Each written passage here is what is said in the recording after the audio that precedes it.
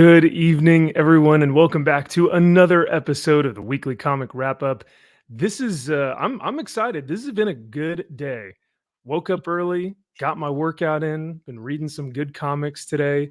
I saved all like the trash stuff yesterday so that today I could just read all the good stuff.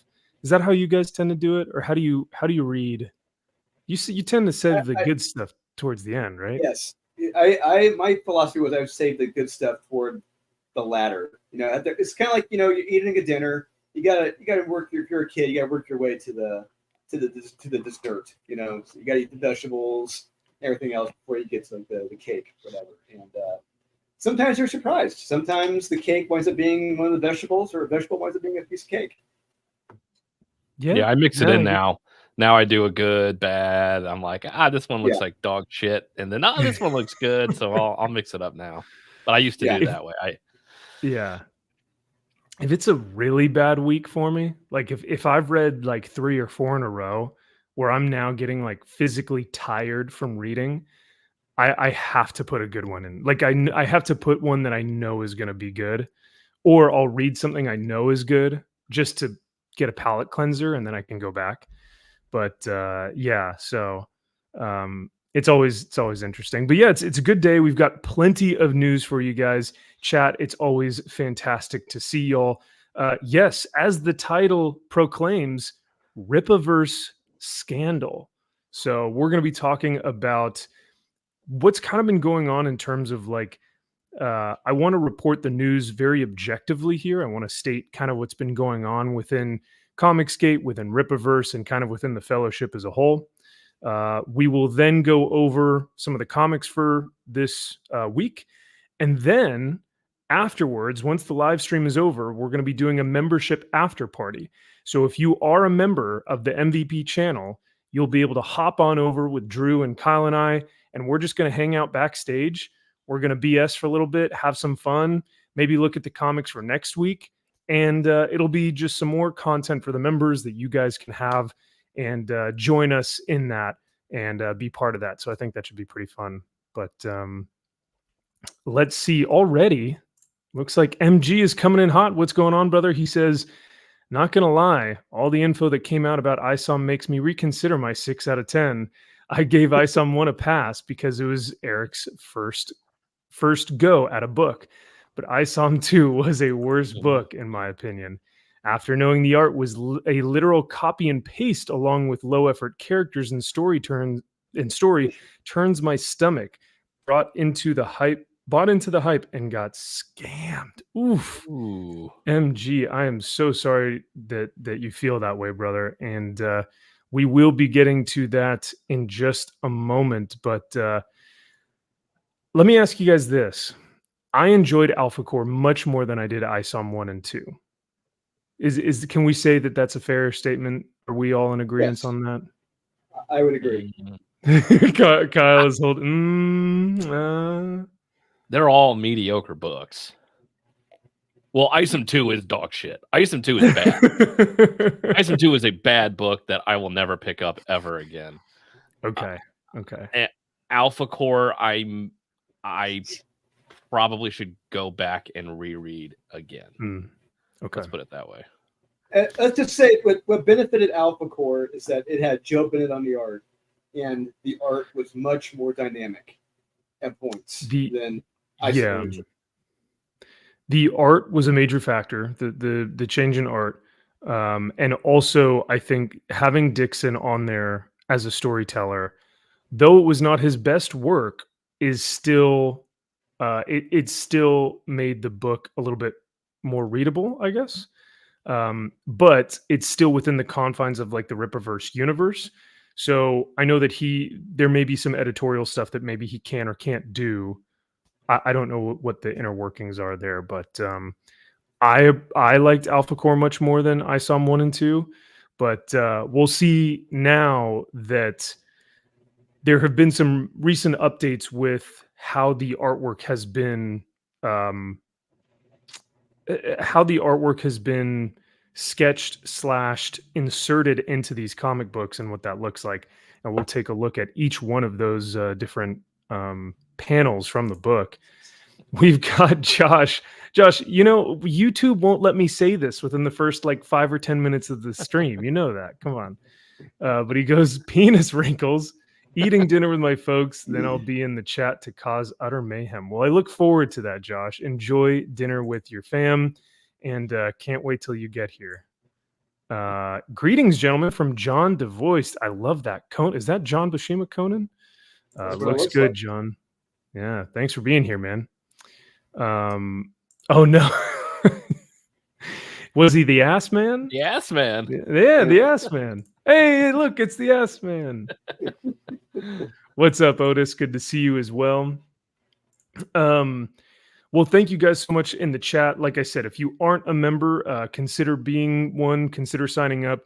There are a ton of fun perks, and you guys will get to hang out with us after the show in the after party that you guys will have access to as members. So kind of a cool little perk there.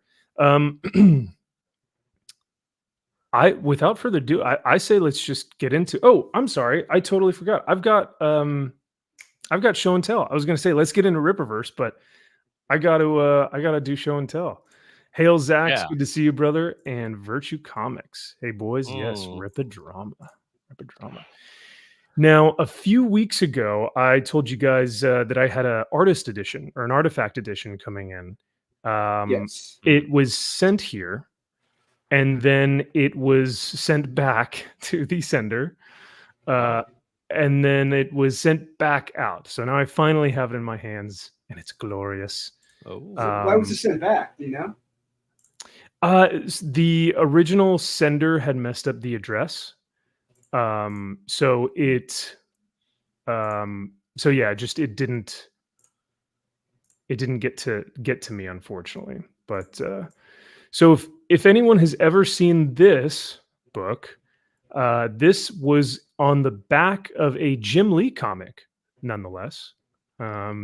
This was Nick Manabat's Cybernary back in '92, I believe.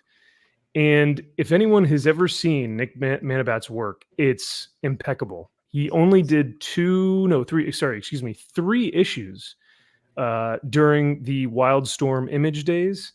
And his stuff is just, I mean, even by today's standards, even by any era of comic standards, would be impeccable.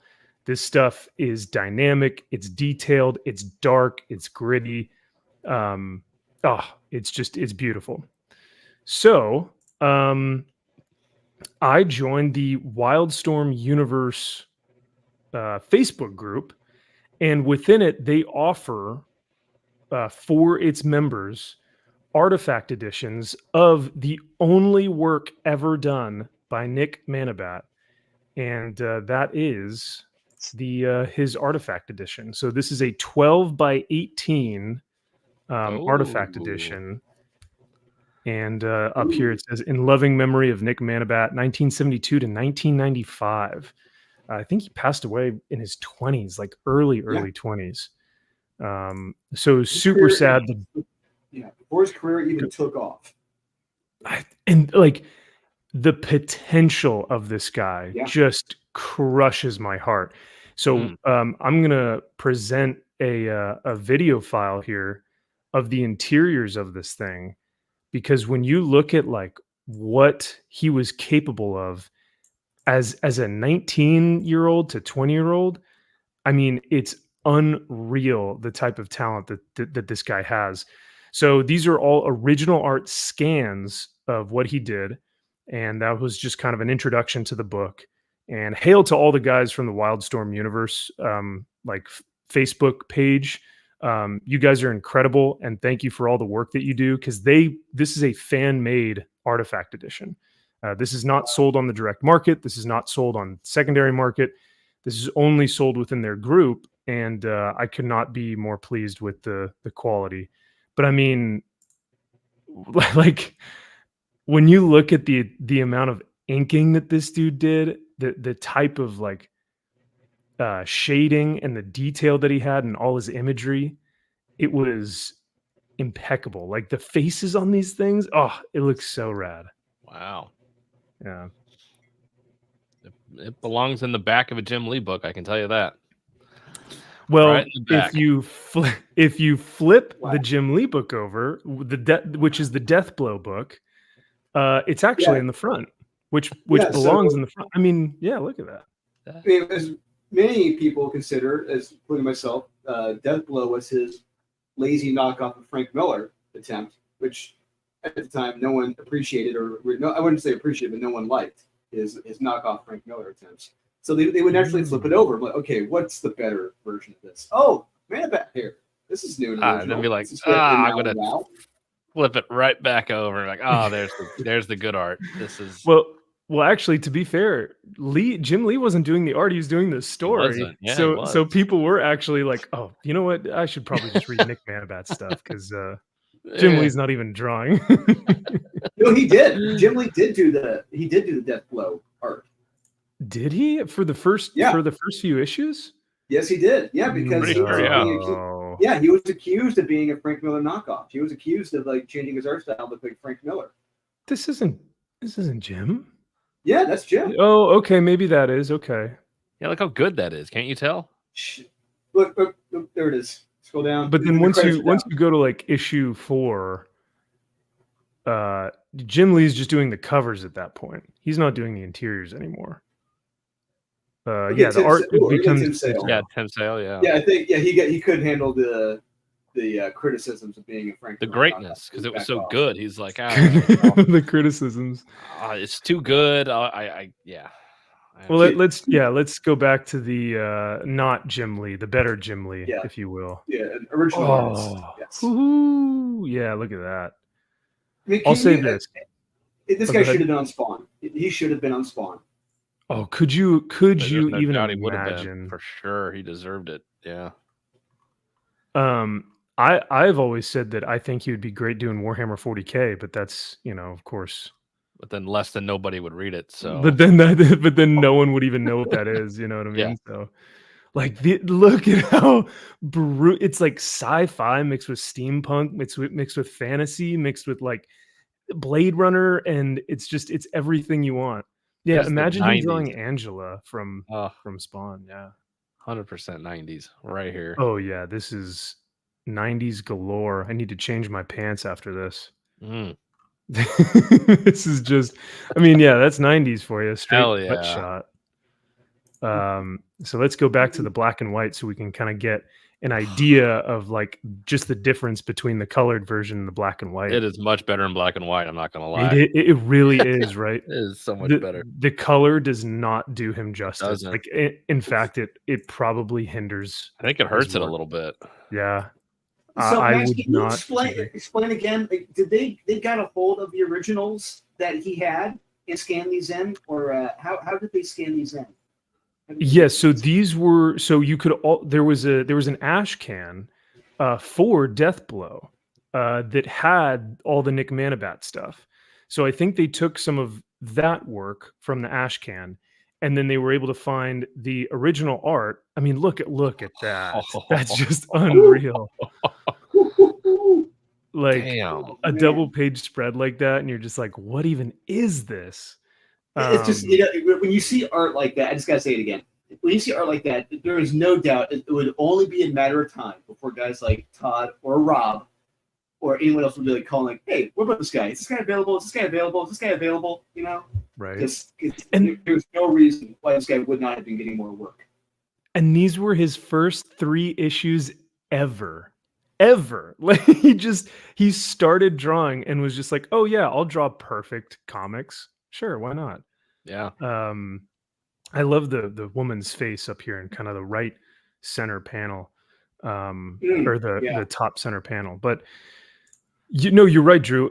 It was only a matter of time. Like if this guy had a few more issues of this, or if he started even just doing backup stories every now and then, someone would have seen his stuff and immediately made him the next big thing.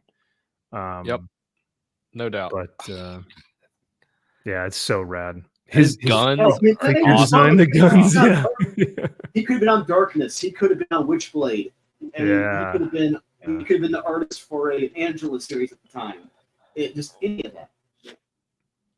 It's just so creepy and weird and like It's just wild. Like this is like almost Oh. Stephen Platt meets Brett Dan Booth meets Fraga, Dan like, I mean, Fraga meets everything, right? yeah.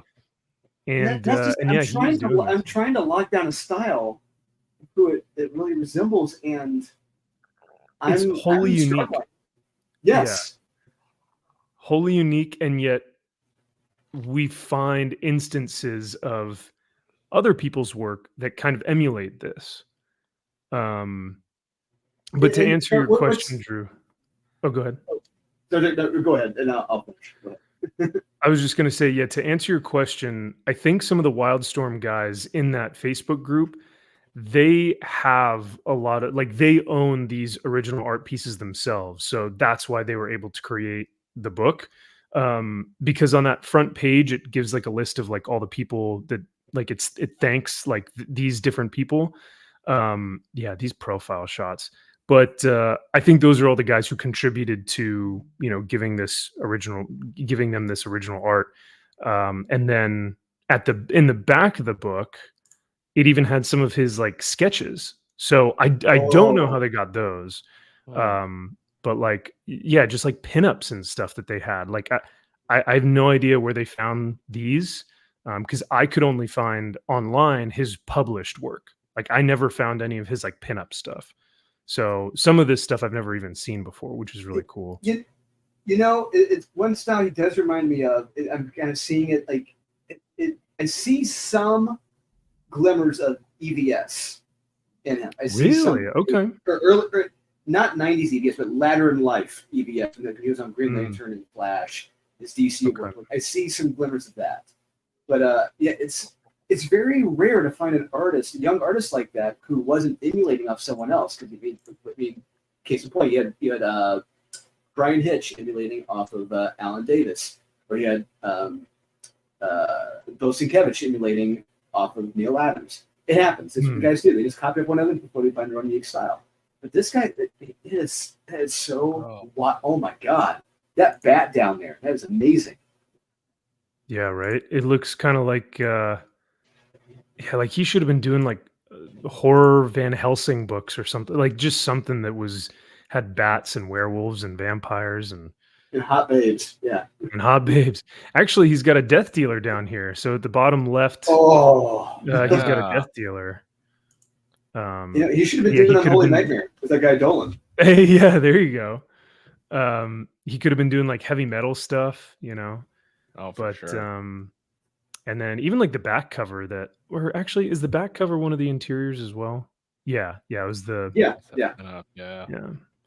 But let me see if I can pull up that double page spread one more time, because I do want to see. So here's the original, right?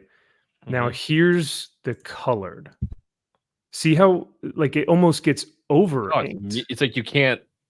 The darkness takes away the pencils. Yeah. You can't see shit. I think it needs to be black and white.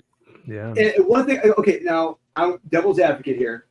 I'm going to say because Image was using a lot of digital coloring at the time, and I'm going to chalk that up to just the technology what they had at the time. It couldn't really fully grasp or take in all the beautiful inks and pencils that he had.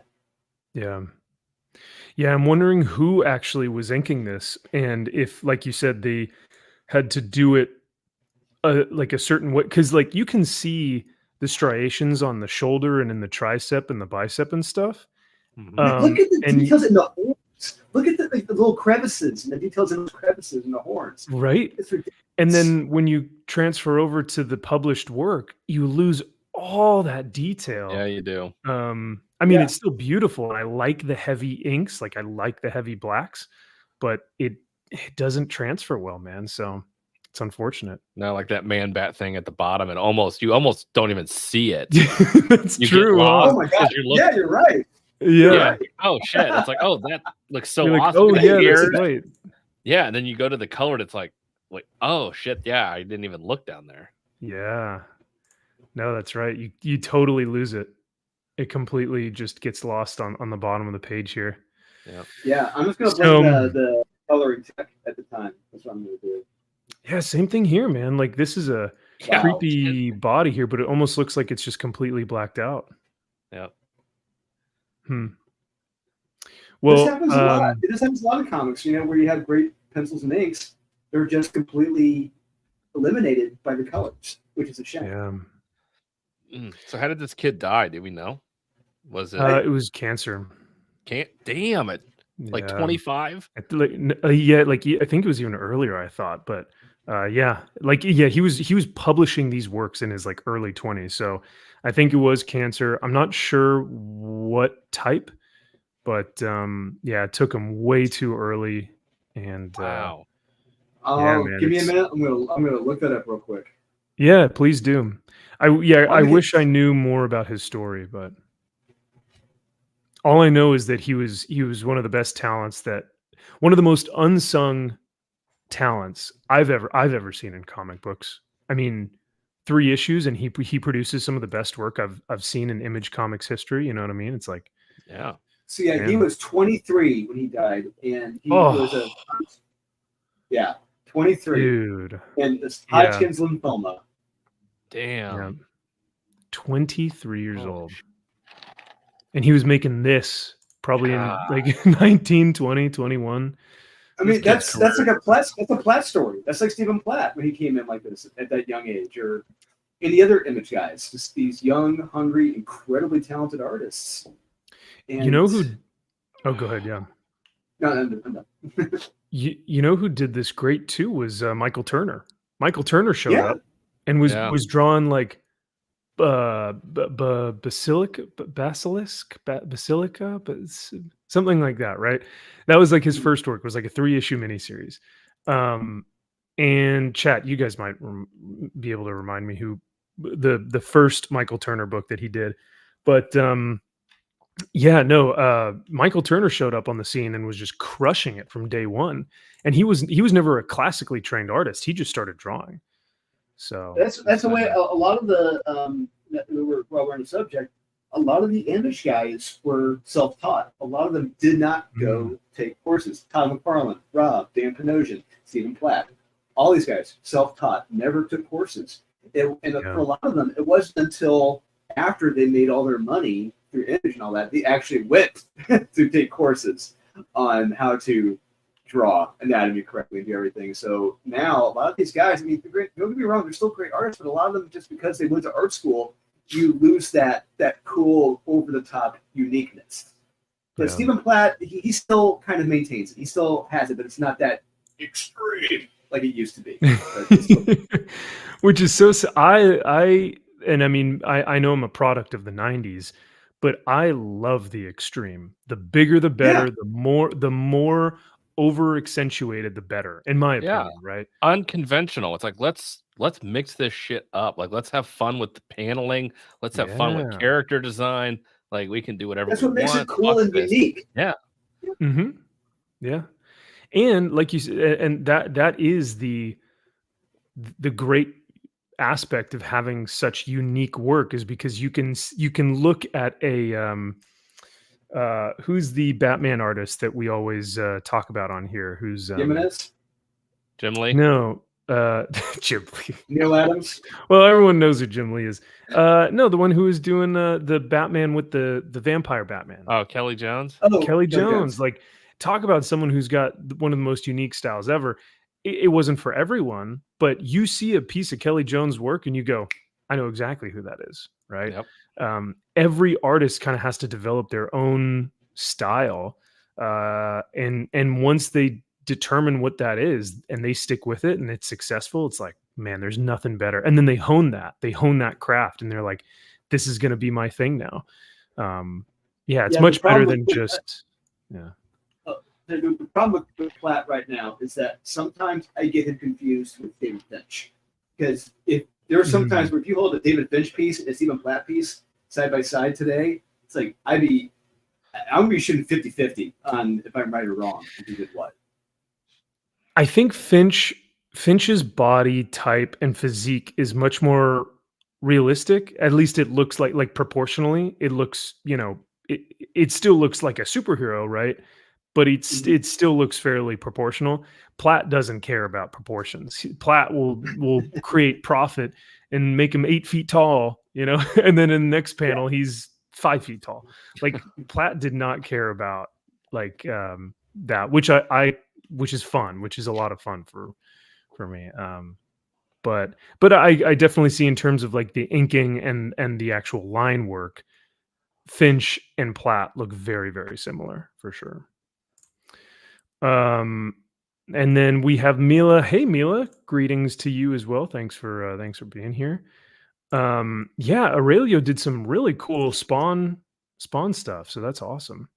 Oh yeah, I've been sharing that all over the place. Hell yeah, that's dope. And thank you, Zach's member, for 20 months. My God, dude, that's awesome. Jeez. Thank you so much. Almost coming in at 2 years. He says Max does get handsy in the after party. Well, you would know. You would know. Just don't cancel me. Yeah, it's a badass book, man. I'm very, very pleased with this. I'm very thankful to own this and have this part of the collection. Only the important people would read the Warhammer book. That's right, Wode, 100%. And we have Fly You Fools for $4.99. Hail from Greenwood, Indiana. Shout out. Represent. Yeah, Nice. G-Wood. Okay. Are you guys know relatively where that's at? I'm from G-Wood. I live in G-Wood. Okay. Yeah. All right. Well, we got Gandalf here in the chat, hailing from where you're at. Hell yeah. That's pretty cool. All your neighbor. Yeah. Could be. Well, Fly You Fools, welcome. I haven't seen you in the chat before, but welcome to our weekly comic wrap up. Hope you enjoy, brother, and thank you for the $5. And because you got a Gandalf, avatar, I gotta play the best film series of all time. I bid you stand, men of the West.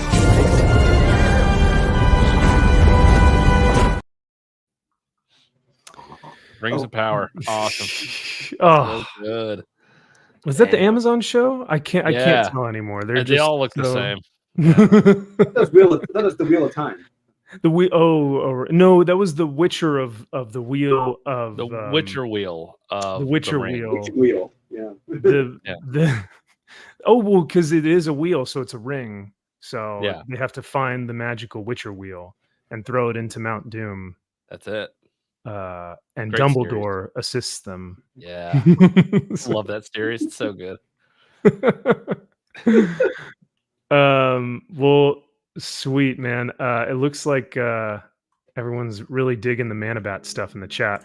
So that is my show and tell this week. I know that took a little bit longer than expected, but I had to show off this book, man. This thing is so beautiful. I can't express it enough. I will say next week, I will give you guys 3 hints. I'm going to have a book that is a first issue, like a number 1 issue. It is of a book that we have recently gone over, a book that we've recently, with a friend. And it is a book that has been reprinted from its original context or content. Oh. So I think I know what I it is. should have that next week. We'll see. Okay. Ooh, interesting. And It's a smart pickup if it is what I think it is. Yeah. maybe we'll see. Drew, I did talk to my LCS guy, and I told him he watched our video, by the way, with Gem Mint about Miracle Man. Mm-hmm. Nice. And he loved it, and we had a conversation about it for like an hour, because he even had more to say about it. He was like, "Oh, and this, and like next time you read this, like look at this thing, and then also read this dialogue, and it comes back to this." So he was telling me all about it. And Shut the fuck up! I'll do it myself. I said, art is subjective, okay? I get to determine how I enjoy it. My show, asshole. Yeah. But thanks, though. No, he loved it. He really enjoyed it.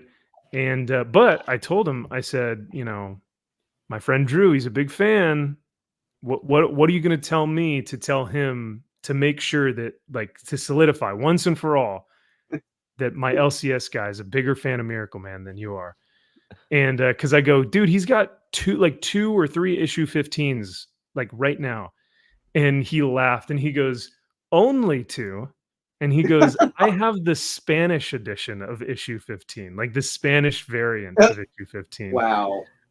He's got his hobby is finding issue 15s of Miracle Man and picking them up wherever, whenever. So he just picks them up all the time. That's his hobby. So he's a big Alan Moore fan, if I'll say that. So let's get into some Ripaverse news, because I know that we've got some people in the chat, I'm sure, waiting eagerly to hear what's been going on. Now, Drew and Kyle, have from somebody from like a standpoint of someone who's kind of been watching this from the outside in, do you guys know at all kind of what's happening with the drama between Eric July, Yellow Flash, EVS, Comicsgate, Ripaverse? Do you guys have any idea what's going on? I know of. I mentioned to you guys in our little group text how Yellow Flash leaked EVS's page rate out to the public, and which is a big no-no. You don't do that. But then I know that EVS and Eric were supposed to be doing a debate. The debate didn't happen, and that's about as far as my knowledge goes. Okay. Yeah, I've only been getting one side of it through EVS's. So now I haven't watched every stream because he's done like 9 streams right now. It's like, yeah, he's done a lot more recently than he used to. He's milking this shit, and it's like, that's fine, whatever. If you want to dunk on this guy, go right. Who do whatever you want at your fucking channel. But so I've honestly only been getting it from one side. I haven't seen any Eric July rebuttals. I haven't been watching his channel, so I don't know what he has said, if he said anything, to combat what Ethan has been keep letting people know what's going on with this. And I think Ethan is reviewing ISO number 2 tonight, so he's doing his review. I know. So no, he's going hard in the paint for this. Yeah. And yeah, I know they were supposed to debate, and again, these streams are hours long, and I'm like, I don't give a shit. I really don't care that much. Yeah. Anybody that has read his book and isn't carrying his water knows that it's a mediocre product at best. So it is what it is. MG says Trash Cast has been fucking awesome, to be honest. Some of them have been the AI intros that he has that somebody has made. They're fucking hysterical. Like, somebody has done Eric July's voice discussing. They are. About Cyberfrog. Yes. Yeah. This bitch snap a frog, and it's fucking hilarious. That is the best. This dumbass frog from the 90s, and it's like, oh my god. Of course, it's in black and white because that's how it's like. Oh my god. It's so funny. You have to. It is good. I normally skip EVS's intro because it's fucking 30 minutes long, and I'm like, I don't have the time to watch all of this. But I have seen that video, and it is very funny. Copa says, don't say anything about generic July, or his fans are going to go scorched arf on you. Oh boy, I'm gonna get in trouble just by reading that, Copa. Mila says, I saw the ISOM review and it was really educational, and I agreed with it as someone who has brought Ripaverse stuff. Mila, and I think that's, you know what, I love that response. I think that's fair. I think that's extremely I think it comes from a place of someone who is critically thinking about this, right? And not trying to like bash on anyone, or not trying to do this with malicious intent. That's a fair assessment, I would say, for sure. What's up, Rudy? And we got Survive Infinity 0088. What's going on, brother? Thanks for being here. So so the sequence of events, and I won't claim to be the end all be all. I'm going to try and present this as objectively as I possibly can, and as quickly as I can.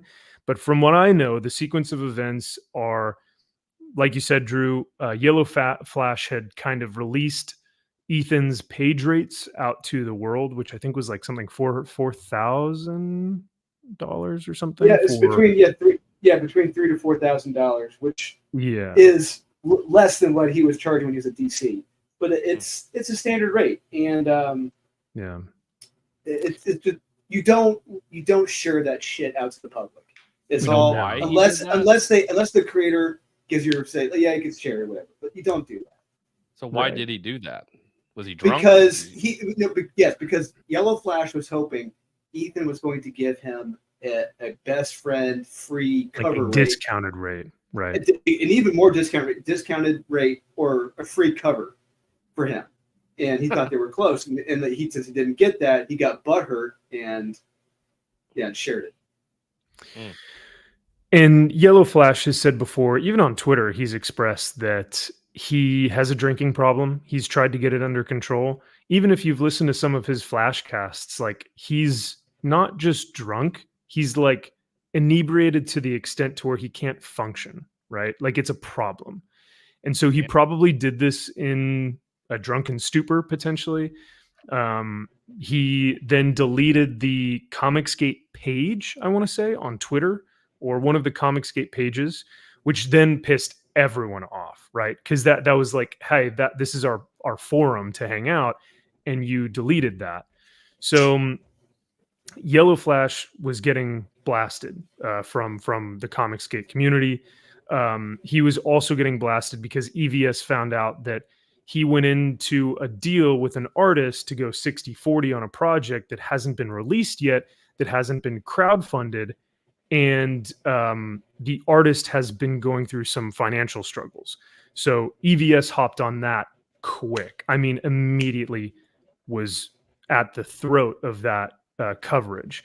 I won't get into too much of that because that's like a totally other topic that I could talk about for like an hour.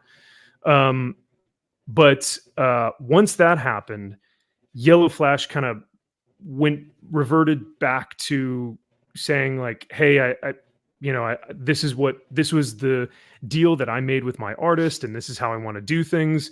And I think Eric July got involved because what people were saying is that Yellow Flash doesn't want to do the comic book in terms of the CG crowdfunding way.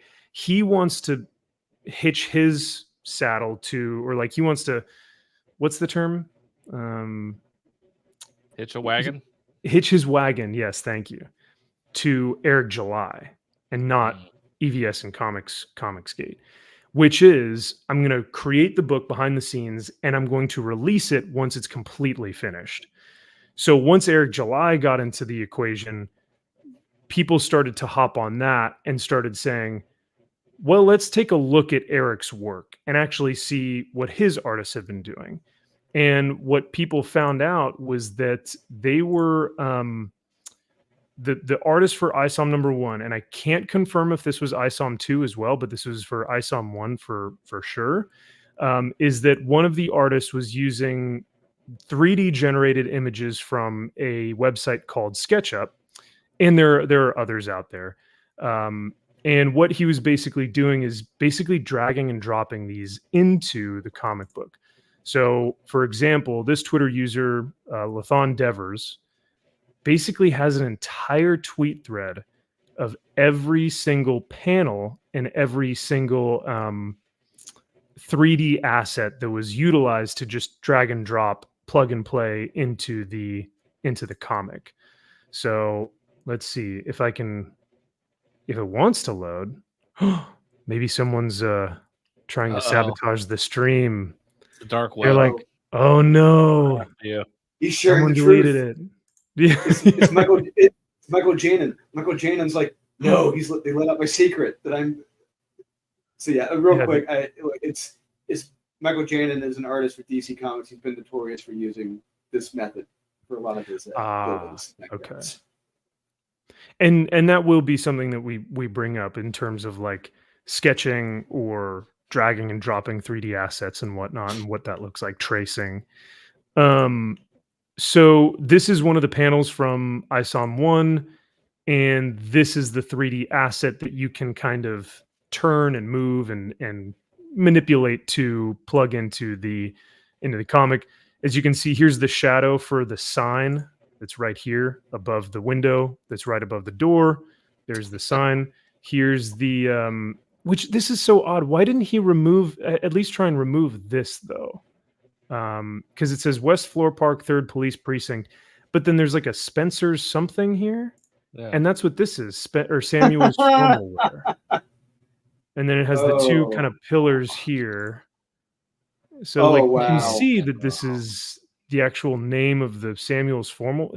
So it's just like That's it's not even right. And if Hey, you were if to have traced it, when I went to work, when I was a cop, if I had a nice store like that right next door, that would have been nice. I got to tell you, I would have appreciated that. Hey, I mean, to get your shoes suits shined. tailored, yeah, right after your job, that would be pretty I would nice. have loved it. Yeah. So we go then to the warehouse, which is the inside, which as you can see, here's the door, here's the window, here's the door, or sorry, what am I looking at? Damn, man. Here's the window, here's like the opening of that. So I think this is, yeah, this was the window, here's the door type of thing. Here's the staircase. That one's not as great, but like the truck one, like this one really, it was like, oh man, so he didn't even move the wheel. You know what I mean? Can't even draw a truck, bro. So here's the truck, and then here's the here's the wheel in the truck. Damn. So I mean, the question is, you know, even if here we go again, here's the house that was kind of plugged and dropped into the page, the panel. Here's that house. Here's the page. And you can drop filters over these, you know, you can plug them in and you can drop a filter on it, or you can trace it. But these honestly don't look traced. Because like I said, even with this one, if this is traced, why didn't he remove Samuel's formal wear? If you can trace this, you wouldn't put the Samuel's formal wear there. You would have just traced a blank slate, Right. I would think. I don't know.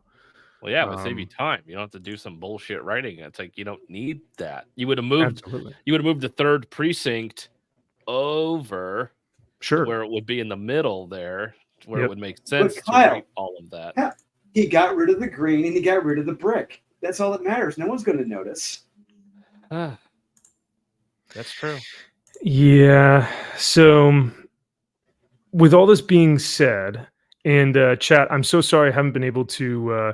You guys have been awesome tonight, and I haven't gotten able to read all of y'all's comments, but I really appreciate y'all putting in your input. I love it. So, if you guys want me to, if I'm looking over at Twitter and I can't see it, I apologize, but I love hearing what you guys are saying. And if I can't, like I said, if I can't read it now, I apologize. So, but all that being said, this was released. This was a big, if you want to call it, scandal. And EVS started doing live streams about this and started showing, here's the 3D art, here's the page, here's the 3D art, here's the page, and just went back and forth, back and forth.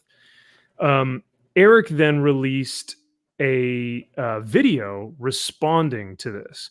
Now, this was after they were supposed to have a debate, and that's a whole other story as well. Yeah, that seems really murky. It's basically both of the guys didn't know it was happening. Right, because Alex Stein is a wild card. Alex Stein is a fucking troll to everyone, and you never know what he's going to do. Right. And so they were trying to do from what I get from this, and his producer even said, he contacted EVS, he contacted Eric July hours before they went live. Hours, right? Like, come on, man, give me some notice. And the only reason why Eric and Ethan knew that it was going to be a quote debate was because the thumbnail got leaked on Twitter. Someone had posted the thumbnail before it was supposed to go out. The two guys were going to go on the show, and they didn't even know that they were going to be on there together. So, just shady shit all around. It was just, it wasn't a good situation all around. Oh, he knew the day before? I know Eric agreed, but I think Blaze canceled it. So the two guys like agreed, and they were like, yeah, we're going to go. But then the Blaze just said, no, you know what? We're not going to do this.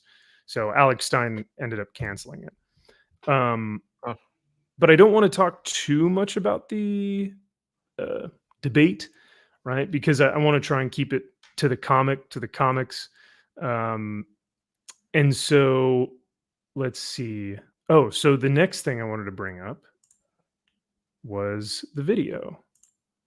So after the debate was canceled and after EVS had been kind of going on to his YouTube stream and his YouTube show and started to say like, "Hey, Eric, what's going on with these 3D assets? What's going on with these images? Why are you having your artists sketch over or sometimes even just drag and drop 3D assets in a book that costs $45, right? We need some answers." So I think this video was a direct response to EVS. There are moments where he addresses like haters and people who are like detractors and people who just hate him for being him. But he never addresses anyone like us who really like Eric a lot and love what he's doing with his comic books. But we also have criticisms, you know what I mean? And I think it's fair to ask like, hey, what is going on? I didn't know about this, right? I don't think that's nefarious. I don't think that's malicious for us to ask those types of questions. But no one's above reproach. It's like right. You're allowed to have questions. You're allowed to be questioned. Everyone's allowed to be, your work isn't being like, you can't touch this work. And if you do, you just hate me. It's like, quit playing that card. You're no better than anybody else that complains like, well, you're just an ist, a racist, a transphobe, whatever you want to say that we hate your book because it's dog shit. It's like, you're doing the same thing. You're hiding behind your message as opposed to just taking valid criticism. You just say, well, you just hate me, so your criticism's invalid. It's like, no, this is coming from a comic book artist with 30 years of experience who notices these things. You and me, somebody else, we may not necessarily notice this is a 3D asset dropped into a book. We just, our mind picks up that something is off.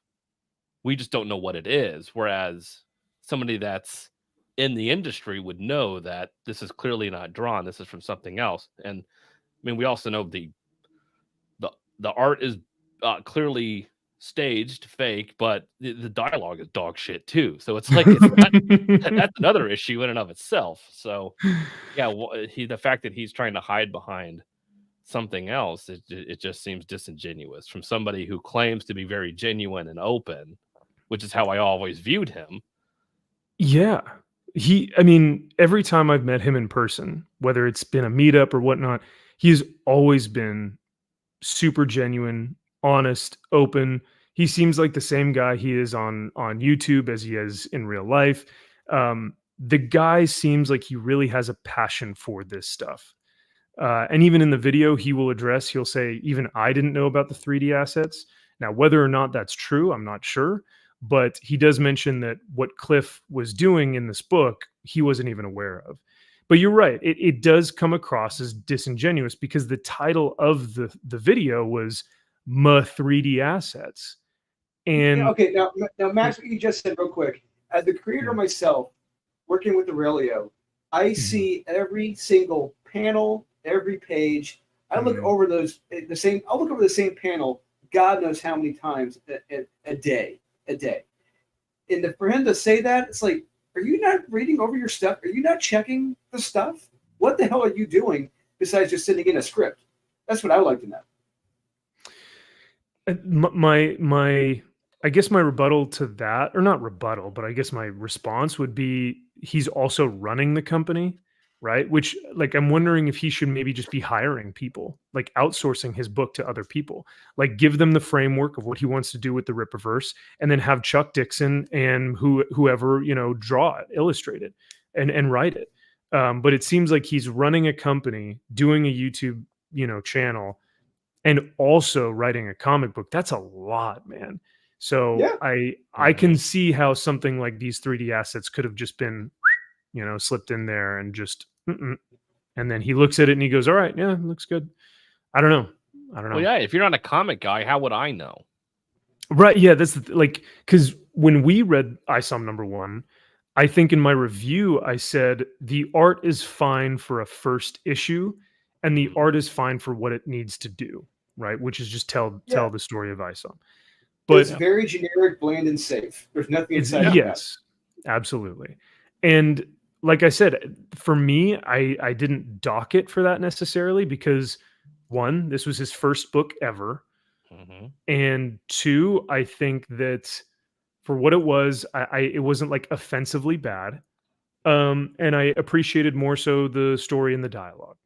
And I just said, I'm looking forward to hopefully what we get in the future. Um, but if this is what we are going to get in the future is more 3D assets, it's like I can't pay a $45 book for 3D assets. You know what I mean?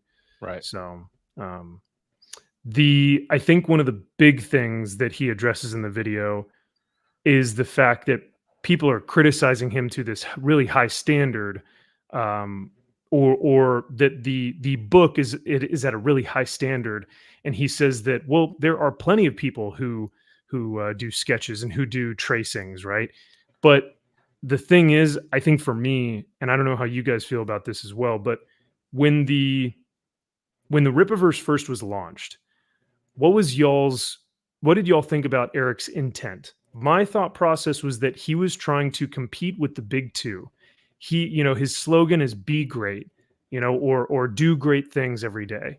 So I thought that what he was trying to produce was legitimately trying to compete with the mainstream comic book industry by putting out such great comic books that we would instinctively turn from Marvel and DC and go like, dude, ISOM is just a better product.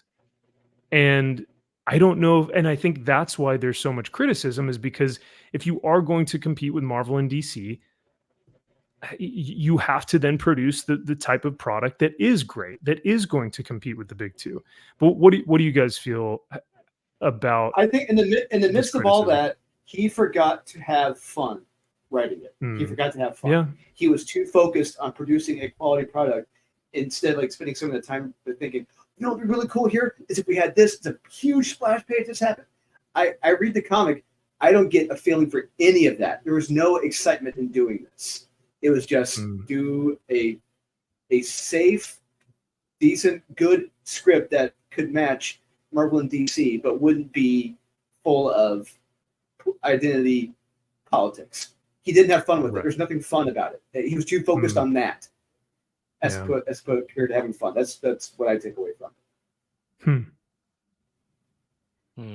Yeah, I think he, in my opinion, he wanted obviously to counteract what Marvel and DC were doing and Right. are Which is fine. still currently doing, which is good. You need that.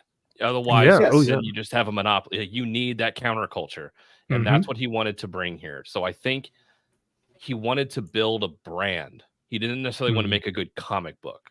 I want to build Oh, a okay. brand. I want to have all of these things. And again, putting the cart before the horse. I think he wanted to do all of these things. He wanted to have his hands in all of this stuff. And he couldn't focus just on making a very good comic book.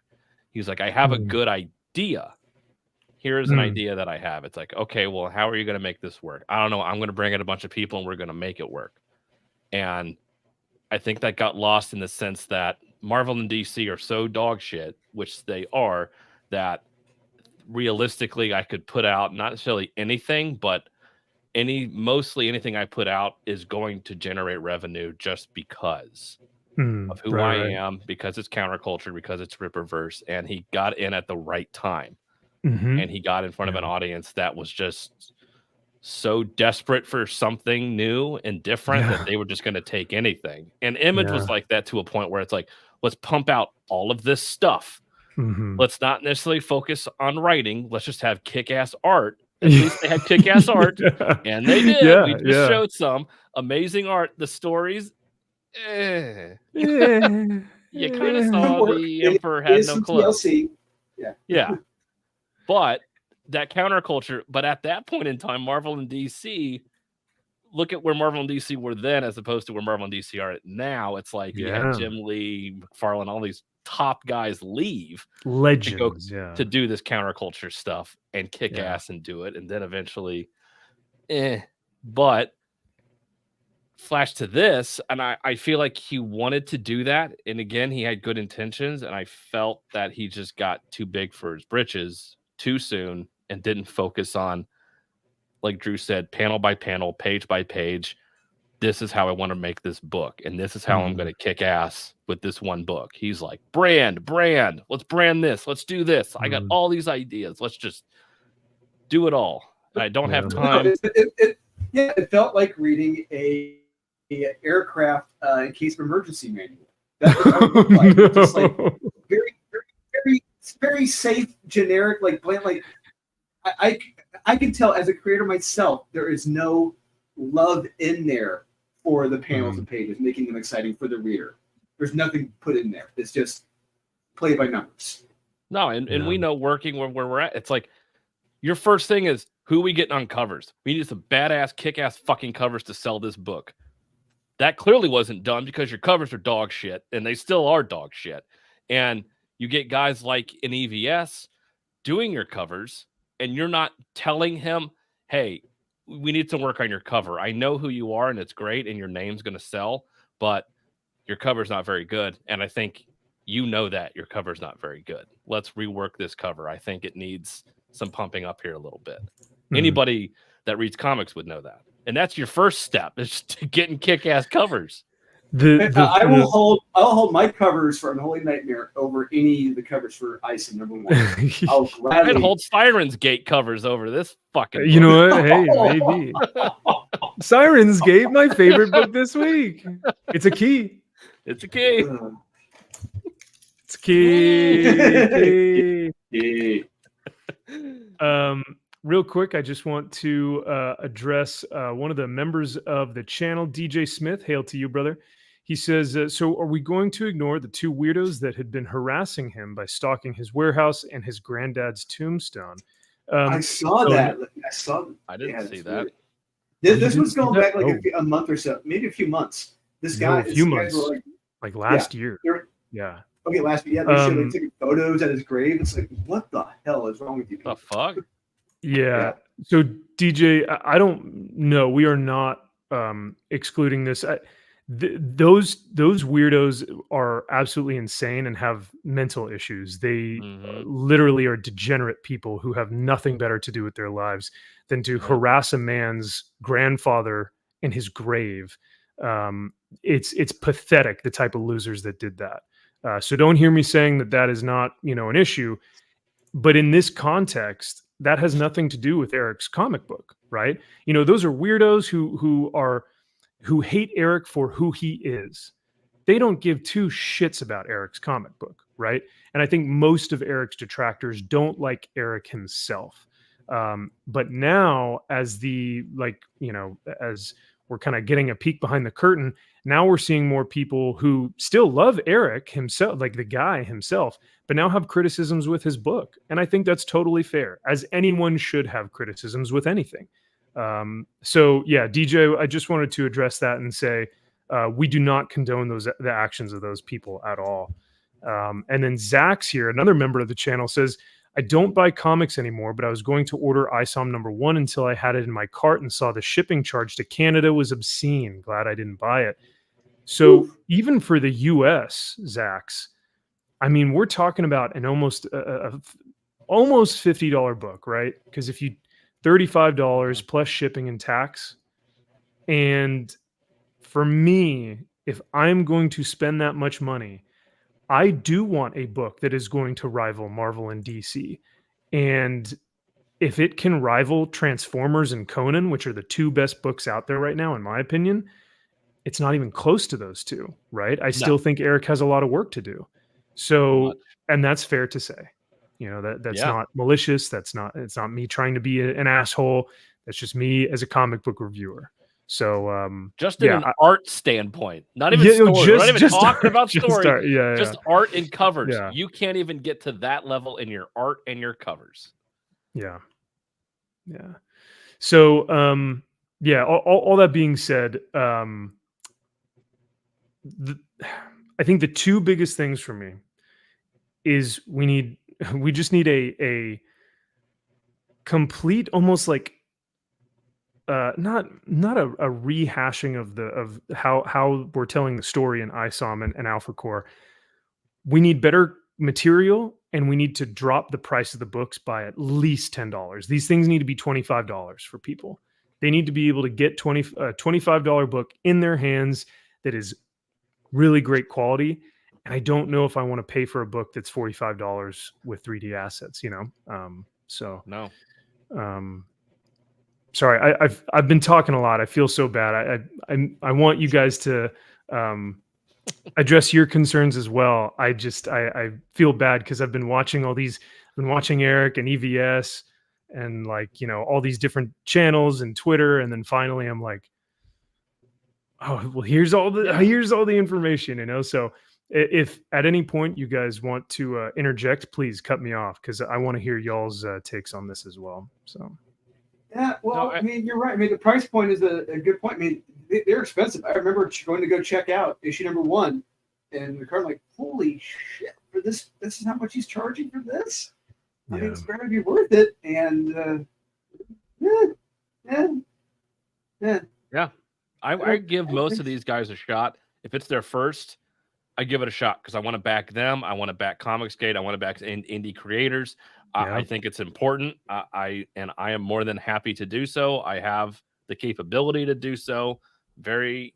Extremely lucky to be able to do that. And I feel like this is my way of giving back and supporting these people. Generally, I give you 1. If I do get the book, it better be pretty decent for that amount of money. And you can tell the ones that truly care or gave it a good attempt and really tried to put something out there it may not be my style, but I can appreciate it. Okay, great. If I look like I hate the term grifter. He is not a grifter. I don't think he is. You can't get to where you are, and he can't get to as big as he is and everything else. Personally, I think being a grifter, he didn't grift. I just think I think he didn't have. There was no quality control. Yes, he didn't have someone there telling him, "Hey, you might want to beef this up. Hey, you might want to make this more exciting." No one said, "Hey, you may want to make this a little more energetic." It wasn't. Yeah, there. He has nobody to step in and tell an artist or tell a writer or tell somebody, say, "Hey, your stuff isn't good enough. It needs to be better." Which that takes a lot of balls, and it takes somebody that has that capability to say that to a Chuck Dixon, to an EVS, or somebody saying, "Hey, your cover's not good enough. Come back with something else. What's your second option? Here, it's not good." Which very few people can do that. It's a very tough job unless you're really good at it, unless you've been doing it for a while. So he doesn't have that. But I do not think he's grifting. I just think it's a subpar product. And I was hoping by issue 2, you would address those things and admit that, hey, issue 1 was the first step. I stumbled. I apologize. Issue 2 is going to be so much fucking better. It's going to be more badass. I'm bringing these people in. I'm going to get some badass covers here. I'm going to get some really good interior art, some awesome splash pages I'm going to show off. I'm so excited for this. I cannot wait till you guys pick up issue 3 because of how it is. Whatever it is, blah, blah, blah, marketing. But then you stumble again with issue 2. You fall flat on your face. I'm done. I'm done. Yeah. I can't. And what's what I would say?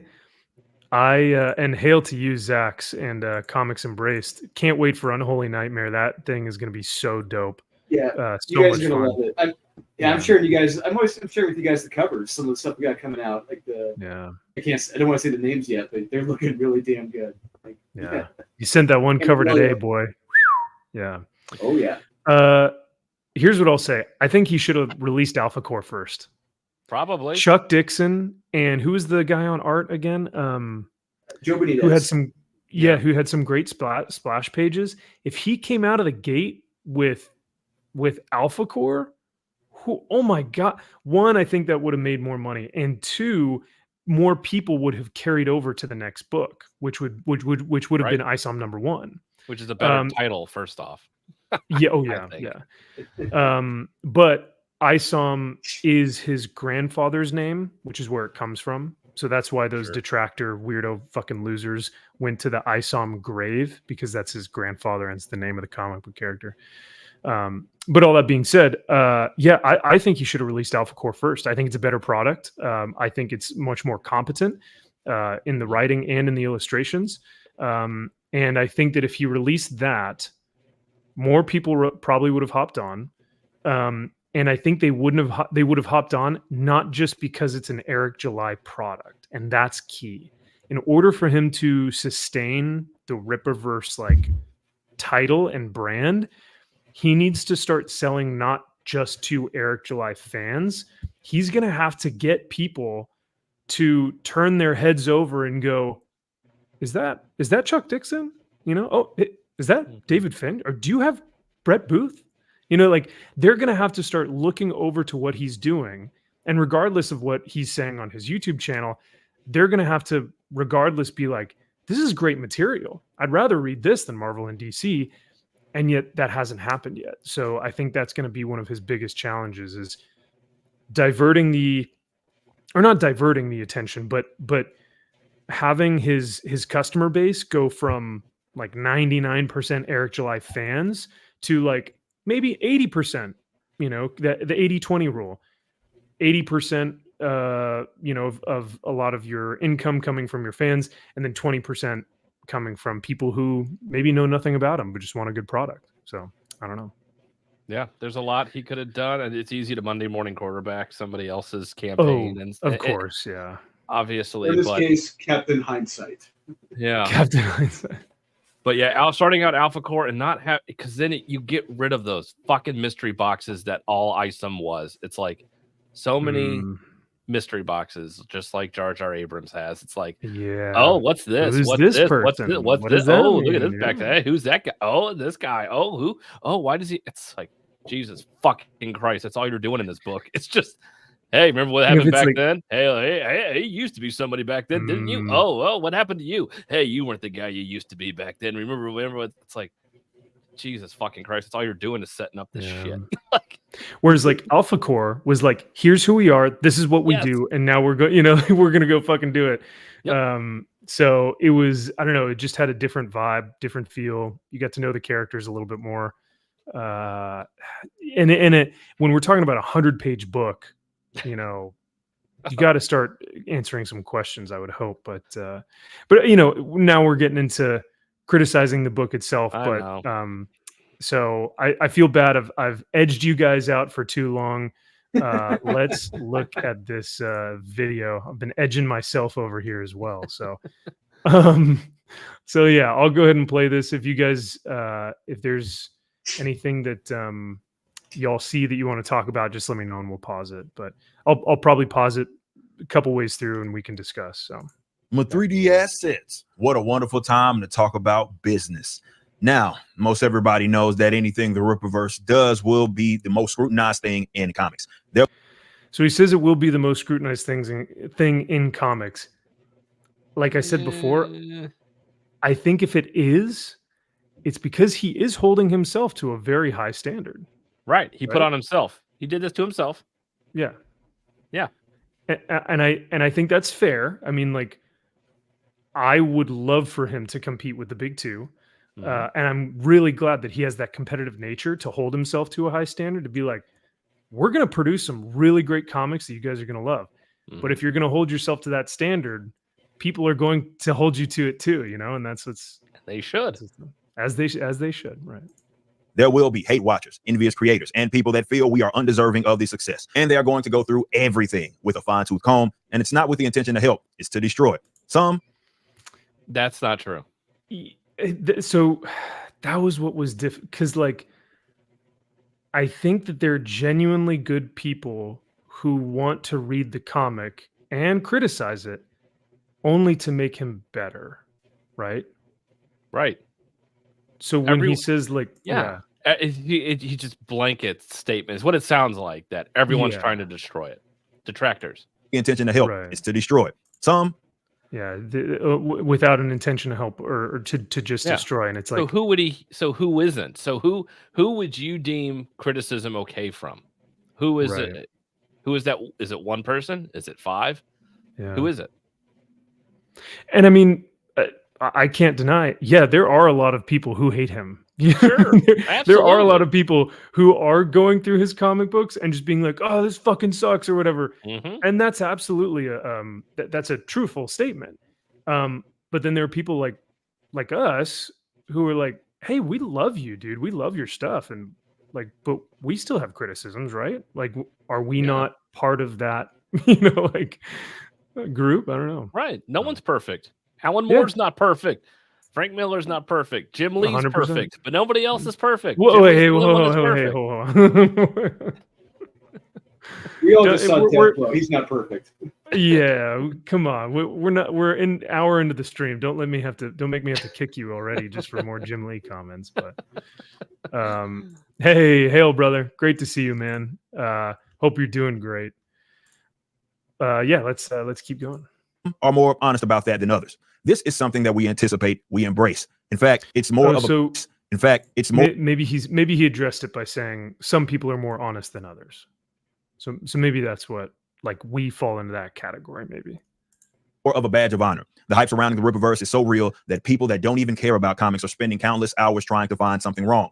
For some of these creators, using that term loosely, we know that it probably pains them to know that nobody will ever care enough about their product to hyper focus on it like they do with ours. So this is what makes me think that this video wasn't necessarily to the fans who were criticizing the book, but more Right. so he's just trying to address EVS. EVS, right? which it's like you are picking the wrong fight here.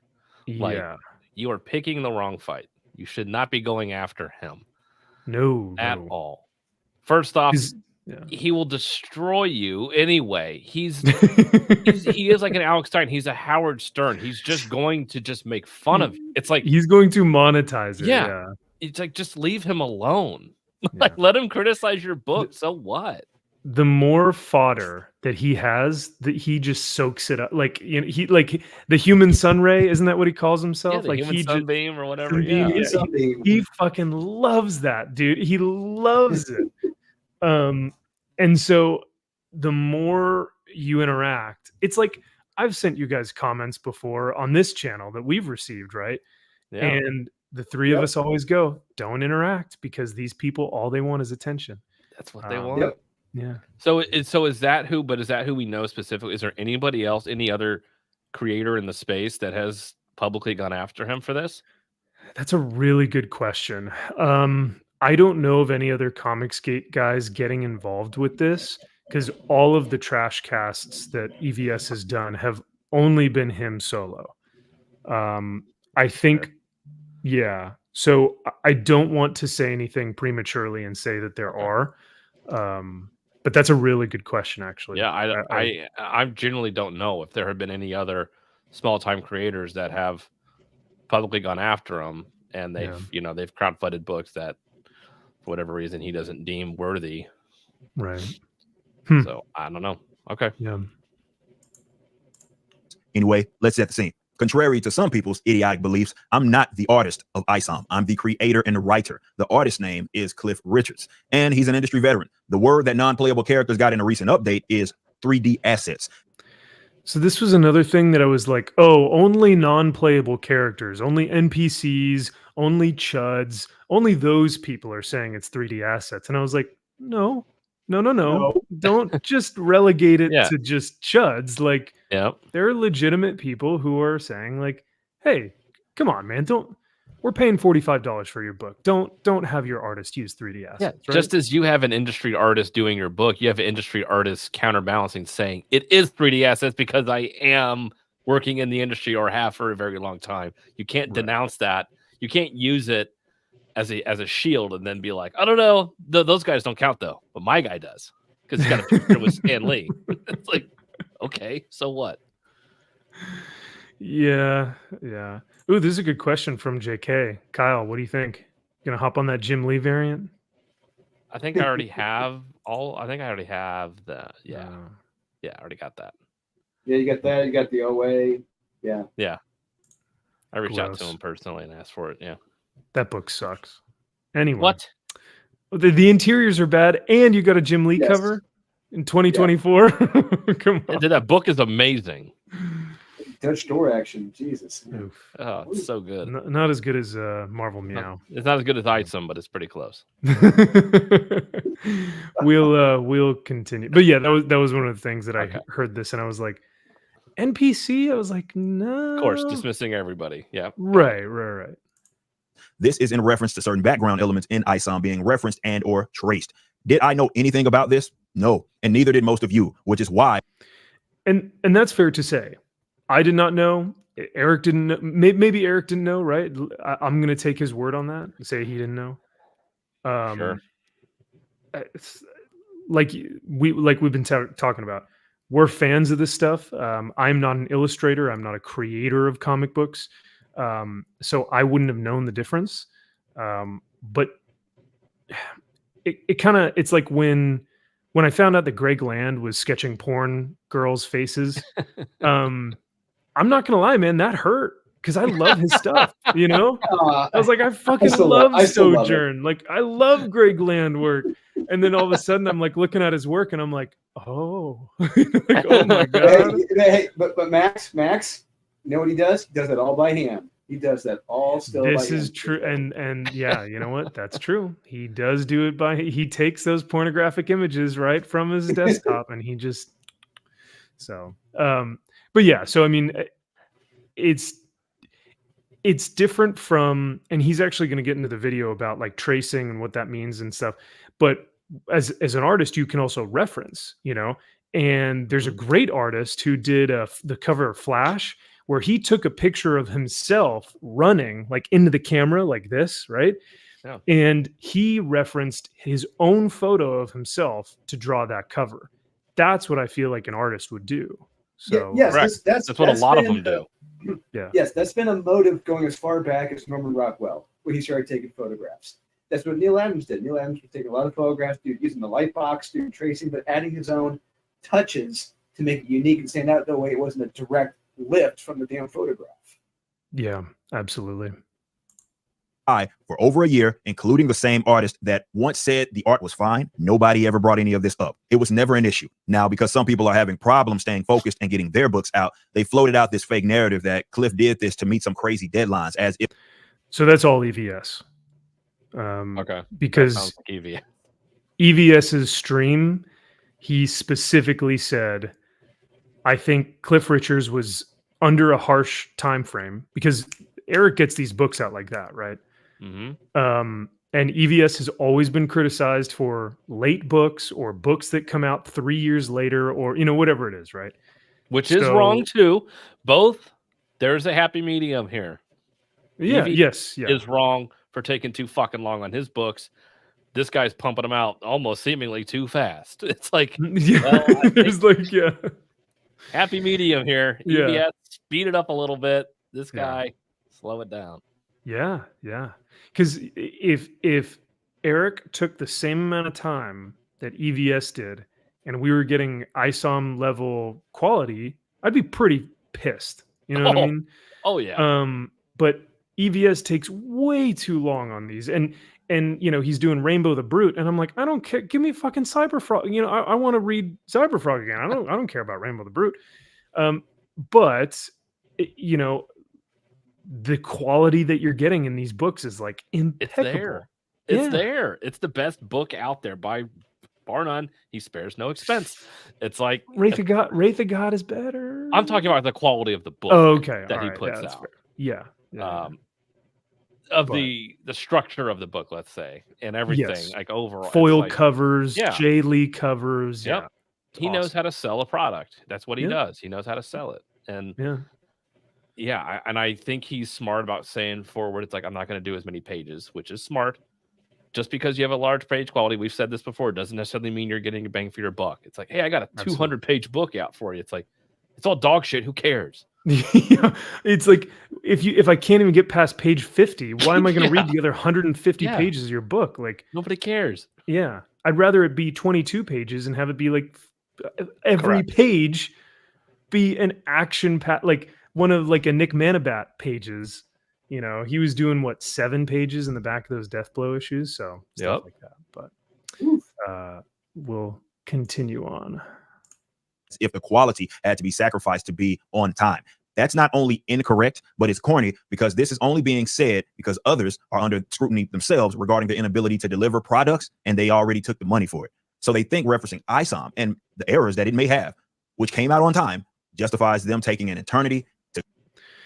So yeah, once again, I think this is him kind of just criticizing Comicsgate in general and kind of EVS and saying, your books are not out on time, so you decided to attack me because my books are out on time, and now I'm being criticized for the art. Does that sound kind of what's going on? At least that's what I hear.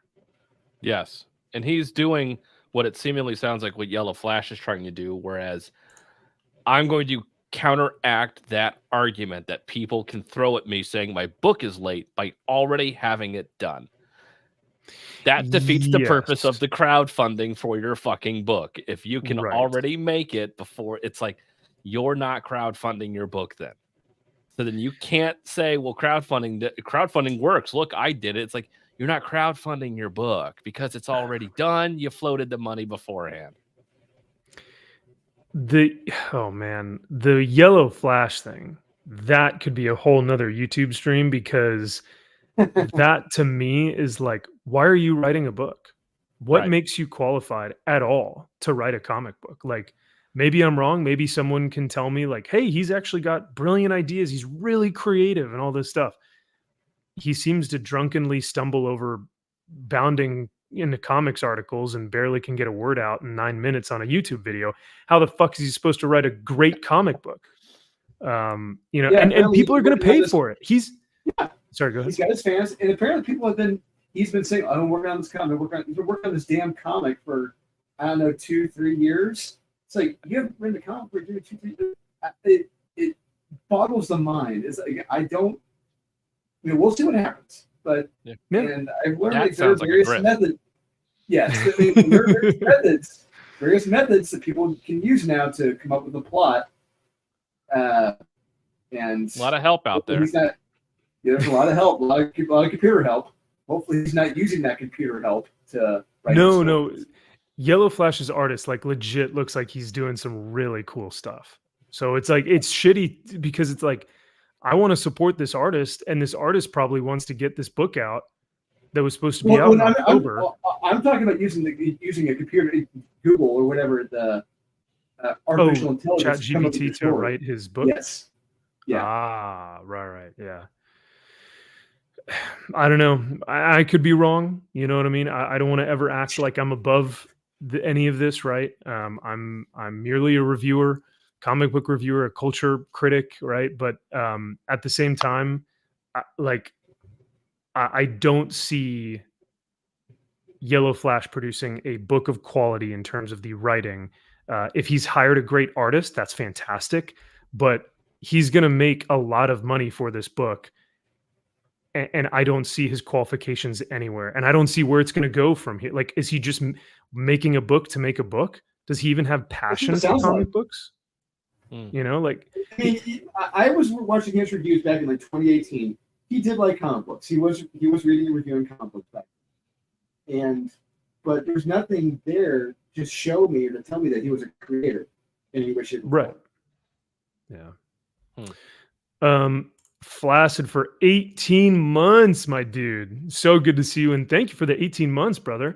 Once again, if you guys are members, hang out after the show tonight, and we're going to be hanging out backstage, and you guys can join us, and we'll just be BSing and having a good time. So if you are a member, make sure that you tune in for that. And if you aren't, burn my copy of ISOM. Yeah, if you remember, come out. We're gonna burn all our books. Fuck Eric July.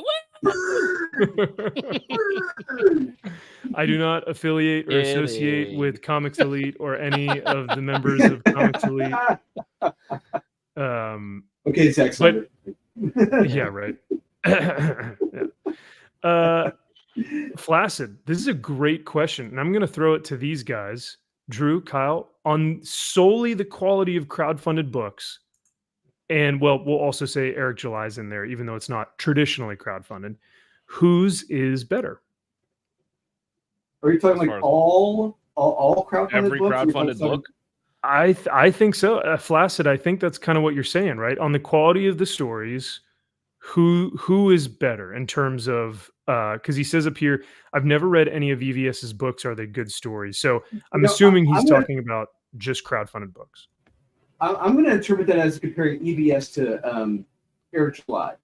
Okay. I'm going to say in this realm, EVS is much better as a storyteller than Eric July is. EVS has been doing this for 30 plus years, and he knows how he's learned to tell a story, not just through art, but through dialogue as well, because he set this game up. And we read Cyberfrog, Red Planet. It was good. Cyberfrog, Blood Honey. It was better. It was a little bit longer, but I still enjoyed it as much. I enjoyed it as well. Maybe one anxious from the third chapter. There wasn't that passion or that kineticism in Eric's writing. It was just blah. It was just a story. Yeah. Here you go. Kyle. Yeah, that's a great thank you for that, Drew. Yeah, because I think those are very fair criticisms. And you would know, I mean, you've backed hundreds of books, you're writing books, you've read hundreds and thousands of books in your time as a comic book fan and reader and creator. You can tell. I can tell when a writer or an artist phones in their work. I can tell when a certain writer or artist tried or didn't try. And with you can feel it through the pages.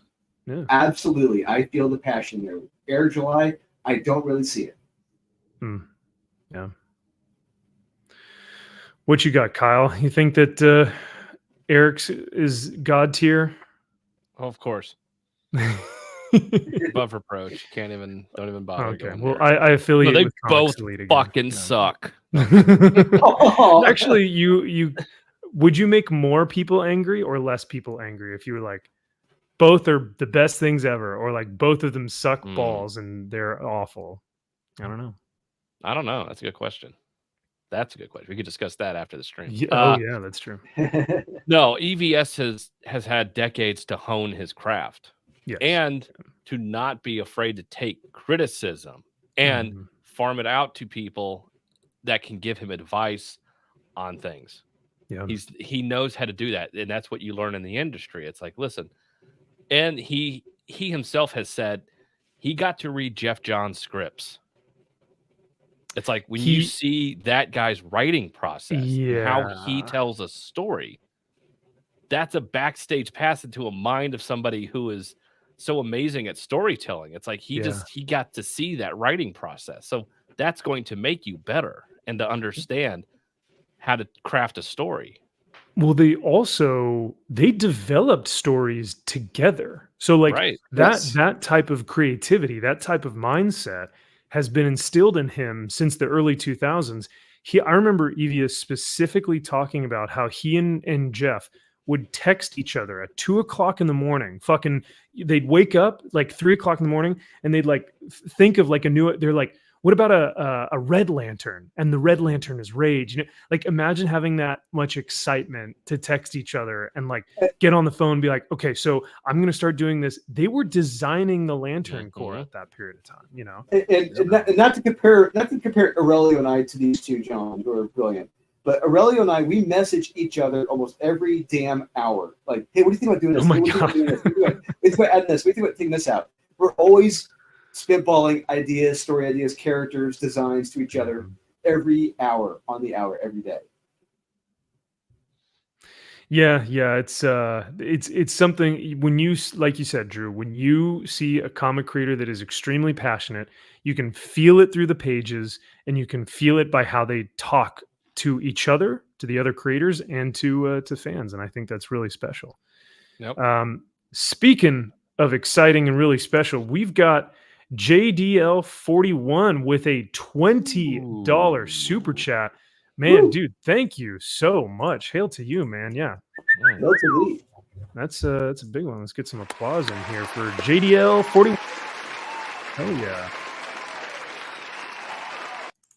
He says, greetings, gentlemen. I try to support individual creators, but honestly, most of the comics I've purchased have really poor stories. Do you have any advice? I would like to continue to do this. Thank you. So in terms of, do we have any advice on which comics to purchase that will have better stories? What do you guys think? Is that kind of how you read that as well?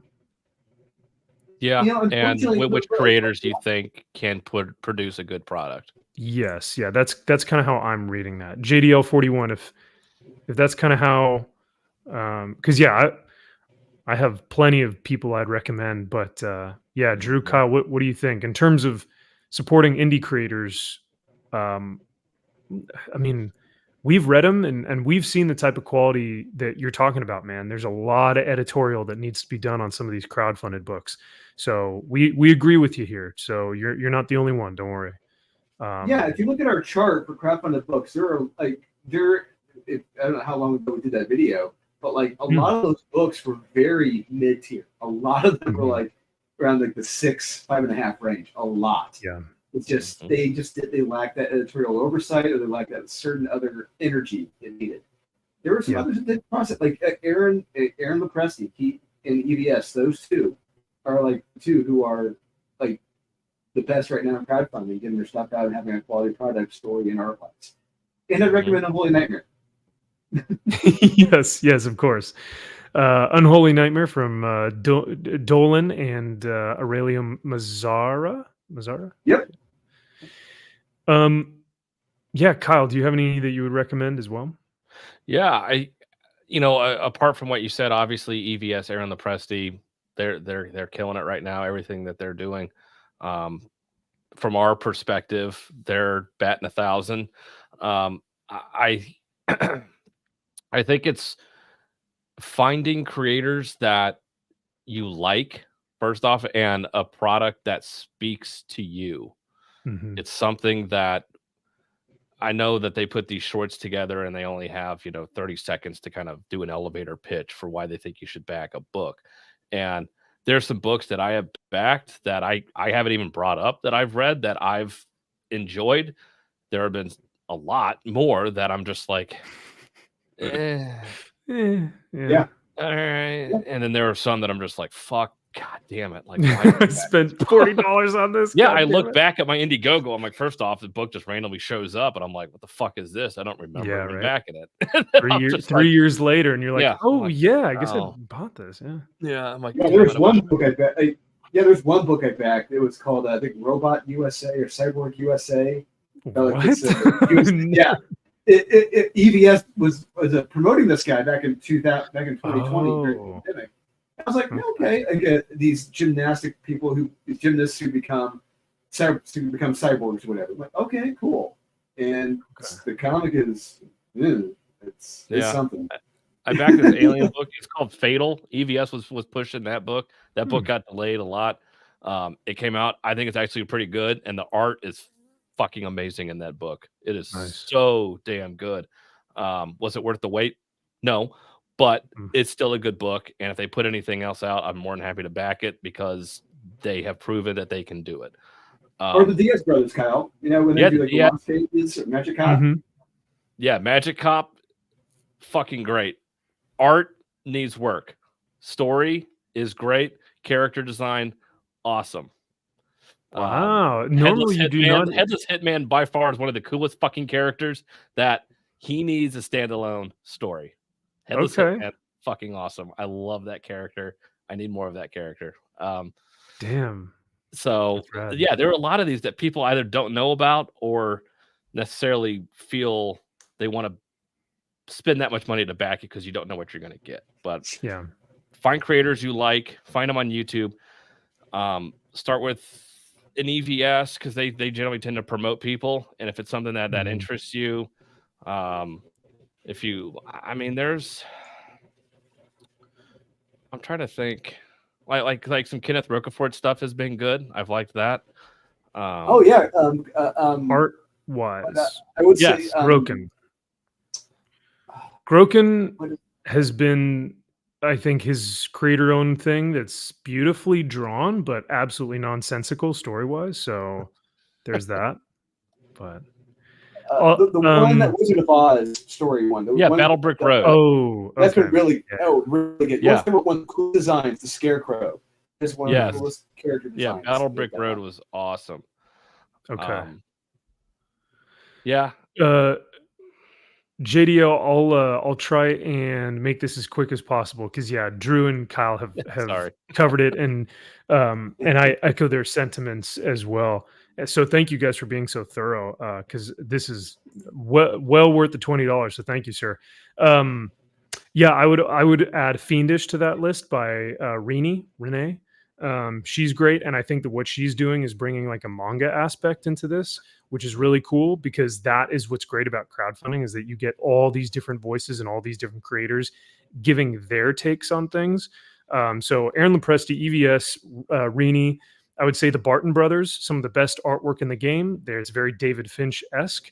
And I would say if you want to look for a fantastic YouTube channel that promotes different books within the crowdfunding space, check out Michael Bancroft. And if you want to look at the Iron Age in general, which is kind of this new era of crowdfunded books, and also the Iron Age of like new media, check out Iron Age Magazine. And Iron Age Magazine publishes little snippets from these like works of art. So you'll have, EVS's Cyberfrog, like 2 pages of it in there. And you can read that to get a feel of what is this going to be? What are the backing pledges? What are the prices for this? So Anvil, which is the magazine, or Iron Age Magazine, I think it's what it's called, by Anvil Publishing or something like that. That is fantastic because it covers all the different Iron Age like projects within crowdfunding. Also, pick an artist or a creator that you like and follow them. So every project, if they come out with something, you're going to most likely get a good product.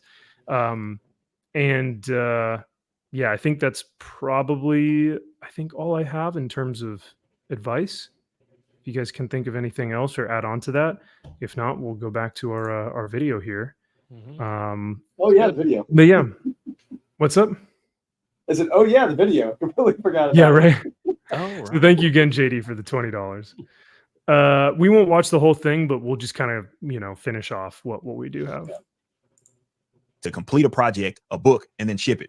It's not going to work. Regardless, no artist that works for the Rippaverse is ever rushed. I asked them, what is their work rate? And we go by that. So yeah, this was a double-page spread from Alpha Core. This is not an ISOM book. This is definitely an Alpha Core book. Right. You can tell. That's Joe Benitez right there.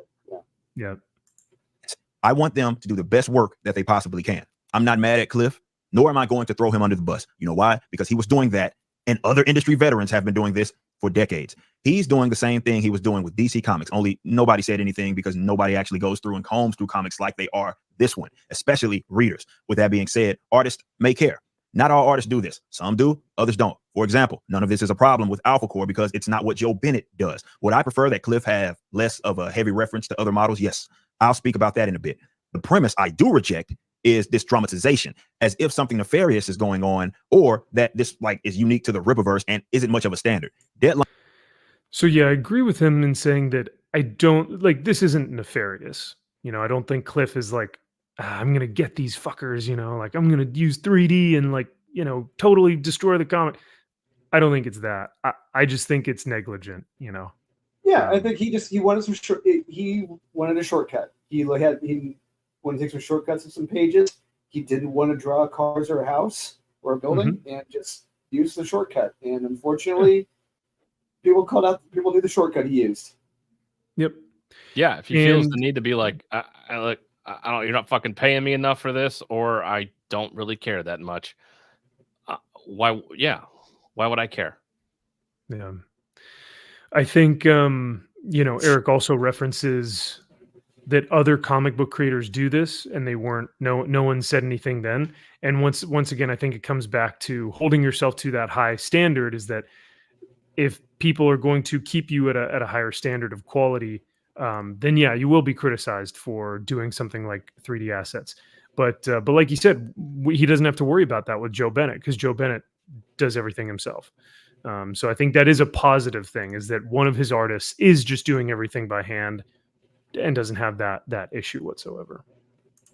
Deadlines are irrelevant to this. Anybody that says otherwise is lying. Cliff Richards has been doing work professionally since the early 2000s. He's worked for all of the major comic book publishers, and he's not cheap. He's worked on Batman to Justice League to Wonder Woman to Rogue to Shazam, Titans, and many, many more. Yet this was never a problem. He's been doing the same method, and the only thing that has changed is the technology is better, and it shifted more to digital options. Longtime vets were the ones that even taught him what he knows. But while we're here, let's talk about the element of tracing, because people that aren't artists may be misguided in terms of its usage. Let's first listen to Neil Adams, one of the most notable and prolific artists of all time. Ever heard a fellow student or fan say this? A real artist doesn't trace photographs. That is what is known as an uneducated opinion.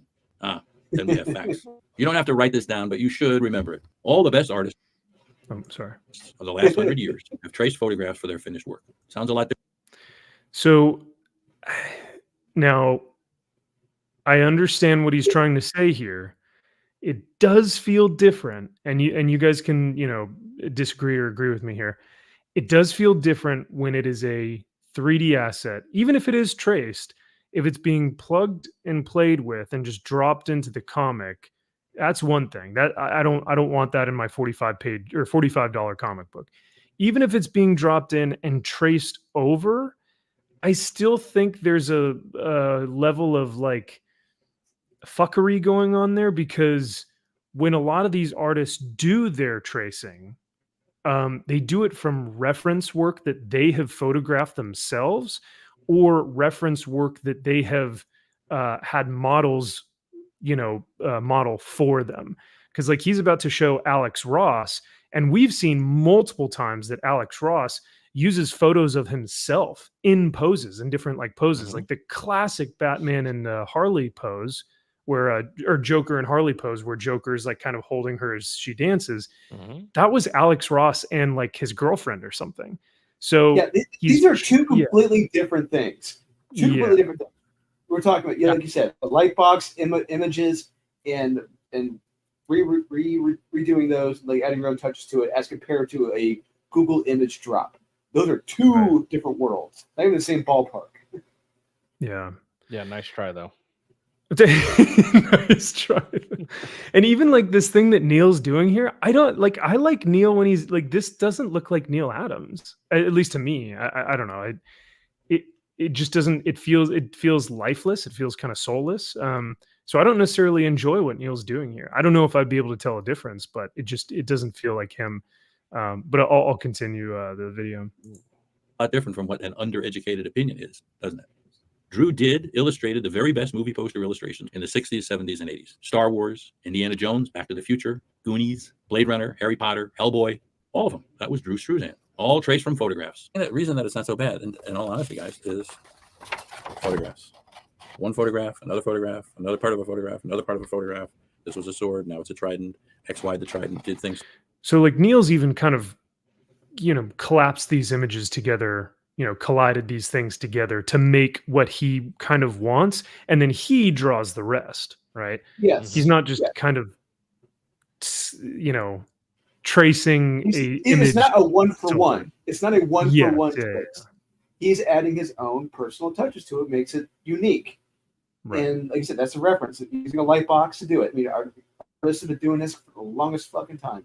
There's nothing controversial, shocking about this at all. No, like him taking that photo reference that he's using and putting his name on it and say, "Oh, this is mine." Like, no, but that's like, what this feels like. You're dropping and placing things that you didn't even create and being like, "Yep, that's my art." And it's like, and it's a website that like anyone can go on, because like if I share this and I just like, you can buy this stuff. Like it looks like the buildings that, like it looks like the inside of the comic book. It literally you're just does. like, oh, God, I've seen this before. Like, like plans and pricing. Okay, can I do a SketchUp free? Okay, let's do SketchUp free. Let's just take this and just put it in and it's just like, Jesus Christ. And that's the 3D look that you get when seeing this. That's why it kind of feels like there's an uncanny valley there. 100%. Your mind knows. Your eye, you pick it up. If you're a seasoned comic book reader, we all picked it up. It's like something's off here. I don't know Yeah. what it is, but it doesn't feel right. Right. To it, altered it, did it. They give me a guide, and I can do this. So the level of referencing or tracing, it differs. Some use it for background objects. Some, like Alex Ross, even admitted to switching to tracing his own work instead of painting it from his head. So when I'm tracing, Yeah, once again, tracing Alex, like he said, tracing Alex Ross's own work. So like Right. if I draw something and I'm like, okay, I actually need to make this a little bit bigger, and then you like, you blow it up on your light box or something, or you blow it up on a iPad, and then you sketch it from there. It's your work. Like you Yeah. did that. Yeah, I'm not like, what are you plagiarizing yourself? It's like, wait, what does that mean? I don't want to draw this face. Oh, wait, what was that face that I drew for that? Oh yeah, let me go back and see what face I've already used. If I don't have to Right. do that again, Right. why wouldn't I use my own work? Yeah, it's like, the fuck you talking about? tracing the image, which I've only been doing for maybe 8 to 10 years. I've been doing this now with a very simple light box that's only as big as I need for the surface of my desk here. Watch sports with live TV, like Oh, cable, lame. with YouTube TV. Really? Try it free. Terms apply. I need to You don't buy have YouTube. you don't have YouTube Colors, Premium, laser, wax strips, No, I don't. razors, and bro. It's. I know. I need to. Bro. I'm a YouTube creator. They should just give it to me, right? No. Oh Jesus! tweezers to the professionals. Manscaped created All right, Collider. Yeah. Right. So the artist part, Alex Ross and Neil Adams, I think it probably would have been smarter if Eric just said, "Hey, here's the deal. Cliff has been using 3D assets or 3D images from SketchUp or whatever it's called. I am now aware of this, and we are going to stop using those. I understand it's not fair to you guys, the fans. I understand it's not fair to people who are paying this type of money for a quality of book that they're looking for. So we're just going to stop using it altogether, and I'm going to have Cliff start doing his own stuff. I apologize if there was any concern or if there was any confusion, but we're done with it and we're going to move on. To try and this guy did it too, and this guy's tracing too, and this guy traced it. It just seems like, don't do that. Right. You don't. You're trying to you don't obfuscate, need and it's like to- you're doing it poorly. Like you're Right, and- using references for guys that Yeah. have no point. It's like you're not what they're saying. Those guys, he said, were doing it by hand on a light box, Yeah. using a damn light box Yeah. to try their work. Your guy, he's just doing a copy and paste. That's what he's using. Yeah. Yeah, That is he's not a using damn clip light art, box. basically. clip art. Not like It's it's like- not even the same. Yeah, it's like in that like Pulp Fiction. Hell, it's not even the same ballpark. It's not even the same damn sport. Yeah. It's Yeah. two different things. So that's why I feel like, as much as I always will respect Eric and I like what he does, and I always really appreciate his genuine nature, and like every time I've met him, like I said, he's been fantastic. But this was something I genuinely don't think he needed in his video, and only hurts the argument. If anything, like you said, Kyle, I think it like takes your direction off of what the actual point of what's trying to be said, and it's trying to make excuses for something where he could have just said, "Hey, we fucked up, we're gonna fix it," right? But instead it's like, well, and that just doesn't need to happen, man. But Like, I just don't know. stop. I appreciate him standing up for his guys. Like, Oh, there's a lot to be absolutely. said for that. Yeah, for Just sure. being like, I have your back, but you But have to hold your artists accountable for their bullshit. Yeah, Like, and yeah. this is bullshit. And you're just giving more fodder to the people that you claim are just bots that just hate you no matter what you say. It's like, yep. you keep saying this stuff. It's like, it's not helping your case, and you're giving them more ammunition. Yeah. If you for just sure. said, we fucked up, I didn't know about it, I was too hands off, I apologize. Going Mhm. forward, if he is not willing to make these corrections to his art, we're going to find a new artist. Because guess what? Yeah. I have enough money now. I can get anybody on this fucking book. So, as he really should. can. Yeah. He really can. yeah. I'm hoping at this point he has enough money in the bank to where he can go, now that we've cultivated the fan base, right? Now that we've cultivated an audience, Now we got to start producing work that is going to keep them here. So we need to start hiring top level talent, and we need to start reducing our book prices. And we're going to be making even more money. At least that I would feel like would be the best business plan. And how do you do that? How do you lower prices? By getting more backers and getting more books out. Simple as that. Yeah. Watch Shark Tank. They'll tell you that. How do you get your price per unit down? Yeah. Get more units out. I'm asking for $3 million at 30% for my company, and then they all go. That's usually I need $1 million for 2% stake in my company. Cat shirts, sharks. How Hey, often actually, has your cat come up to you and said, "Hey, I need a shirt because I'm cold." Introducing the cat shirt and The cat 35 shirt. different colors and all this stuff, and it's like we charge $89.99 for a t-shirt and $259.99 for a sweatshirt. It to the cost of making the actual shirt is $2.50. Yes. Oh, those are great margins. Yeah, we sold $7 million in the last 6 months, and now we're projected to do $35.6 million in the next 3 months because people are fucking retards when it comes to cats. You really do watch a lot of Shark Tank. My God. Yeah. All right, let's finish this bad boy up. So like I said, it varies, and depending on who you talk to, they'll let you know what they feel is more or less permissible.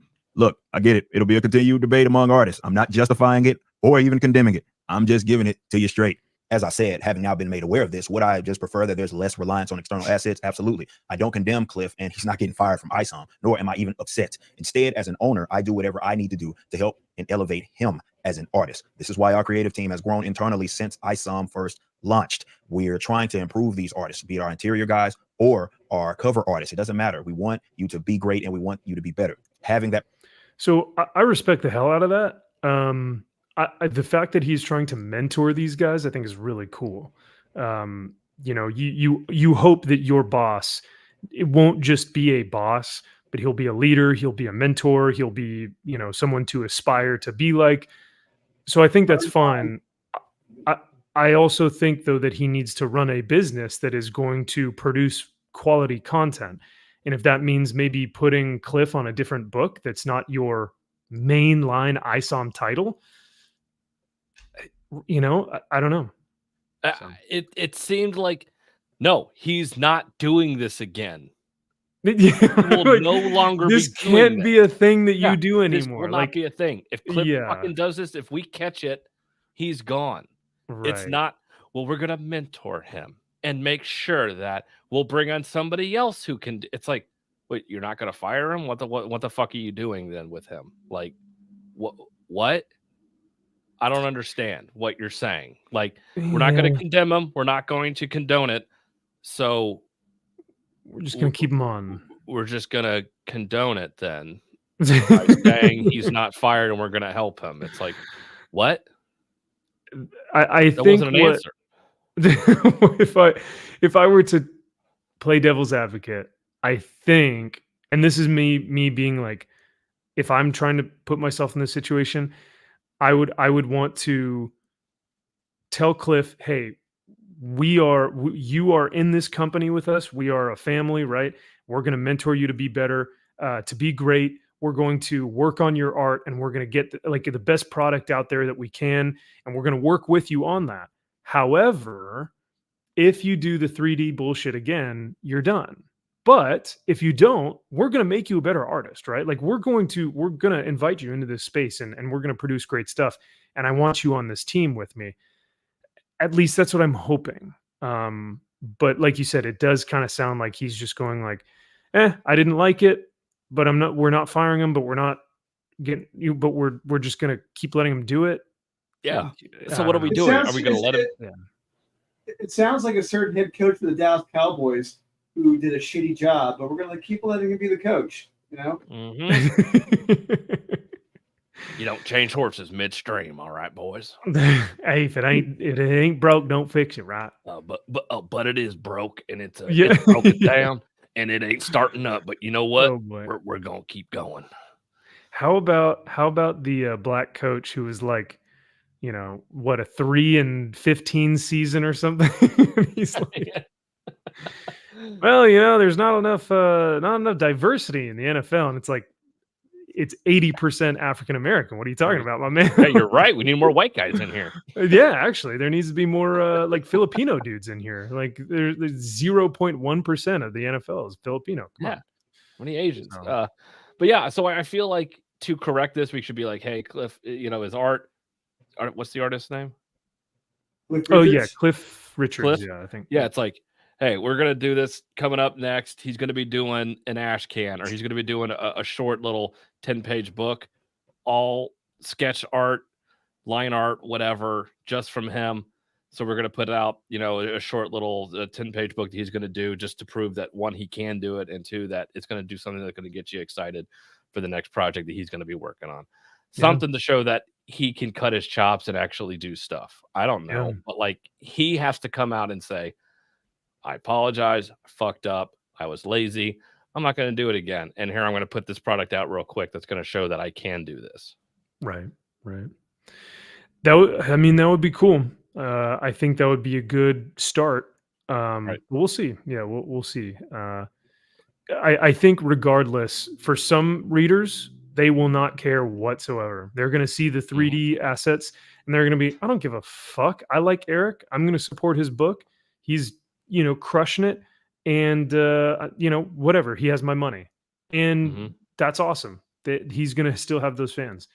And then there are going to be other fans who are like, fuck everything. I'm never buying a single book from him again. So that, you know, that's kind of the risk you take when you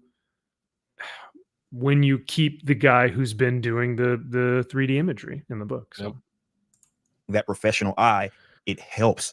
That's why we added our art director, like Kanan White, who he's around to help Cliff make him better as an artist. That's how we operate here at the Rippaverse. Kanan's presence alone has been felt, and he has made everybody here better, from Cliff.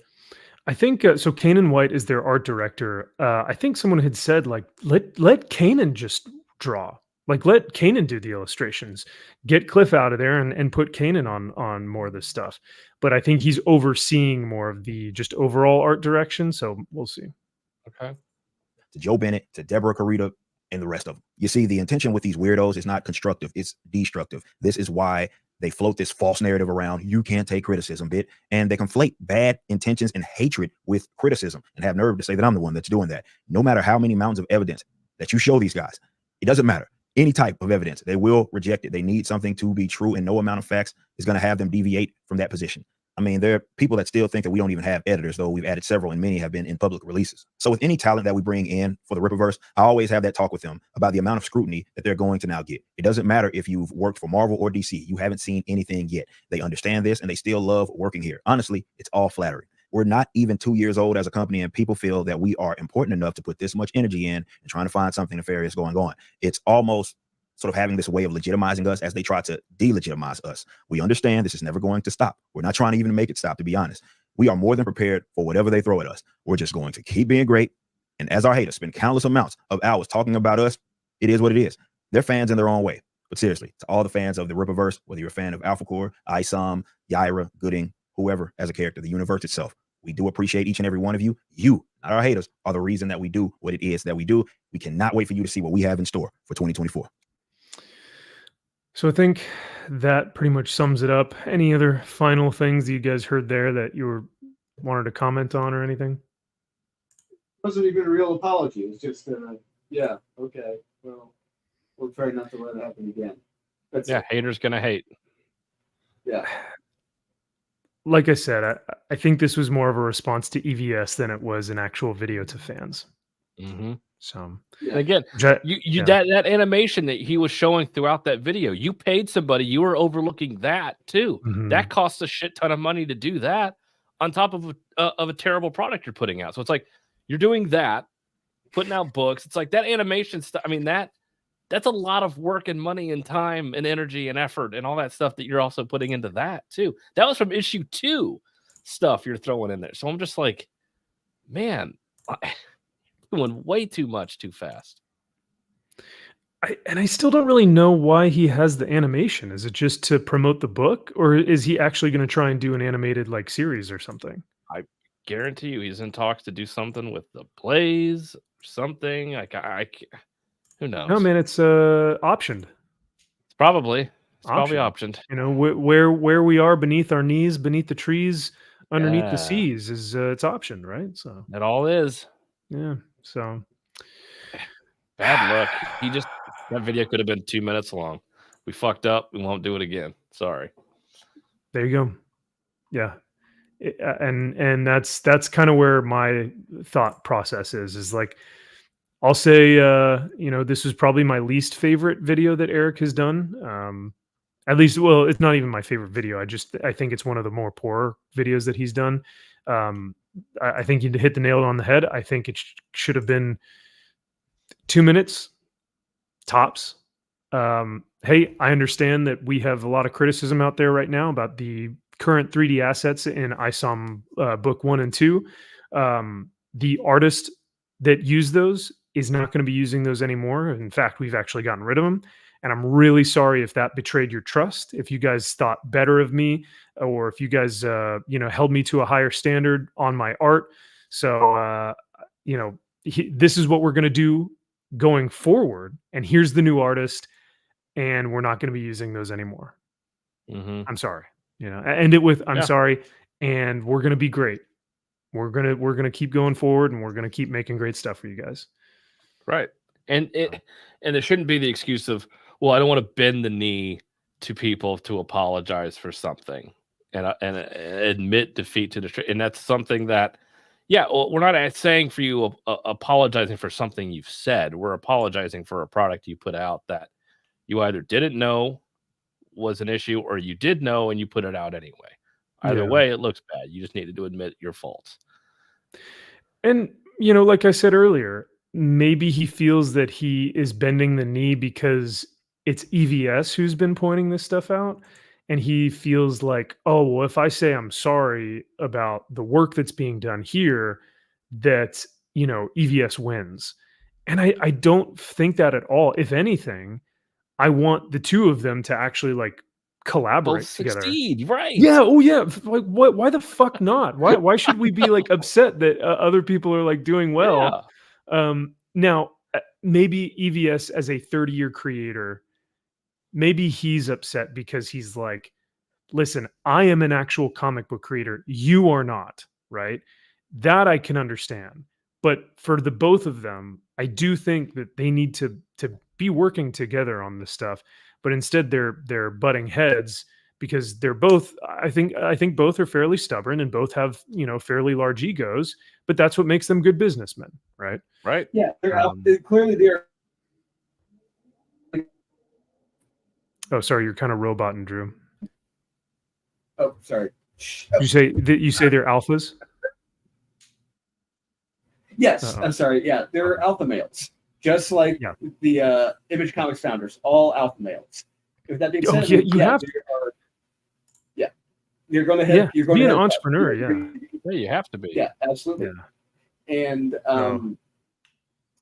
they're not going to make it easy, but I mean, as we're seeing now, that the industry, I don't want to say the industry, but like the crowdfunding scene right now with these individuals and others around them, the headbutt has only gotten worse. It's gotten very bad now. It didn't used to be this bad, but like where there was much unity, there is now much more, like a lot of cracks right now in the foundation, and it's sometimes. getting pretty bad. Oh, sorry.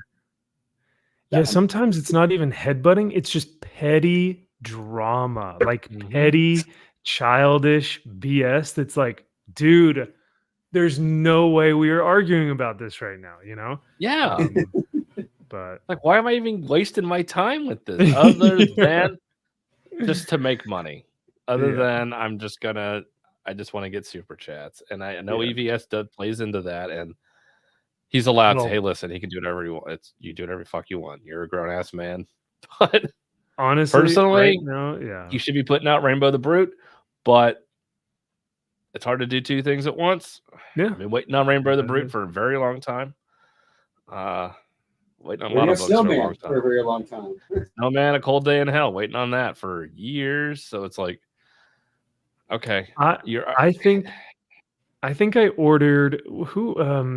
who's doing Godfoe or God Fiend Godlike? or Godlike? John Malin. John John Malin. Malin. I think I ordered that book before I started my YouTube channel. Like, holy shit. I don't even remember that I ordered it. So, yeah, stuff like that where it's like, okay, you know, I see you on those live streams.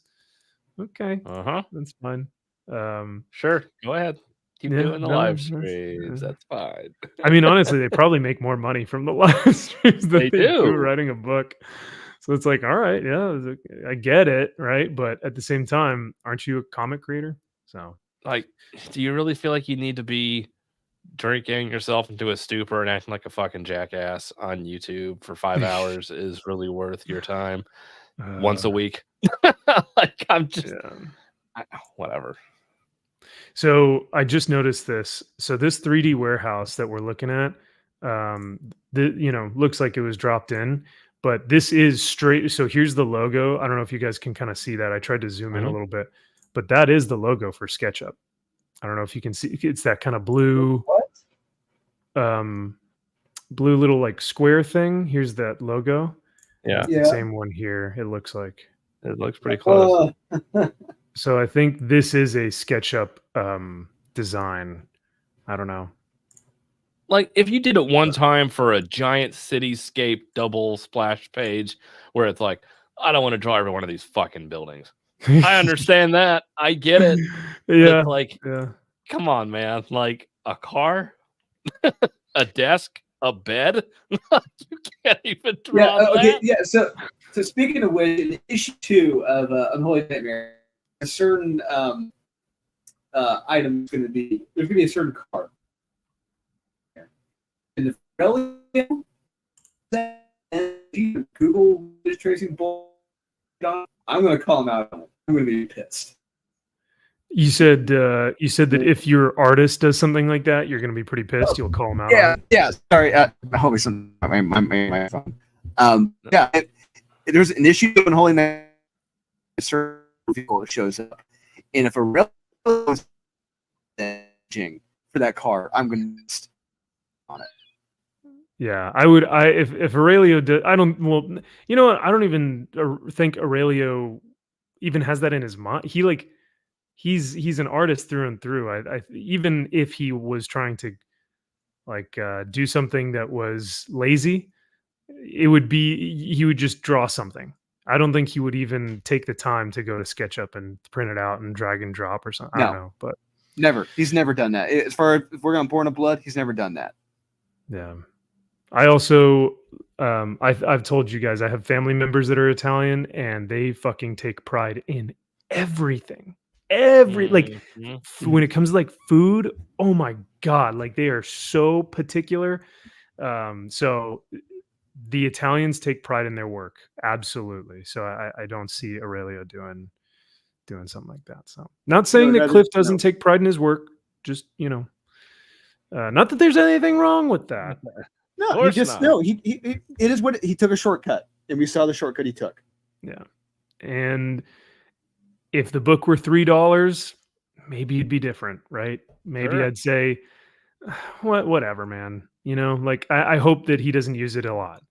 But we're talking about a $45 comic book that's supposed to be, competing with the big two. It's like, that ain't going to cut it, dude. You need to be the new Image Comics, and we're going to hold you to that standard, right? So, yep. Oh, well, speaking of Image Comics and comics to hold up to a standard, you guys want to get into some of these books from this week? Oh, yeah. Oh, yeah. Let's do it. Hell yeah. Oh, yeah. Oh, yeah. Snapping to it, Slim Jim. I got you for 3 minutes. You're going nowhere. So to start off this wonderful week of books that was just nothing but bangers, absolute fire. Nightwing number 110 by Tom Taylor, the most punchable face in comics. Yep. And the most punchable cover in comics. What did y'all think of Nightwing number 110? It took all of the seriousness, and it took all of the all the horror from Beast World going on right now and made it a fucking punchline in this comic. Yeah. Well, I mean, you did get let's see. You did get Gale. You know, you got Gale what's her name? Gale the Slayer, right? This is Sure. supposed to be Gale, what's her name? Red Sonja girl. Oh. The woman who writes comics, Gail Simone, yeah. Okay. So yeah, Like I think this is a like little nudge nudge hint hint. Hey, it's Gale.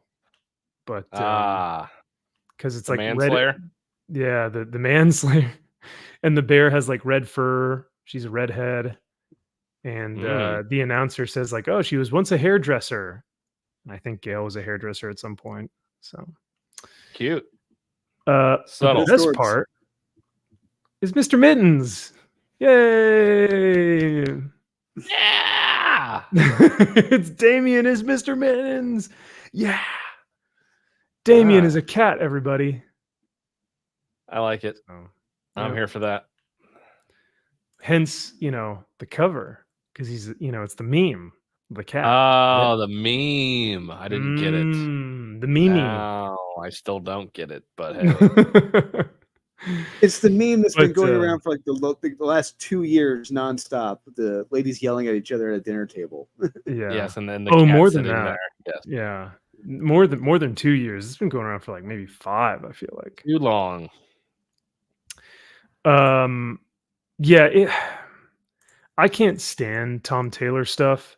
I think there were a few clever moments here, like where Superman is walking through the like the criminal's hideout, and all these guys are trying to like bring him down, like punch him and shit, and they're like trying to like wrestle him to the ground, and he's just literally walking. And someone goes, "You can't just walk in here like that." And I think Nightwing says he literally just did. So just stuff like that, where it's like there's some like funny little moments that are like, Stop. I get what he's trying to Stop. do. I didn't Stop. say I liked it. Stop. I get it. Stop it. Watch it. Watch it. I'll leave. Yeah, I mean, I'll leave right now. oh well, good riddance. Okay. 40 pages, man. That's a long book. 40 pages of fun and adventure. Drew, what are you gonna give this one? I gotta give it because I was so pissed reading it because it's written by the same guy doing Beast World, and he made it a fucking punchline in this. It's got to be like a 1 or a 2. I mean, or out of 10. But like, as far as I would say, skip it. This is not worth it, and it really doesn't even tie in at all, really, into the big event. Only thing I know for sure right now at this point is how have the Justice League not come up with, oh gee, you know what we need? Fucking masks to go over our mouths, and this wouldn't happen. What a brilliant idea. Oh yeah. Right? Yeah. To hide the spores from getting into your You would think. Yeah. You would think. You know what, JK, this doesn't surprise me. Or sorry, Dominic.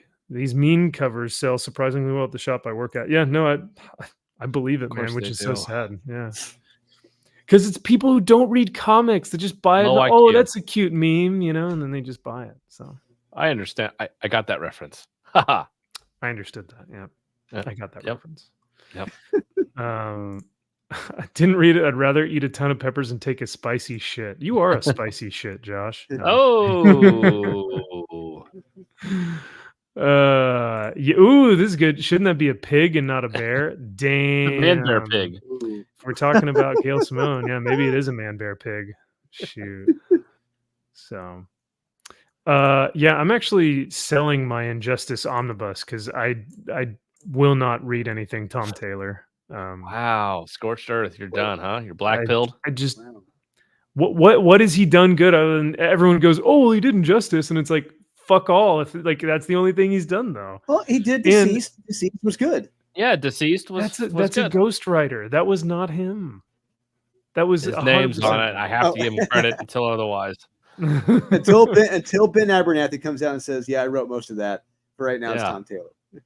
Yeah, unfortunately. I think, everyone has thought about what if Superman was bad, and that's just all Injustice is. So And Mark And it's Mark good. Waid has said that's lazy. Mark Waid has said that is low hanging fruit. That is the easiest trope to do. That's the easiest. Well, Mark laziest Waid thing said to a do. lot of things.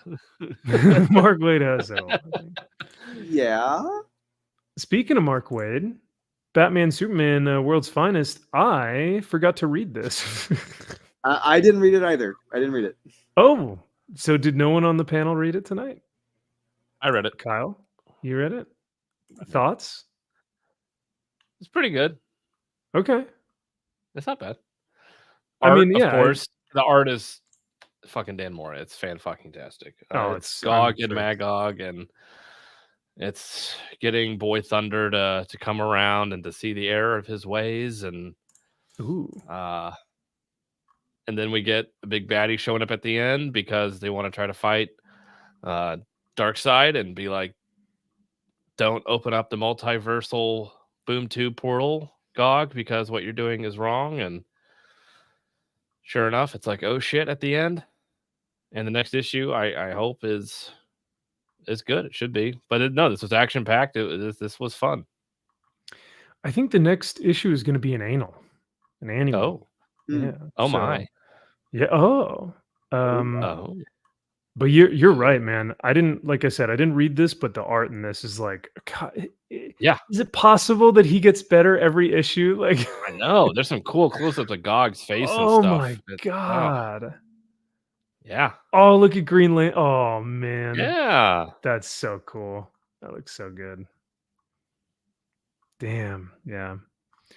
Well, I apologize, chat. I forgot to read this one this week. And but I'm glad to hear that it's still good though, because I wasn't sure if he was gonna finish out the series well or not. So Yeah. It seemed a bit drawn out. It seemed like a long walk for a short drink of water, but the fights were still good. hell yeah. Cool. Okay. You know what? I'm here for it. I think I'm gonna drop the series after issue 24. That'll be 2 years straight with 2 annuals. I think after that I can successfully It's kind been of 2 years. It's even more wild. It's been 2 years. reading this. and how amazing the fact that Mm. we've been blessed with 2 years of Dan Mora art. Oh, No. interiors nonetheless. Like Interiors, yeah. every issue. It's been a joy. You cannot knock it. Well, So recommend for you? yeah, it'd be a recommend for me. Okay. All right, cool. I forgot to play our little stingers. How about AS 60? Ooh. God, this book is fucking retarded. Yes. The art is even more retarded than this. Art Yeah. so the awful. the God. faces in this book were like, ooh, what Kingpin is acting going like on a there? fucking like high school Yes, girl. the scene, Oh. the scene with Oh. Kingpin. Like, yeah, I'm not going to be involved in this. I just came by to say such and such. Are you kidding me? You didn't say it's like stupid. It is beyond stupid. Chat. Kingpin boops someone's nose. Kingpin boops someone's nose. I have to pull up the page. Where is it? ASM. It's somewhere God. on one of these tabs. Oh, Here it is. Jesus God. But yeah, the art in this is rough. But come on, guys, you didn't like the 2 girl bosses fighting over who has control of the city? You know, it's like the Beetlebug person and then Madame Mask, right? Yeah. Madam Mask, yeah. Iron Man villain. Madam See? Mask. Boop. I just wanted her to Fucking- burn off some steam. Fucking Boop. boop. Like I Mixed want to it. I want to smash my own face through the window right here. Like I am Just so pissed. mixing it up like old times allowed me to burn off some steam. Boop. Oh, Oh, I you. want to break the fucking Just phone. Like, I'm so mad. Oh, Kingy. oh man, yeah, hee hee. Yeah. Mm. Oh man, this is Yeah, Josh is right. How are they doing Kingpin worse than the MCU right now? That's a hard bar to cross. And yes, that is Typhoid Mary. Yeah. So Yeah, because they're Yeah. married now. Typhoid is married to Kingpin. Yep. Michael, wait till you see the ratings for Jackpot. That It is was a jackpot. that made my life. That made my entire week. So, but yeah, so we get It's another example. Kingpin- Another example. Oh, we'll get to it. Never mind. I'm going to hold my tongue. Sorry. No, you're good. Go for it. I don't have anything No, I'm else. just gonna say we're gonna. No, I'm just gonna say. I'm gonna say my opinions for Jackpot when we get to it. I got. That's fair. Yeah. Surprisingly, though, I do not think it's the worst of the week. I think there's It's still one not. that's worse. Yeah. No. It pissed me off considerably, like a lot, but it's not the worst. Yeah. But yeah, The come art's on, bad. guys. This was like peak MCU here. You had diverse woman of color versus disabled woman of color. Who wins? Yeah, that's a true battle. Outside of a Who few, wins? outside of a few panels in Luke Cage and his Rock'em Sock'em Robot armor, there's been no real visual of the gang war. We're not really seeing the flames, the city ablaze, buildings being blown up. Nothing, none of that shit. There's nothing Yeah. showing me how serious or how intense this gang war is. Nothing. Nope, but they have a showdown here in Central Perk, don't they? Yeah. Oh my god. You That don't fucking- you don't like Spider-Man's shoulders going. I like that pose. That's fun. That's a good one, right? That's such a Spider-Man pose. That is such a McFarlane Spider-Man pose. I think he forgot he's not drawing Batman. That's a good hand right there. I like it. She's got hand. She's gonna She's need it. got hand. I mean, Look look at at that. how many That is real. freaking That's like people. Braveheart.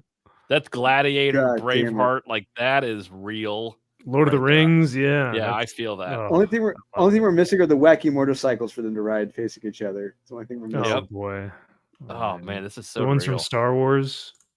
Yep. Star Wars TM Star Wars. Yeah. Yeah, this was awful. Skip it. 100%. Yes. Like if you want a good laugh, maybe just to get the boop panel, but It is cute. it is very totes dorbs, as one might say.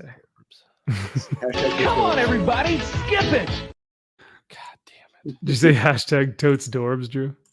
Hashtag Toad Storms. Yep. Yeah. Do we want to? I didn't read Superman. Did you guys want to talk about that one at all? Or? It's stupid. It is very, very stupid. Superman I goes didn't back read into the Old West, and he. Yeah, look, it's a cowboy. Is that Moon Knight So chick? Marilyn Midnight?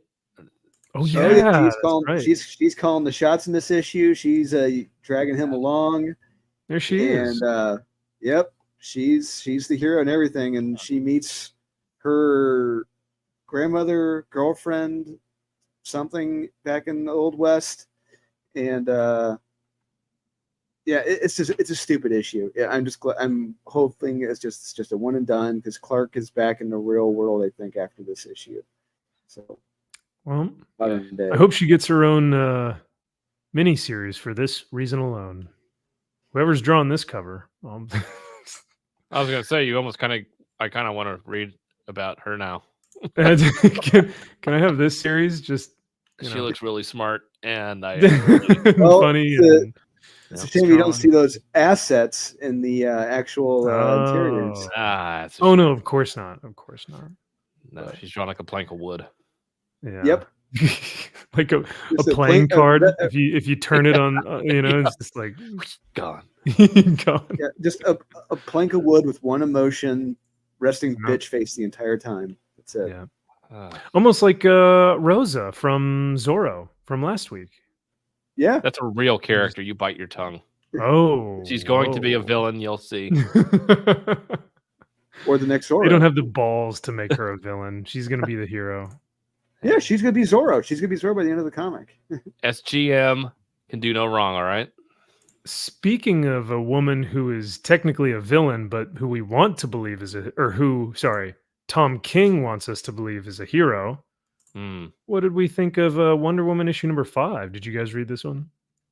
Yeah, I tried to. I didn't care for it. Just the the showdowns, like the games playing with one another, the arrows being shot at one another, the arm wrestling. Like, what the hell is going on here? Arm wrestling. No, video games, guys. Yeah, let me set the stage, chat. This Tom King Wonder Woman series has been god awful. I know some people say that it is, objectively written well because Tom King is like, talented. That's all. To me, I think he's a hack and a fraud, and I think that he has the same trope over and over and over again. I don't think he can write very well. I think he writes in grandeur language to make it sound like he is more intelligent than he actually is. But a lot of what he does is just America bad, women good. I mean, it's as simple as that. But I'll set the stage. Yara, Cassie, and Donna all choose to fight Diana because Diana says, I have to do this by myself. I'm going to be a martyr. I have to fight this by myself, ladies. I can't let you go to battle with me. This is my fight. And so Yara, Cassie, and Donna all say, no, you're our queen. We can't let you do this. So instead, we're going to fight you. And if we win, we have to fight with you. Yeah. Yep. Does that so I'm not insane. This is the actual story, right? The argument sucks. The setup for it sucks. It does not make sense. So with that being said, these three women challenge Wonder Woman to like feats of strength to see if they will fight her or to see if they will fight with her. But Yara challenges her to a arrow flinging contest. Yeah. So you're saying that if one of these like 6 feet arrows apart, goes, yeah, right. Yeah. So if one of these arrows goes through, one of them could potentially die, right? Like, yeah. How correct. fucking stupid are you? Hey, First guy to die loses. right? Yeah. This is real stakes. You don't know what it's like to be a woman, you asshole. No, those are So- arrows, not stakes, Kyle. Arrows. Man, look at that impact. Boom! Crack. Whoa. Oh my God. That's real power. Whoa. I That's felt woman that off power. the page, You should. So they basically keep doing this. They keep like matching each other in strength. They keep hitting arrows. But I keep thinking, like, what if Wonder Woman aims for Yara's head and just decimates her right between the eyes? Or vice versa, right? Like, But they're both so good. dumb. So good though. They keep adding arrows. Keep adding arrows, and it's just the star. Crack. Hashtag Queen Slay. Ugh. So dumb. They're More. so good. 4. Oh. Shoot 4 arrows at a time. Oh. And finally, one goes through and actually hits Yara Floor, and How do you he's hold? like, So you draw a bow back. yeah, are you holding 1, 2. Like you can hold 3. Like I get 3. Yeah, because you 3 can do here. this, right? Yeah. 1, 2, 3. But Where do you put the 4th arrow? 1, 2, 3. So you have to, you'd have to put it on the top of the finger. The top here. That's really like you can't even control that arrow because there's No, nothing it's- supporting it other than another arrow. it's symbolism, Kyle. Is it though? For the struggle that they face, the arrows that are attacking them every day. Or is it some retardation? bullshit. It's most likely that, yeah. Stand tall, Diana, as you taught me, Yara. And just fucking shanks her. It's like, dude, I you didn't really think you'd just actually like, do it. yeah. She's like, oh, Ow! you bitch! I didn't think you were actually gonna hit me. Fucking hurts. Arrows. Yeah. My only weakness. How did you know? Yep. Oh. How did you know? Oh, I was using fake arrows. You were using real ones? yeah, right. So dumb. So they continue to do this. Oh, get it? It's funny because he's a short man and he's insecure, and so he's a head of got a a big share. corporation. He was Okay. the And one. He was look, the one from the Yeah. Clunrad run. He was incorporating the evil milk and men. oh, Yeah, the that's milk guy right. with the red MAGA hats. Yeah, that's right. And then this is like, oh, it wouldn't be a Tom King book without a Dommy mommy, a dominatrix There, look, mommy there's Tom King right there. Oh, yeah, there he is. He's the one bending over, huh? Yeah, licking her Yeah. boots. Yeah. Although he needs Yeah. like a pot belly and a 5 o'clock shadow. Yeah, no muscle tone at all. Also, I don't know if you guys noticed this, but check this out. For it is well established that true gods demand worse than mere True gods demand war than mere words promising gore and glory. There's a typo there. It should be more, but it's war. So he I don't know can't if write. I don't know if anyone noticed that, but that's Wow. for it is well established that true gods demand war, the WORE, than mere words promising glory and glory. So that should be more. At least I think. I don't know. I've never heard of demand war. Are you trying to criticize Tom King's work? Absolutely. Wow. Am I a detractor? Am I Yeah, a you Tom mind King your detractor? fucking business, all right? Hey. You can't understand perfection. Yeah. Apparently not. I mean, this is perfection in Tom King's eyes. He It's just I wants to want write that and- page. Could you imagine the original art on? I mean, it's actually It's cool. beautifully Hey, drawn, right? It You know? is. But it's just hanging up on your wall in your house. You're like, what? Just it's like, Oh. yeah, that's my life. Yeah. Then we get what's her name again? Cassie or something? Yeah, Cassie. Yeah. Yep. And she has intersectional feminist confusion ideals because she's like, I like pink and I like ribbons and fun, but I also am not dainty and I would fight in the mud and I, I don't need to be saved by a man. But at the same time, I'm a princess. I'm a little pretty princess girl. So it's like every feminist who's confused and conflicted that they don't know what they want to do. So You say you're a feminist until you're drafted to war, and then you're like, you know what? Never mind. I think I like staying at home. oh, No, that sounds fun. You guys go do that. No, Yeah. I can't do that. So, but no, this line right here. Let's see. Was it this one, or was it up here? They're all bangers. There's a So take your pick. yeah, they're all See, now, terrible. I will There's a say- line. Oh, here it is. Yeah. I will say quick. Well, what made this comic the greatest comic in the history of mankind? It's if Wonder Woman or Cassie had said, "Yeah, I learned arm wrestling from Hawks. We were out on Yep. the road one day with this stripper named Hawks, truck driver." Oh no. From Over the top. over the top, baby. If there's an over the top reference, I would have gone over the top with. Oh Yeah, no. you got a hat You think turned Tom King is backwards. like actually funny? That he would actually reference something that's like good. But, Yeah. here's the line, by the way. The whole idea of dressing up in dainty ribbons and bows and waiting around for some inbred dude to confess his love, that never did much for me. It's Yeah. amazing. Oh, reading yeah. this No, compared to what Yeah. you read how she is written with Jeff Johns in that Teen Titans run. Just how much Oh, yeah. heart she had, how much sensitivity she had, how much caring she had. That's all gone here. All of that is gone. She is a complete psychopath, a militant psycho. You would see protesting outside the White House. There's no nuance to any of these characters. They're just caricatures of like feminist ideals or like I'm a young person, so I play video games. It's like there's no complexity or nuance to any of this.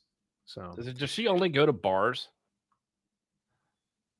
no, oh, this isn't the woman who murdered that's all right. those dudes. That's not Yeah, the other yeah. blonde that looks just like her. Yeah.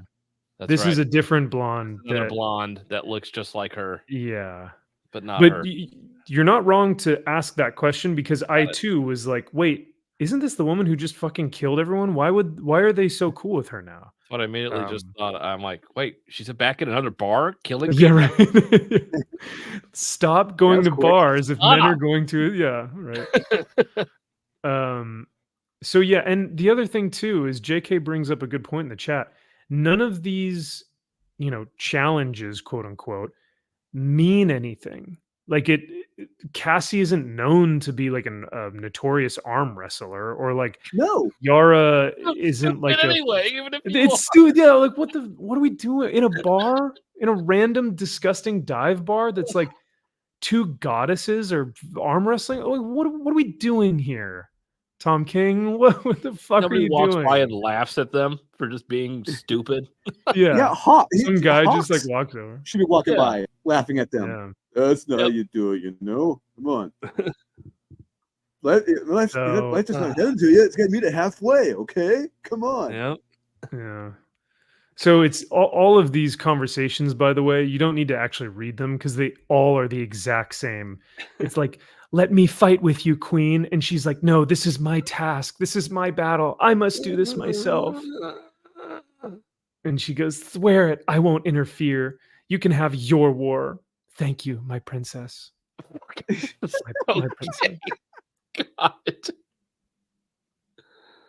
Oh man. So like as they're doing their like battles or whatever, which you will see by the last page is completely inconsequential. This whole comic book could have been burned to the ground and everyone would have been better for it.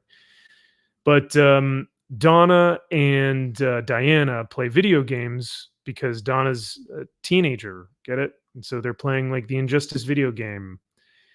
Yeah. And she wins, she gets mad, she's like, I want to fight with you. And she's like, no. But during this whole time, all these women are, or Diana and the other Amazons are fighting. This bad guy team is being like they're consolidating, they're coming together to fight against Diana. Drew, is that kind of what you got from this? Did you get this far in the book or no? Correct. Yeah, they're all gathered to eventually take her down, which I think will be very lackluster and shitty. Hey, we get Yes. Angleman. Don't you like that? We get the return of Angleman. Everyone loves Angleman. I Yeah. know Tom Yeah, King likes got his nice lame ass angles. dipshit characters. Yeah, like Kite Man. Is he stroking that? Yes, Yes, he he is. He's psychotic. He's Got it. Because they find him in men a can't be cell. good in this comic book, Kyle. My triangle. Men are not good at period, according to Tom King. Men are evil, according to Tom King in Yeah. the stories. They can't Or have sin. agency or self-worth or respect or nobility. They have to be fucking pathetic, worthless pieces of shit. And So, hate their kids and family. Don't. Yeah. yeah. God, it's like But look at how myself strong these women are. here. I love it. So Very of imposing. I love course, oh yeah, no, it's great. Of course, the bad guys, the villains of the story, are gathered together under the tenets of madness, power, obsession, magic, savagery, and divinity. But most of all, hate. Yeah, because they're so hateful. Oh yeah, look at that But scowl guess- on her face. Oh, I love that. I will never be able to satisfy. Tell me I'm bad, mommy, Yes. Dommy, mommy. Fuck yeah. Oh, tell me how stupid I am. Yes. Yeah. Take my money. Yeah. But while they're created by hate, the girls say, you know what, Diana, even though you won all our challenges, that doesn't mean anything. So this whole comic book is inconsequential. So we're going to fight with you anyway. But guess what? Their army is created of skill, strength, cunning, and love. Go fuck yourself, Tom King. It's like, come on. This is such bullshit, man. Wasn't she shot with an arrow? Yep. Yeah. In Like, the She got Yes, better. chest. yeah. Okay. This At is, some point but you know, like this is such terrible writing that it's like, you know exactly what he's trying to do. Oh, we're the good guys because we're doing this with love. and the bad guys, the villains are doing it with hate. It's like third grade mentality, moralistic stances. Well, first off, we don't know what they hate other than somebody who deserves to be hated. And Yeah. how do we know they actually love each other? Because they don't. There's nothing that shows that. And what skills did they possess? Arm wrestling, shooting an Video arrow, games and shooting 4 arrows. and video games. That's somehow going to win you the day. Like, Yeah, I guess I'm going so. to challenge you. Like, what? Huh? Yeah. This is what you think women are like? That's what it boils down to. That's all women are. Ugh. Yeah, it's pretty bad. This was now granted, there are Wonder Woman issues that are far more offensive and that I was like angry by how stupid it was. This is just dumb and funny with how dumb it is. Ugh. Skill, strength, cunning, and love. It's like Cunning? Who's cunning? Cunning, yes. Cunning to have 4 arrows of you, Yara. Cunning Very, to very cunning. Some would say stupid and impossible. yeah. Very Cunning cunning to of be you arm wrestling to, like Quinn Hawks. Yeah. Yes. In a dive bar somewhere. Yeah. Oh, Fuck. so dumb. It's so dumb. And then I didn't read the backup story. I think Drew, you read a little bit of it, but Yeah, oh my god, yeah, we're Gen S. We're Gen S, yo. right. Or is it yeah. G5? Or is it G5? Like I think it was No, G5. it's Gen S, I think. I think it's G5. Oh, is it? You sunk my battleship. Our parents were so privileged, but they didn't know it. Fuck you. Superman. Fuck. It's about Superman thank you. who's Clark Kent, whose world was literally destroyed. Parents were killed. He had to be raised by 2 middle-aged, hardworking class people from Kansas. Yeah, so privileged, Clark Kent. Just so much money and privilege where he came from. Yeah. Yeah. I bet. Fuck Their yeah. world Well, he was was a one of white male. He heroes was privileged. Oh, you're right. No. Wait, no, he's not white. He's alien. Nah, he's white. So even better because he's an illegal immigrant, right? Who happens to be white. Well, if And straight. Kryptonian, do Kryptonians have white? Is Caucasian a Kryptonian race? Yes, it is. Okay, all right. Just wondering. Yep. Hours after all that's happened, after the old gods and Lex's Legion and President, they had so much, and we only have hope. It's good for you. Yeah, you know what? It's about time. You know that deserves clap. Speak your truth, girl. Speak your truth. Speak your truth. God, yeah, that's really all they do have is hope. Batman, Superman, Green Lantern, Flash. They didn't ever have hope. No. Yeah, that's only have hope. Yeah, the only That's thing it. we have to cling to is We got hope. nothing else. No. Fuck yeah. God, I love it. A new generation built on nothing Yes. but that hope. Gen S. Yes. Yeah, we did it, guys. Fuck yeah, We did it here. Yeah. Yep. And then she walks away. Whatever. I win. Okay. Win yeah. what? Like Yeah. what? Like the race, I guess? Were they what? racing, I Drew? I don't win? even know. Were we even competing? I don't even know what you meant. So good. I'm sorry. Who thinks this book is good? This book got a 92%. And deservedly so. Who is saying that this is like? I would love to hear the arguments of people who are like, "That was an excellent, well done book." Oh, that's a 5-er up there, though. Someone got a 5. Someone gave it a 5-star. The 5-er? There's a 5-er. Holy shit! Whoa, 5-er. There's like 2 5-ers. Holy crap. Yeah. Oh, I've seen this person before. Their avatar is a Yara Floor Enjoyer. That's their name. Queen Slay. That sounds creepy. They're like enjoying. Isn't she? Never mind.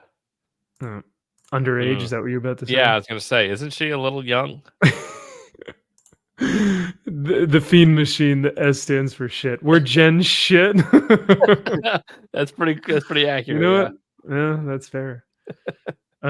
This issue was absolutely fun. Yes, I was already super excited to read this chapter because I knew it'd bring back the Wonder Girls, including my queen. Oh my god. Yes, I love it. She unironically said queen. Yes. Are you happy, DC, that these are the people, the weirdos that you've cultivated? Yep. These are your fans now. Oh, man, I love it. Seriously, I'm not reading all that. I'm happy for you, or I'm sorry that happened, but I'm not reading all that. Sorry. Ooh, damn, that's good. Man, I love it. You got to get a good laugh every now and then. Yep. Ugh. Let's recommend. it's you know what it is? It's one of these. Low IQ, high energy, jackrabbit, fucking wannabe, big time, small time, shit talking, bothersome, irritating bunch of motherfuckers I have ever had to endure for more than 5 minutes. Honestly, yeah, he's right. I could not stand a 5-minute conversation with Tom King. There's no way. No. A 2-minute, just going to his booth and trying to get a comic signed, I'd be like, no thanks, I'm okay. Go fuck yourself. I can't even look at you in the face. Like, no, I can't. No, it's not worth it. Nope. Pathetic, terrible. This Wonder Woman series has seriously gone down as one of the worst. It's like that and Fire and Ice are insulting to my intelligence. But Yeah. we may have a new we may have a new contestant that was joined into the fray. Oh, the best of the Jackpot worst. number 1. We'll see. I don't know, but we'll get there. Yeah. I think you guys read Daredevil, right? I did not read Dirt Devil. I didn't get a chance to, but Drew, I knew this was a mess for you, right? Oh my god, yeah, this was a disappointment because our boy Fareed, he did the art in this. Oh, he was doing the interiors of them eating that food. was Fareed. Oh, yeah, the interiors wow. of several. So, and look, okay. I understand that by the end of this, we discover, oh yeah, it's gluttony, the god gluttony that's responsible for all this. It does. Okay, that's fine, great, terrific, fantastic, whatever. But it doesn't change the fact there are several pages of them eating fucking food. It doesn't help that fact. You're not helping it.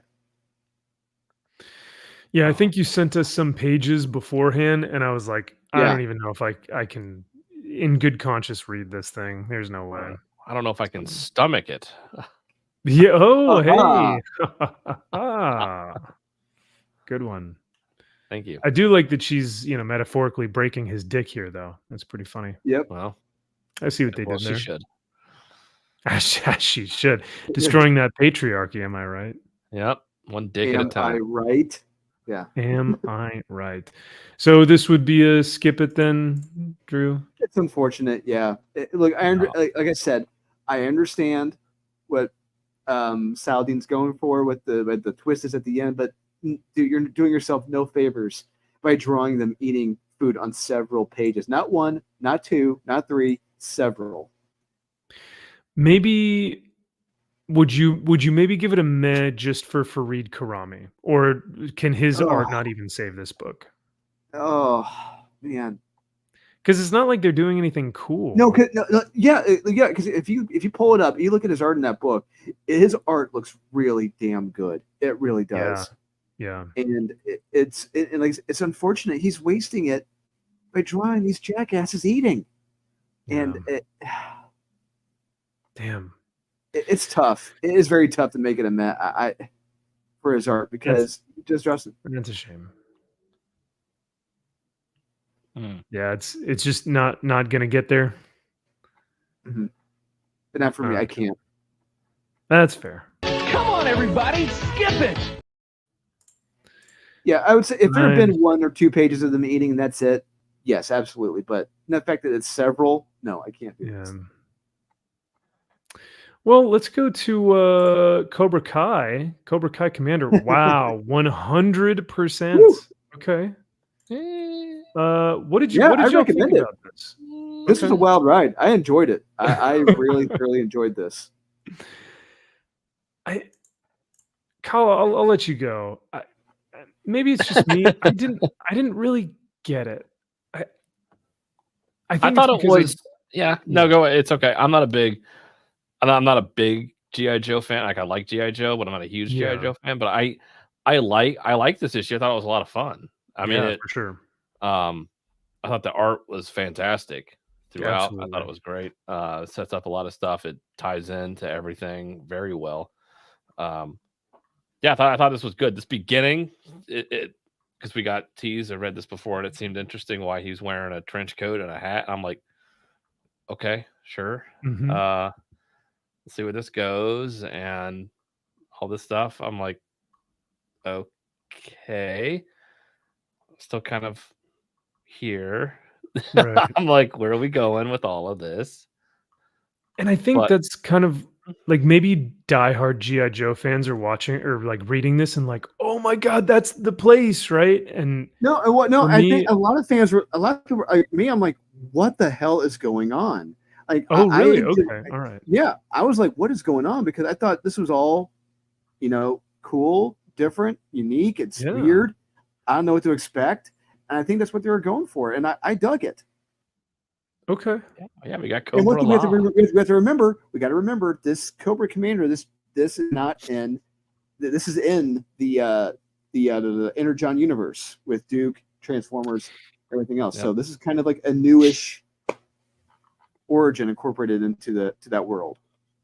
Yeah, because we later see There he is. he finds one of the Decepticons, not Mm, only just one of them, but the Decepticon. the Yep.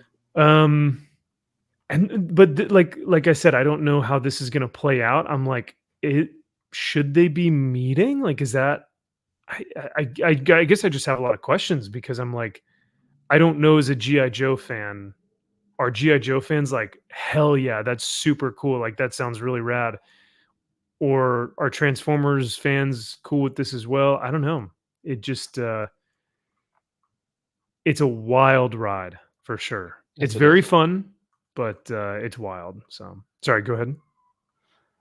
No, I had fun with it. I thought it's fitting with the universe that they're building. I think it ties in very well. It's fast paced. There's action in it. It's a lot of questions. It was a page turner. Like I was really very Yeah. interested in where it was going, and I'm still interested in where it is going. So, no, it's a lot of fun. Cobra La. Yeah. Cobra La. I I don't know. I almost can't even grade it, like because I would give it a recommend just because I think it's better than a lot of things that are coming out recently. It's a really fun page turner, like you said, really interesting concepts that I've like never seen before in a GI Joe book. You get two huge villains, um, Cobra Commander and what's his name? Now I'm blanking on his name. He was just in. We were Megatron. just talking Megatron. Yeah, thank you. Yeah. Like we see them meeting up. So like, yeah, it's a wild ride, man. You go through like a roller coaster of emotions. So, Oh yeah. but yeah, so I think I'd give it a recommend. Maybe it's just not. I had another GI Joe book this week that I had way more fun with and enjoyed much more. So, but we'll Oh. save that for later. Oh yeah. Oh. Oh, yeah. Really? Mhm. Oh, Interesting. And then yeah, Drew, I think this was a recommend for you. Yeah. yes, it was absolutely. Mhm. Nice. Of our final judge. Thumbs up, average. Yeah, and it sounds like chat is really enjoying the Energon universe as well, which is Mhm. really cool because you never know how some of these clashes are gonna go down, right? So, True. but damn, 100%. I don't know about that, but This was good too. I would say if you are an individual who has either watched a family member or someone close to you go through Alzheimer's, I would maybe be hesitant about picking up this book, or at least be like aware that there may be some like imagery and some like story plot line that may be kind of heavy. But I mean, like Okay, that. okay. It was Okay, intense, so man. yes. Okay, so all right, here we go. Oh boy. Look, all I'm going to say, yeah, I do agree with you on that end. But when I think back to what Hal Jordan did during right after Coast City exploded, and he created an Emerald Coast City from his ring. The Guardian slapped his dick down hard, like, no, you're not using your ring for personal gain, for personal means. So now it's okay for Jon Stewart to do it. That's fine. You can use your ring for personal means and all that. It's like, no. That's when I raise the bullshit flag. I'm like, no. If this happened to John, he'd be exiled. No. So I wonder. I almost don't want to spoil this book for some reason, because what John does in this book, that's a big. Like he's essentially creating a life. That's a big deal for a lantern. Like, yeah. And the moral complexities with, like, I won't say who he creates life with, or like who he creates with his construct, but it raises questions, like, is this going to come back to bite him in the ass? Is it morally right for him to do this? Is he justified in doing this? Is someone going to, because right now aren't the little blue boys, the Guardians, aren't they gone right now? They're like destroyed. So who is determining what's happening with the Lantern Corps? So maybe that's why he's not getting his dick slapped right now. But I don't know, man. Yeah, it poses a lot of questions. When he did that, it kind of made me go, oh boy, I don't know if that's kosher. It's not kosher. Like I said, if Hal Jordan did this back in the 90s, and we all saw what happened. We know what happened. And to make it okay for John to do it and Hal not to do it, no, it doesn't work for me. Yeah, that's fair. That's fair. And Michael, thank you. Yeah, the United Planets. That's who's the Federation of United Planets of the world. Yeah, I wanted to say Federation of the United Federation of Planets for Star Trek. Yeah. Yep. Oh.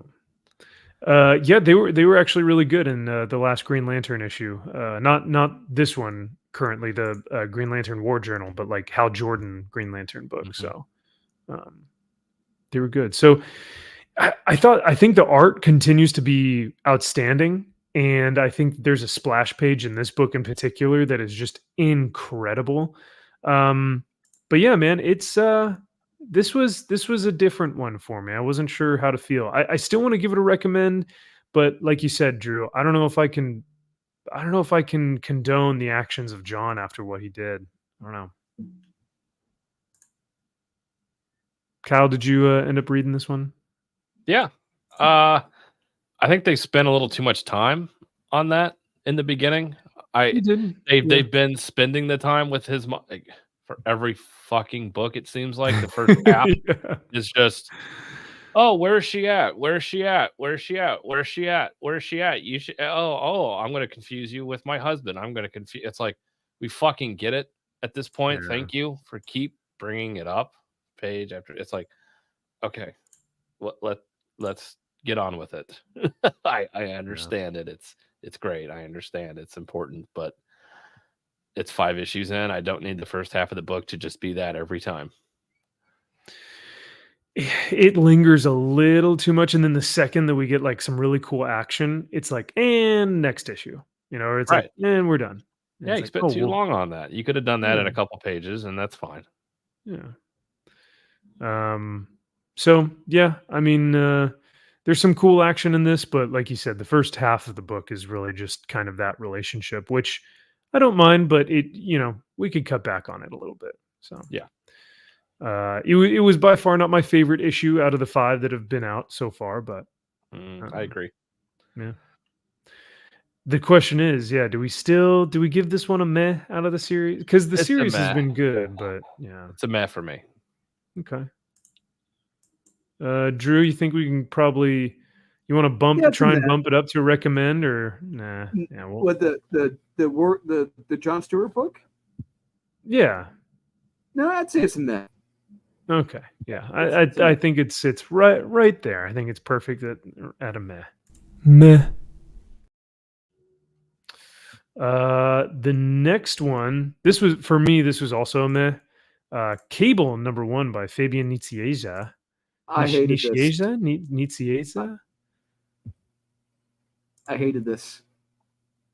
No bueno, eh? Oh, No bueno. Bad news I didn't bears. bother reading it.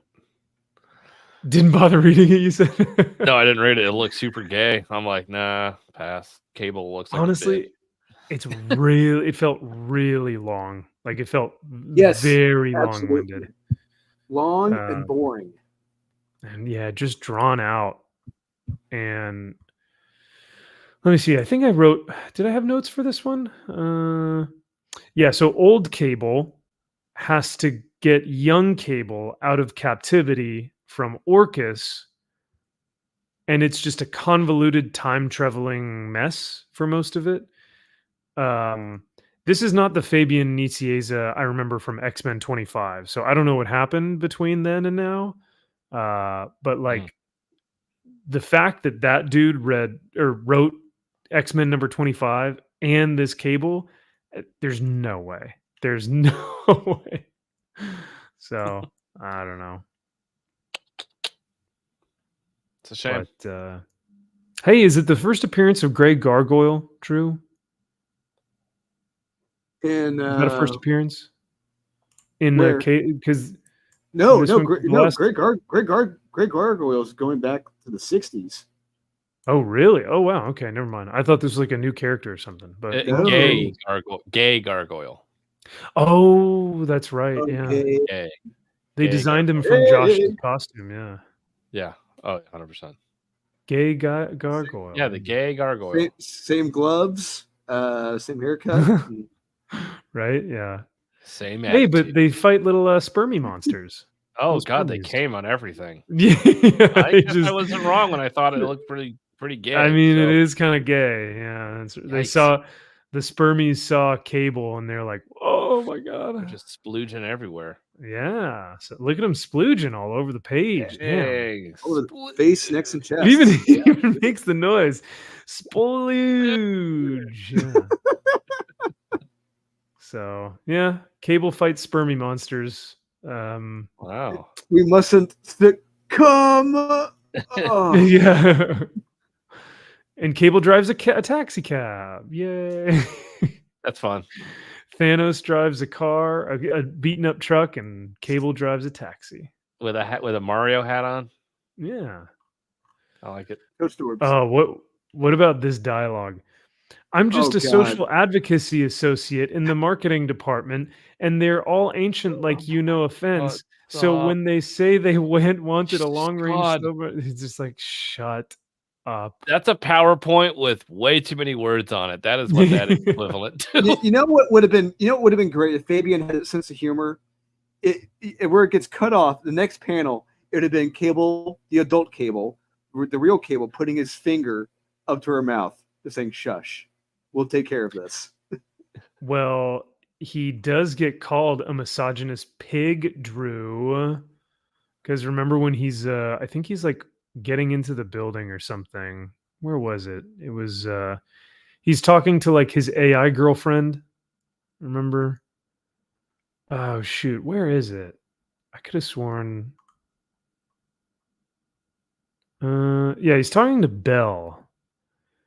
And he's like, yeah, give me the intel, Belle. Like, don't I don't need all this stuff or whatever. And then she calls him a misogynist pig. Jesus. Where was that? I'll find it here in just a second. But yeah, this was initially it was like maybe it's a meh, but after going through it again, it's a definite skip it. Hey, it's Miles Morales. Another one. Yeah. Hey, Coach Dorbs. Yeah. It's just another one just disappointed with. I expected and wanted better than this. Is Oh, Cable yeah. taking out trash. Yeah. And they're eating, Kyle. Guess- They're eating. Yeah. What? Oh God. Firing their guns, what they're firing at, I don't know. Oh, they got the Hmm. Spooge monster. You guys fight Spooge. Yeah, here it is. Bell gets me a directory along with a few choice words, of which misogynist pig are the only ones I can reveal in front of the kind, or reveal in front of the kid. So yeah, Bell, his like AI girlfriend or whatever, called him Cortana. misogynist pig. So Cortana is Cortana, yeah, you know what? Yeah, you're not wrong. That is okay. It's Cortana. calling him misogynist pig. Yeah. Thank So- you, computer generated person. Fuck off. Cable number 1, starting off strong with a skip it. Come on, everybody, skip it. Yeah, this was a rough week. This was Yeah, a you're rough doing week. Rob Liefeld proud. Oh, Avengers Twilight. Forgot about that yeah, one. you Forgot missed about Avengers Twilight. Is it even worth talking about? Yes, it is. 98%. It's the big event this week. Apparently, it's the biggest, greatest book written by Chip Zdarsky, greatest writer in history. Of What? mankind. Vampires, werewolves, Oh, Avengers. no. I mean, like, it's a beautiful cover, but Look, okay, did real not quick, take I'll the say under. Daniel Kuna's art is very beautiful in it. I will give him that. Okay. The story, clearly, he is doing his own Dark Knight Returns, but with the Avengers, Captain America. Oh. That's what he's doing. It's lazy, it's quick, and getting the political points of view mixed up. Saying it's like the Fox News and Republicans who are trying to rewrite history. It's like, no, that's not how it's being done right now. No, we're saying it's us saying that the Red Skull's a good guy all along. Oh my God, of course. Yeah.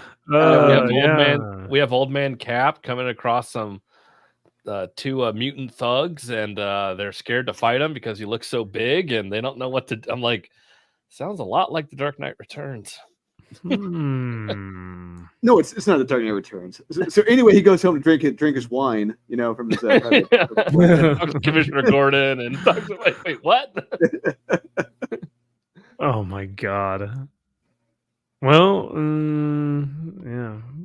Well, we've seen 2 iterations of plagiarism this evening on this stream. Yeah, and we see a major character get killed off panel, which I thought was cool. Oh, who's that? I don't want to spoil it. Daredevil. Oh, shit. I'm not gonna. Yeah, Daredevil wait, gets no. killed off panel. Oh, we're just okay. told, not shown. Fun. It sounds like a great. I mean, well, it's 98%, so it sounds like it really was actually pretty great. So. Well, yeah, we have old man Cap, and everyone is like hates him because of the hero, because of H Day.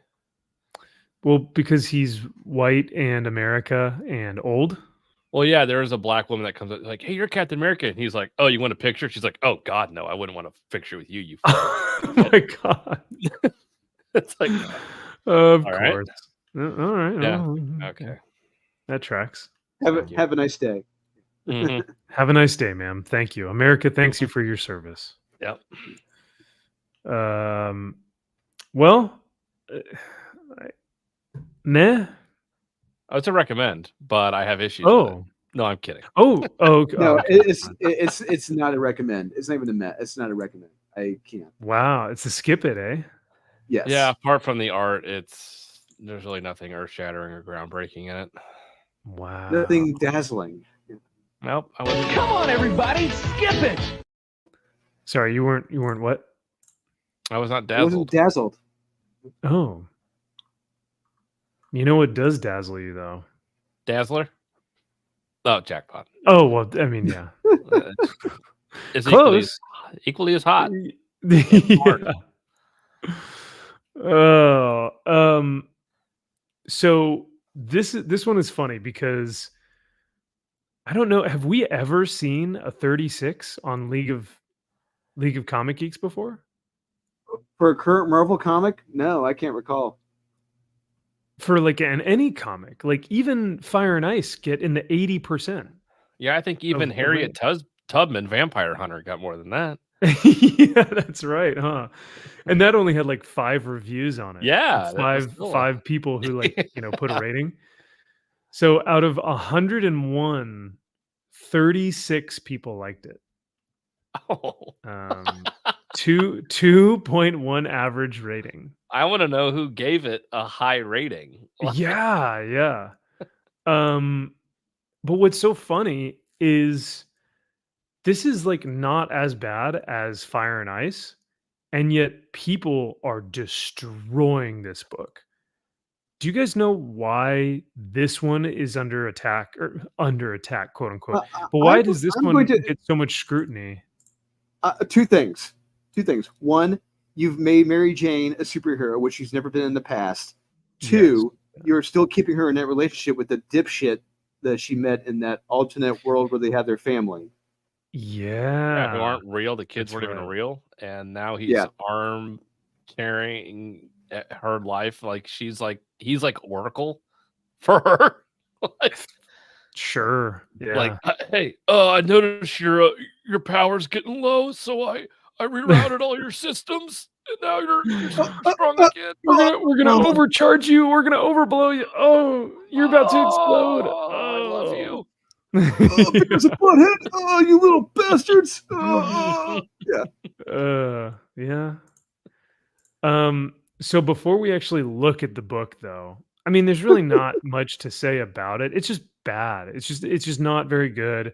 The art is the only thing I'll say is like redeemable. But it's not like insultingly bad. It's just dumb. It's really Yeah. dumb. Very dumb. Which is why it's so surprising to me that it's like, damn, people fucking hated this book. So yeah, are you guys cool if we go down some of the reviews? Because I'm curious. Please. Oh, Me too. please. I want to read. I got to. Ooh, 4 stars. So Or this 3.5. 2-star says, LOL.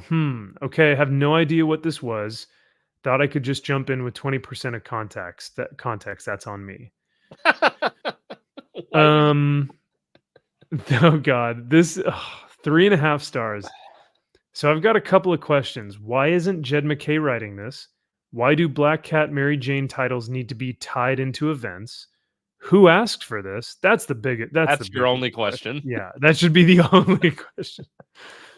What happened to the loving, traumatic waifu Mary Jane Watson? What? And number 5, I liked it. Am I stupid? Yes, you are. Yes, yes, you yes, are. yes, I'm Yes, sorry. you are. It's like the commercial of the kid who like it's like a normal adult, and then he like looks into the mirror, and it's the kid with Down syndrome, and he's like, "Am I retarded?" Oh. That's from Quantum Leap. Yeah. Yeah, He's like, yeah. I'm retarded. I'm retarded. If you mix Mary Jane and Jackpot, you get Mary Jane Pot. That's it. That's my review. What? Okay, 2.5 stars. I really don't want to add to the pile of negativity. Oh, Jesus, God, fuck off, I dude. hate this. I'm better than that. Yeah, I'm not going to be negative because Wanna be I'm mean. just I'm always positive. Yeah. So, but the book is Nothing shit. is bad. Nothing is really Totally bad. There's nothing. Bad is not a real word. All right. No, I don't want to criticize it because that's negative, and I don't want to do anything negative because that's associated with bad people, meanie people. Bad juju in the world. We don't need Yeah. that. We need positive thinking. Yeah, I don't want to be spreading negativity. No, there's enough of that with Donald Trump. Yes, but I will give this Am a I fucking right? 2 stars because it sucked. Yeah, it really is stupid.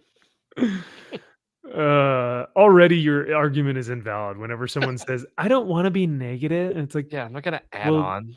yeah. So I will just say that I'm not quite sure who this book was for, and that I hope they got something out of it. Fuck off. They basically said, "I love this for you." It's like when someone says, "Oh, I Yeah. love that for you." It's like, Why did you write that? Like, why did you even spend time writing yeah, that? you didn't even need to review it. You That's could've not a just been- review. yeah. I'm not sure who this is for, but whoever it is for, I hope that you like really loved it. Good for you. I hope you got. Oh, even worse. I hope you got something out of it. Not that you loved it, but just that you Yeah. got like something out of it. I don't Anything. know. Anything. This is weird seeing MJ like this. I have to agree with Electro. Jackpot is such a stupid name. I'm still trying to figure out what is swirling around in her wind energy. Those are all good questions, Porcupine. Uh-huh. This did nothing for me. Yep. 2 I have stars. no no. real. Yeah, right. Like I'm 2 unmoved, and the comic did nothing for me. 2 stars. That's a half-star review. What's a 1-star review for you then, you asshole? What is Yeah, like that? it would. If you feel nothing, Yeah. you know what? So that means that it would have to be then on the other, like it would have to be so bad that it moves them from neutral, like absolutely nothing, to then anger, right? It would be on the other side. It would cross the threshold of positive, neutral, and then negative. But Maybe. but if you didn't like it or hate it, Then you don't leave a review, maybe? yeah, I don't know. I don't know. Jesus Christ, these fucking retards.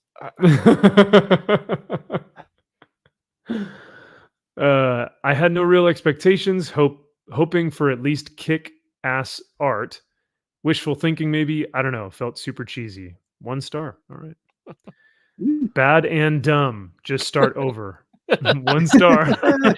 There you go. With a Okay. big thumbs down. There we go. That's a real review right there. Yeah. Bad and dumb. So, okay, Yes, when we finish thank this you. up, Max, I want you to click on the writer of this, because I'm fairly certain I've never heard of this writer before in my life, or anything that they have done yeah. before. That's fair. Uh-oh, it's AI. Boring. This one just says yikes. A star and a Yikes, half. 1.5. Okay. Her powers have potential, but as of yet not interesting or even really coherent. This was a great opportunity for it to end up. Too long didn't read. Yep. Oh boy, my whole Oh idea boy. for going into this. What's up? No, I like it. Oh boy. Oh yeah, just oh boy, here we go. Quantum Leap. Oh, boy. TLDR, skip this and read. No, he did not Do say. not. Skip this and read Ultimate Spider-Man. No. So you fall asleep, I guess, faster? Yeah. Sure. Faster. At first I thought he said Amazing Spider-Man, and I was like, oh. This one just says, wow, LOL. 1 star. This was so booty cheeks, beyond mid. Never put this man Paul in my face ever again, Marvel. We for real don't give a fuck about that man. Yeah, you're not wrong. No star. I love that. Yeah, 0 star. Hell yeah. Creatively bankrupt. Don't buy or read this Boom. even for morbid curiosity. Based. Boom. Based. Half a star. Absolutely forced dialogue and nothing to say with no direction other than filling up spaces and shelves. Yep. Yeah. Absolutely horrid writing all around on this. The status quo isn't entirely to blame. Feels like Bronfman. Yeah. So let's check out Bronfman. Celeste. That's a Oh, fake she's photo. written My Little Pony. So wait, did she write the most recent? No. She wrote one of the current amazing ASMs. Maybe she had a backup story in them or something. They. Oh, but them. she. Oh, is it they them? Wait, How do where'd you know see their that? How do you know their pronouns? You piece of shit. No, you're right. Mm-hmm. You're right. I'm sorry. I apologize. Thank you. God damn it. IDW, Rivers of London, My Little Pony, and then she will be writing the new Jackpot and Black Cat, so that'll be good. Nice. She's Nice. going places. Oh yeah. Oh, they're going places. Oh yeah. Sorry. Oh damn it. All that being said, though, yeah, this is the lowest score I've ever seen on this website ever in my 2 decades of, I mean, obviously this hasn't been around for that long, but This is the lowest score I've ever seen, which yeah, that's pretty bad. Yeah, that cover is awful.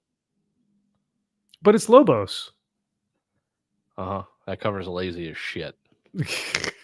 I mean, to be bother fair, to have real people in the back. Like, look how Is that pathetic. Adam? Yeah. Is that Adam Hughes? It looks like Adam no, Hughes. it's Lobos. See Oh, the it's signatures Lobos? right here on the Oh. little girl shirt. Yeah. It's awful. It's a shitty ass cover. To be fair, Stop it. if someone came to you and was like, "I need a cover for Jackpot," what would you do? What are her powers? Well, am Why I is getting she paid the interesting? same amount? Then who cares? I'm going to put out work. Yeah, If they're going to be like, well, we're only going to pay you like $500. Like, well, okay, 100 you get $500 for this stuff. $100. Yeah. I'll give you that. Yeah. No, it's a total skip it though. Come on, everybody, skip it.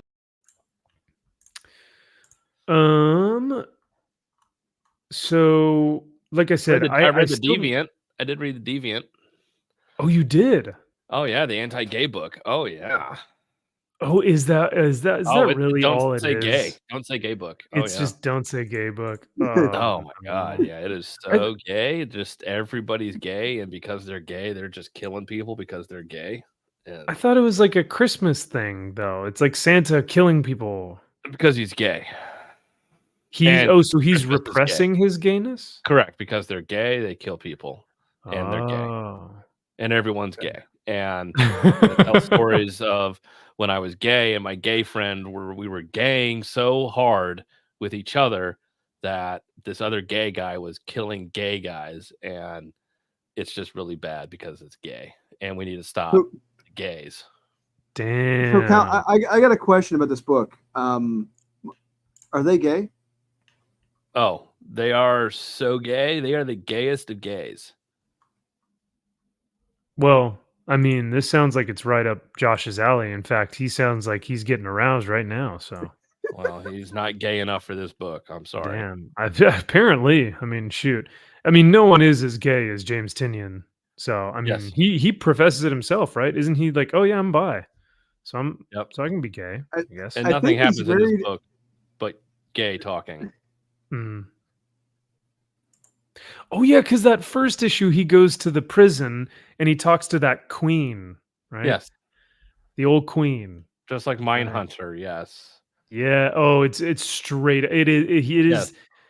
trying so hard to be Mindhunter. Yeah. Yes, and then this one, it's the gay lover of the gay guy interviewing the gay guy, and he's Mm. like talking to some other guy, and he's like, hypothetically, if let's say I have a cousin who's gay and the boyfriend is having problems with in a relationship who is definitely not me and my gay boyfriend, and how do I get them to kind of like open up in more ways than one, so that way we can like have a very meaningful and wonderful Gay relationship. And he's Yeah. like, you're talking about yourself and your boyfriend, right? And he's like, yeah, I guess, I guess so, yeah. But yeah, he's like really hard pressed because he's gay, and I don't know how to be more gay, so that way we can like fight this non-gayness together, and then we can become like uber gay. Sounds pretty gay. Oh, totes gay. But hey, 98%. As it should be. Yep. You don't like it, you're a bigot. I mean, let's be real. That's 100%. You're not wrong. That's essentially it's weeding out the bigots by reading Deviant. So. Yep. Oh man, yeah. It's such an odd. It's like you're trying to be a gay mind hunter. Yes. And then like is Tinian trying to do this just for like cred? Is he trying to get like points for this? Yep. It's like Mindhunter, but he's hunting down gay people who are criminals. Or Yeah, so it's like, Yes. wait, so you're saying gay people are deviant for Yeah. being Well, gay? I was that's kind of right. reading into that. I'm like, wait, so are you saying it's wrong. But like I don't but know. everyone's gay, so I'm like, but it's right. I don't know. Yeah. Very deep. Interesting. Yeah, it's super, super deep. Super deep. That's what I'm getting from that. So for Yeah. sure. Well, thank you for taking the bullet on that one. So Happy to. I wasn't even gonna. I forgot that it even existed. So, Shame on you. yep. Just call me a bigot. That's Yep, fair. I will. But you know what was not gay this week? G.I. Joe 303. This is Andy awesome. Kubert cover. I love it. Dude, yeah, the covers of these have been pretty rad. Did y'all read 302? I Yeah, went back I and enjoyed reread it it because too. I didn't realize 302 came out. Yeah, me Like, neither. oh shit. So I read 302. Like this Chris Mooneyham artwork looks so rad. Like I forget his name, but he looks incredible. My favorite part. Serpentor? Yes, yeah, it's such a cool design. My favorite part though was the Arlington Memorial. The Me too. funeral This is here my looks favorite in the rain and everything. oh, it's beautiful. And there notice no dialogue bubbles. Yep. Nothing. Nope. Silent. You don't need any dialogue here. It's all emotion. This was awesome. And this was so well done with so much respect. Yeah, we see one of the guys with snake eyes. It's like hell yeah. Yeah. It looks so damn good, dude. Them folding the flag, and it's like Ah, they take their time on every panel, Yep. yep. Love it. and they got This all is like the all the beginning of the uniforms Rock. look Sorry. good. Yeah, this is like the beginning of the Rock when you Yeah, right. Yeah. just the pouring of the rain where Yeah. and Harris is going to the gravestone and he's talking to his dead Yeah. wife, and I'm like, that's what I felt here. Oh, so good. Yeah, So- speaking of this real quick, I remember going Yeah. on our DC trip for the first time, and we were in the eighth grade trip, and we were going by the Vietnam Wall and memorial, and our teachers were all telling us, "Do not say a word. We don't want to hear a word out of any of you guys as we're walking by the wall because people are here. They're looking at their loved ones who are up there trying to find their names." Etching their names, or it's gonna be very emotional. They're like, we don't want to hear a peep out of you kids. And it was like my first real realization, like, oh wow, this is heavy stuff right here. The wall. Yeah. Yeah, Arlington has a weight to it. I went there for one of our our military it was like a ceremony. And we, a couple of my Marine Corps friends and I, we get to walk around in our uniforms and stuff. And man, dude, it just the entire area, not just the cemetery, but all the different statues and all the memorials. Like, there's just so much weight that you feel in that vicinity. It's incredible. You have to kind of be there to experience it. But Sure.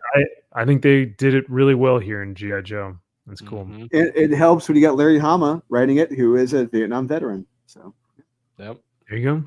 Who, probably takes a lot more pride in his work and respects a lot of this way more than anyone else, and takes this Yeah. stuff seriously. Oh, for sure. Yeah. There was one panel. If you go back up, we were speaking of Alpha Core and everything. There Mhm. was, if you go back up, there's a scene where we see a bunch of helicopters coming in, Mm-hmm. and you can see trees moving, the wind, like you see the Oh, yeah. choppers and what they're doing and moving everything. And in that scene in Alpha Core where he shows there's a helicopter flying over above a cityscape, and the rotors aren't even moving on that helicopter. They're just drawn like, Oh, right. and it's like there's no weight to that. You wouldn't even know there was a fucking helicopter in that scene at all that they drew. And that was one of the better panels. But I just happened to be seeing it, and I've seen this, and I'm like, God damn, you can actually hear this panel right now. Yeah. Yeah. And you're right. It feels like those are more stagnant. Like there's movement to this page, like you said. I can feel the wind. Like you said, Mhm. even just the leaves, the little leaves all over the thing, you can like feel what's going on there. Yeah. You can see the trees kind of ruffling, rustling, Yep. whatnot. Yeah, there's a reason why Chris is doing great work on this. Was it Josh that said he doesn't like the Chris Moneyham stuff? I really hope not, That because we're sounds gonna about have to right. end our friendship with that. Yeah. Speaking of, I think you said speaking of Snake Eyes earlier, we find him Yeah. at this little like hideout with a little lady. Uh-huh. Yeah, with Scarlet. Yeah. Yeah. But that was the last issue. And honestly, this is contrary to popular belief, G.I. Joe is my favorite title of the Energon universe. Other than Transformers, I like G.I. Joe more than Duke, and I like it more than Cobra Commander. I Wow. know. I mean, they've had one, two, now 3 issues as compared to the others, which have only had like 1 outside of Transformers. So that's fair Yeah. for right now. That's true. That's true.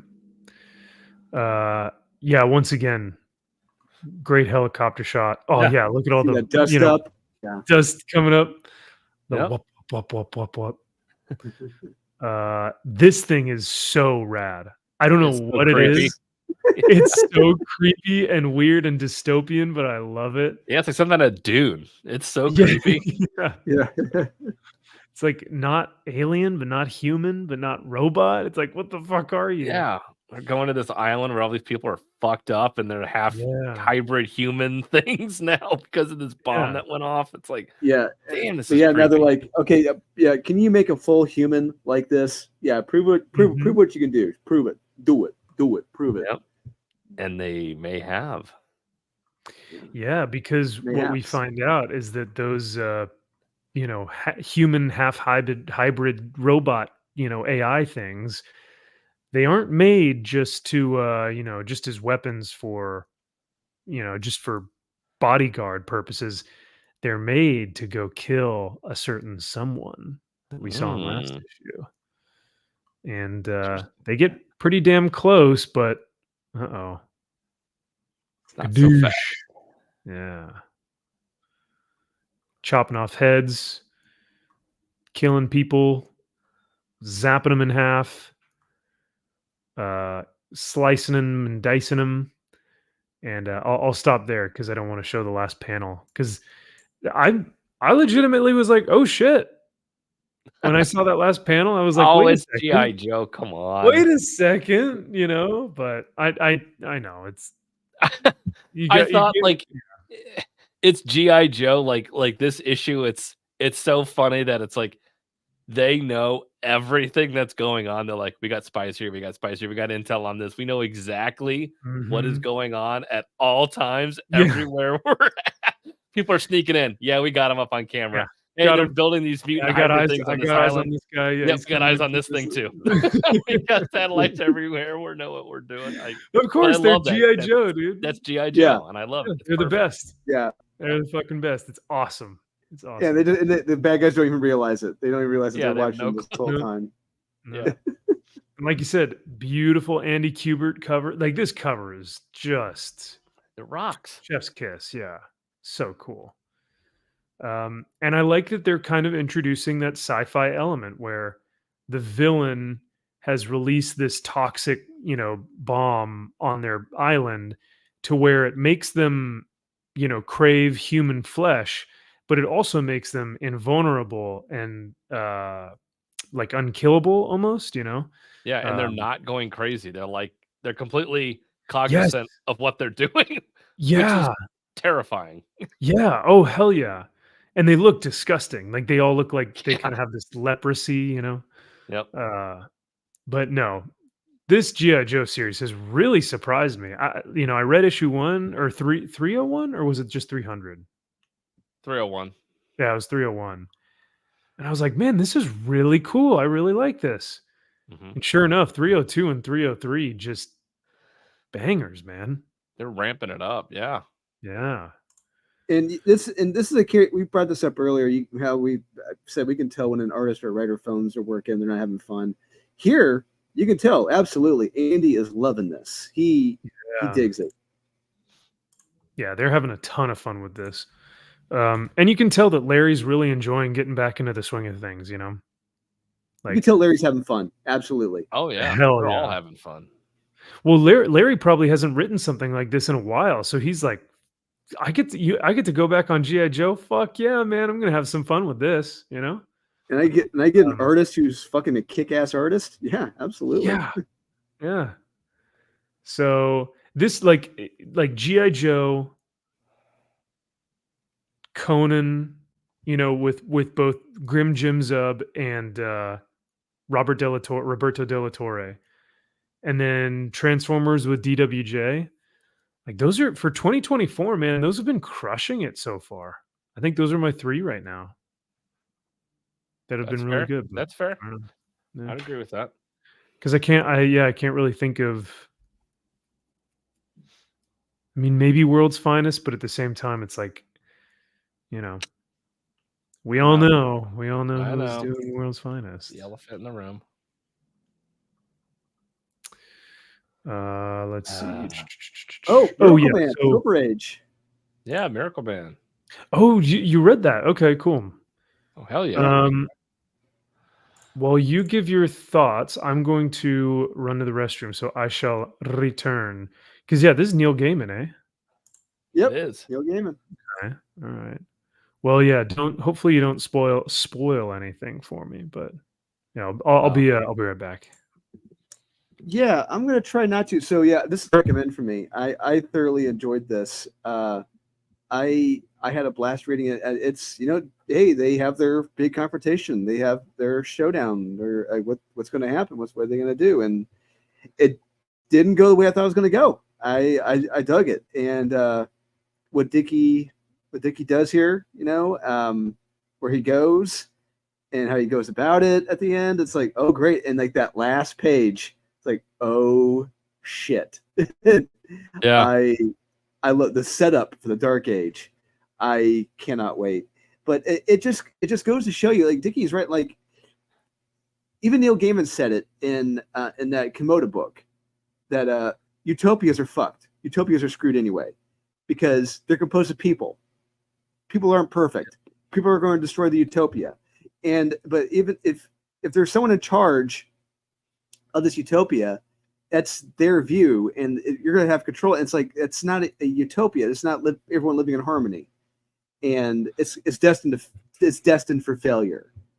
And I do love that aspect. That okay, yeah, but it's going to fail. It's going to fall at some point, and we see a big.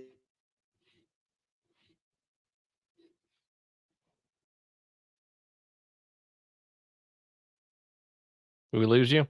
We lost you. Wow, I leave for 2 seconds and Drew goes robot on us. Yeah, and Drew's gone. And he's gone.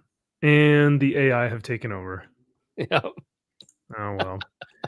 What were you guys saying? This was shit, huh? Mickey.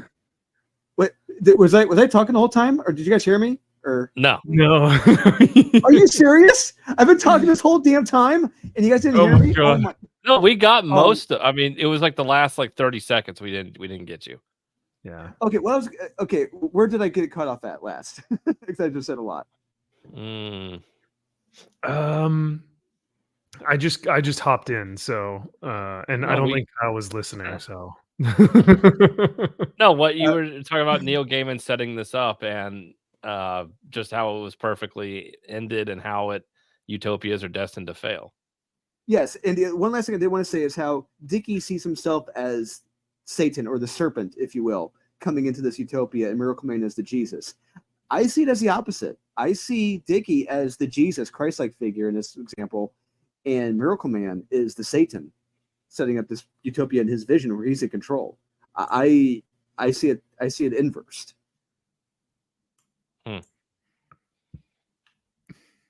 Well, interesting. I loved it.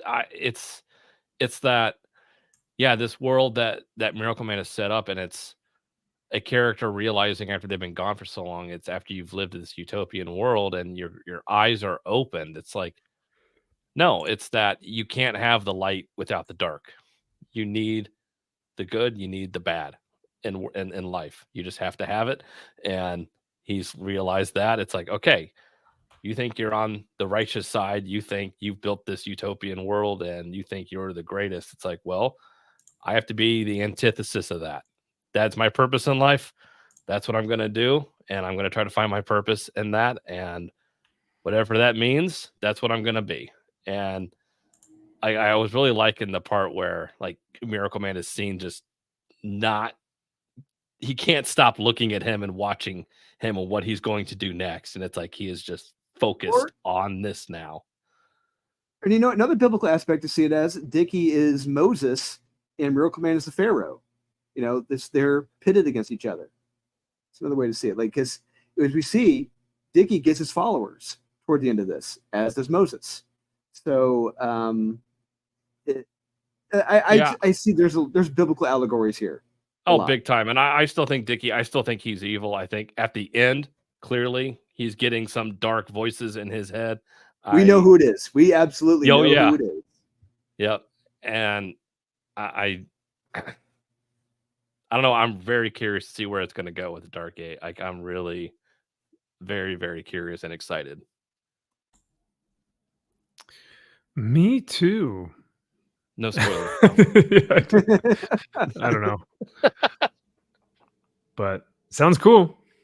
I will read this eventually once I'm done with book 2 and 3, and then I still have to read issue 1 through 6. Yeah. So, of this series, of the Silver Age series. Yep. You got the Golden Age too. Yeah, Golden Age is more serious. More Golden Age, home. you don't really have to read it. You don't have to read the Golden Age. No. It's just it's a series of vignettes of people living in this utopia and what it's like for them. It's like that's where you really learn that okay, this utopia is destined to fail. And yeah, that's the overall idea. But I'm going to be right back too. I got to use the little boy's room. Boys room. If you shake it twice, you're just playing with it. Or shake it more than twice, you're just playing with it. So let's rapid fire through. So I want to talk about Siren's Gate, and I want to talk about the Spectre, because we read the Spectre for this week, and that issue 1 was fantastic. But Kyle, I think you read Alien and Creepshow, or did you just read? Yes. Did you read any of the? Okay, I so read Alien and Creepshow. Let's rapid fire these last 3: Alien, White Widow, and Creepshow. What did you think of Alien? I really hate this. I've hated Alien for a long time now, and this is just really fucking terrible. Like,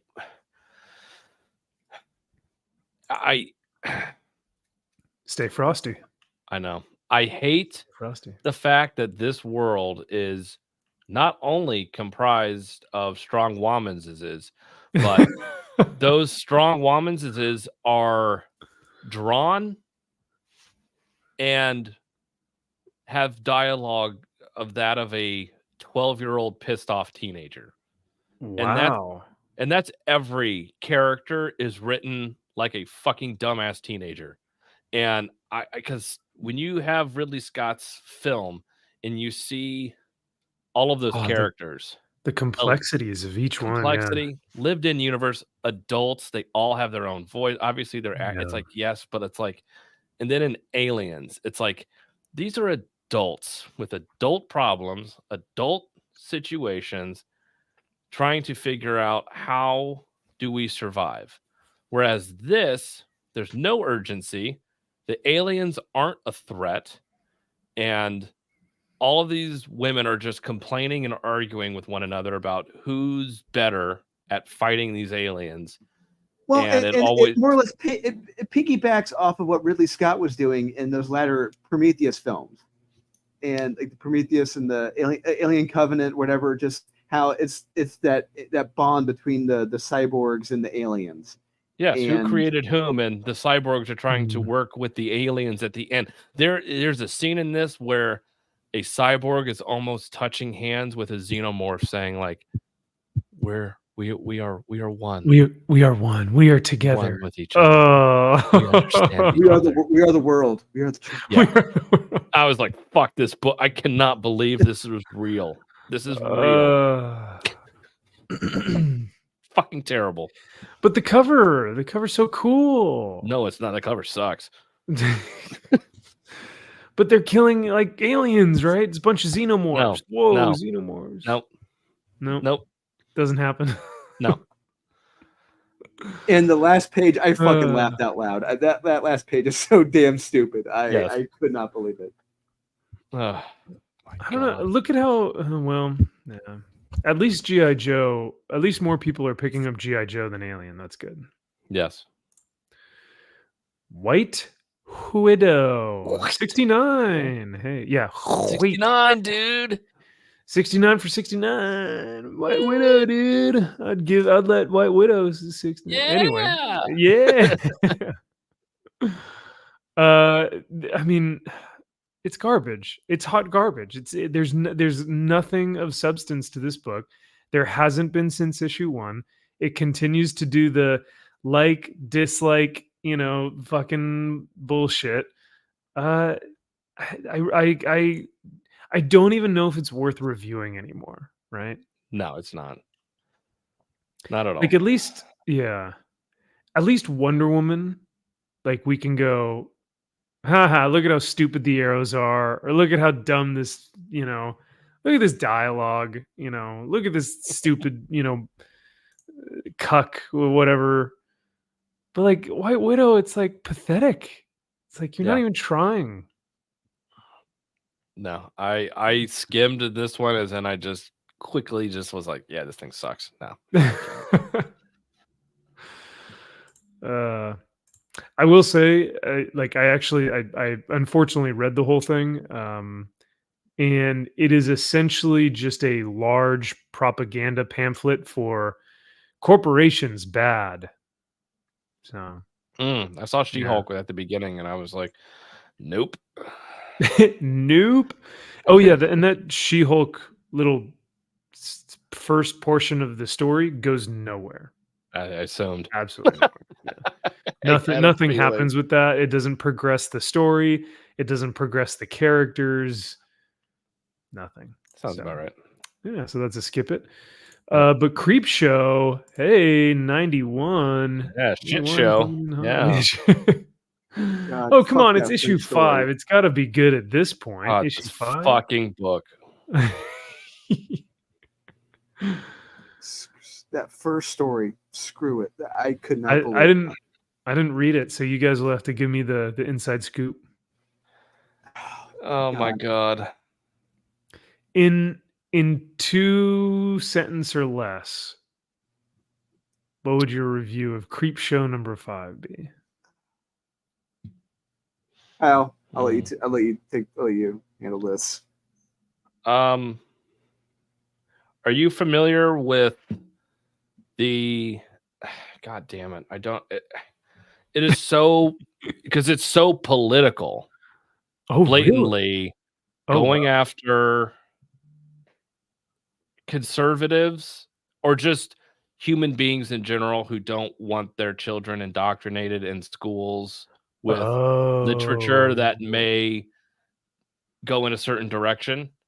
So there is a politician who is like, we're against this, and I'm ultra conservative and I'm religious, and we're going to fight back against this, and I'm going to burn all of these books.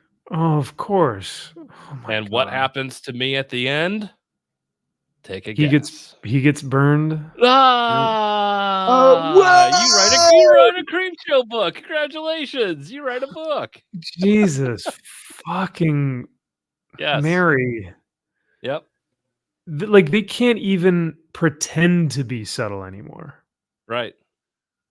And even if it was the other way around, even if like regardless of what you're doing it poorly and it is so fucking lazy.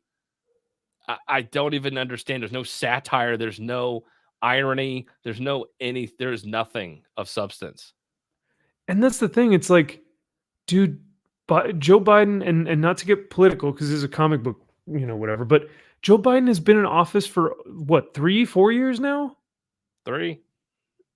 and so are we still like, does this scream TDS that they are just so scared that once a conservative gets into public office or once the conservative holds power again, they're just going to burn all the books? And it's like, Yeah, oh man, that's your commentary. I will never claim to know the most about our political system or politicians, but when you do it this blatantly and this pathetically, just go out and experience the world, man. Why are you writing shouldn't Creepshow be like almost tongue-in-cheek horror stories about the human condition, not fucking politics? Yeah. I feel like Yeah. it's been more Well- of the human condition than the political or cultural state of things. But the problem is, this was written by Saladin Ahmed, who is a political hack. He is an absolute hack when it comes to politics. He wears his politics on his sleeve. He's been good about it lately with his Marvel work. Lately, you don't really see it, but here, it is full on board. And he is someone who who does have severe Trump TDS still to this day. Yeah. Like, I get it. People don't like him. That's fine. I know Republicans that hate his guts, that think that he's an awful human being. I don't care. As long as it doesn't affect your work. Like, don't Did you see that, sorry, go ahead. Max, I'm sorry, did you see the one, the guy who runs the bank for, I forget which bank it is. He did an interview with CNBC, and he was talking about how Biden and Kamala lumping all Republicans into MAGA, just saying how all the MAGA people are evil and just don't believe in them and all that. The head. They did, yeah. They said this, yeah. And the head of the bank said, like, this is stupid. You don't do that. That is ridiculous. And he even said that the people who are going to be voting for Trump don't necessarily like him as a person, but they remember when he was in office. Hey, we had more money in our pocket. The economy did very well. He did a lot for small businesses. It's not that they love the guy. It's not that they think he's amazing. It's amazing, but he did a lot for the economy and our country. Isn't that good? Like, wait a second. What am I missing? No. That's just it. The head of this bank said that. He admitted that. This guy even admitted. Yeah, this guy has done a lot for the economy. It's not because they're crazy. It's because they remember he did a lot. Well, did you see the article that just came out that said Trump's America was like better when he was in office, but that's not a good thing. Like it was basically saying like the America that we were living in and the economy that we were living in while Trump was in office was better and we were like flourishing, and here's why that's bad or something. And I was like, of course, journalists are going to be journalists. Being happy is bad, Max. You got to be depressed and pissed off and broke. Yeah. Well, because if America is flourishing, they think that everything that America has been built on, which in their minds is like patriarchy and capitalism and like all this like terrible stuff, they'll say, oh, well, America, if it's flourishing, is bad because that means patriarchy and capitalism is flourishing. And it's like, I don't know if you really even know what you're saying at this point. Oh, well. It's all good. I want to get to my favorite real quick, book of the week. The hero of that book in the first issue, the first story, is a black-haired, lip pierced, oh boy, tattooed up, like feminine, like picture like the most goth chick ever, and she's a librarian, and the politician's like, why are librarians now all pierced up and wearing tattoos? Like young lady, like you need some help. And she's like, I have a master's degree, asshole, and you're gonna burn for this. It's like I'm like, oh, this will be interesting. Maybe she is the actual villain in this, like, and she'll get her Ooh, comeuppance because she thinks she's better than this guy. And I'm like, right. that's not gonna Nope. happen. But I'm like, that's the villain. It's her. She Yeah. thinks like I'm entitled. I look like a total piece of shit that obviously nobody would take seriously in their life. But no, I thought that was the best part. That's the Well, hero of the book. apparently, Kyle, you're just too stupid because you guys are so childish when talking about the first story. Horror has always been about social commentary, and you were just too stupid to see that. Womp womp. He only gave it 3 stars, though. He only gave it 3 stars. Horror has always been about social commentary. Yeah. Oh, so slashers. What is the political commentary on slashers? Is it how politicians fucking slash the people of the United States? No, That the it was government clearly, slashes people? Depending on how low the top of the busty lead is wearing, Rick, it's an example of how low the economy is doing that Oh, year. yeah, very. That's a good. Yeah, good Yes. association there, Drew. I like that. Yep. You know, anal analysis. Yes. The first story was nothing but political partisan trash. Please tell a good story. We don't care what your political affiliation is. Save it for CNN, Fox Yes. News, and MSNBC. Based. Second story was decent, not quite on the level of 70s DC horror. I've collected the full run of series 1 and 2 and only hope that if they continue with 3 that they can find. But God. damn, dude, this guy is holding out hope. He's collected 1, 2, and now 3. Fuck. The second story is mediocre. It's about a monster under a bed who eats this kid's comics to stay alive because it's eating everything he Oh. loves. And surprise, cool. surprise, it eats his parents at the end, and then he becomes a monster under somebody's bed. So what's the Oh political my commentary though, Kyle? Like what's that Parents are political commentary? assholes. That's not what's the political commentary though? White people are bad. Oh, okay. Only white Specifically people is read white comic parents. books. White parents, Which are is bad, so am I funny right? because like that's an ideology. That's never been a political statement, but now it's like, oh, ideology has consumed politics for some reason. Yeah. Tied to the social political climate of today. I could easily see both of these stories on the Creepshow TV show. No. Which is fucking terrible, by the way. Oh no. Oh All yeah. right, well, Oh, yeah, we remember definitely. Cal and I. We watched that one with the head that comes out of the body. Floating and head. it's just- yes. So wait, wouldn't it be ironic if we burned that Creepshow book because the MAGA supporting conservative guy is is burning the books in that book, and so we should burn the Creepshow book? Yeah. But I think we should Would wear that BLM be irony? shirts.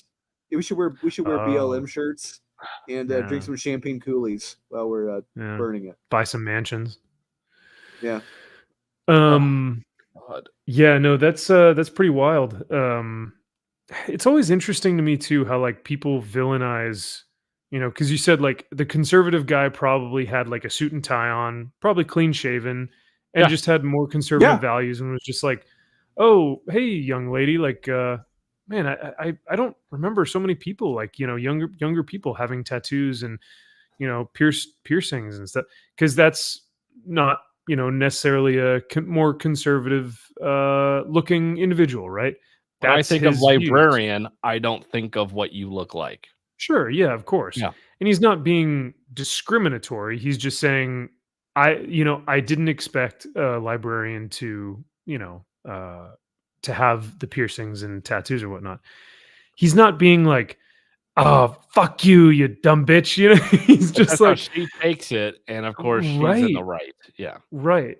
So I always find it so interesting how even when these creators try and villainize conservatives, they still write conservatives like more mild-mannered people that are just hey, I just come from the country and I believe a certain thing, you know?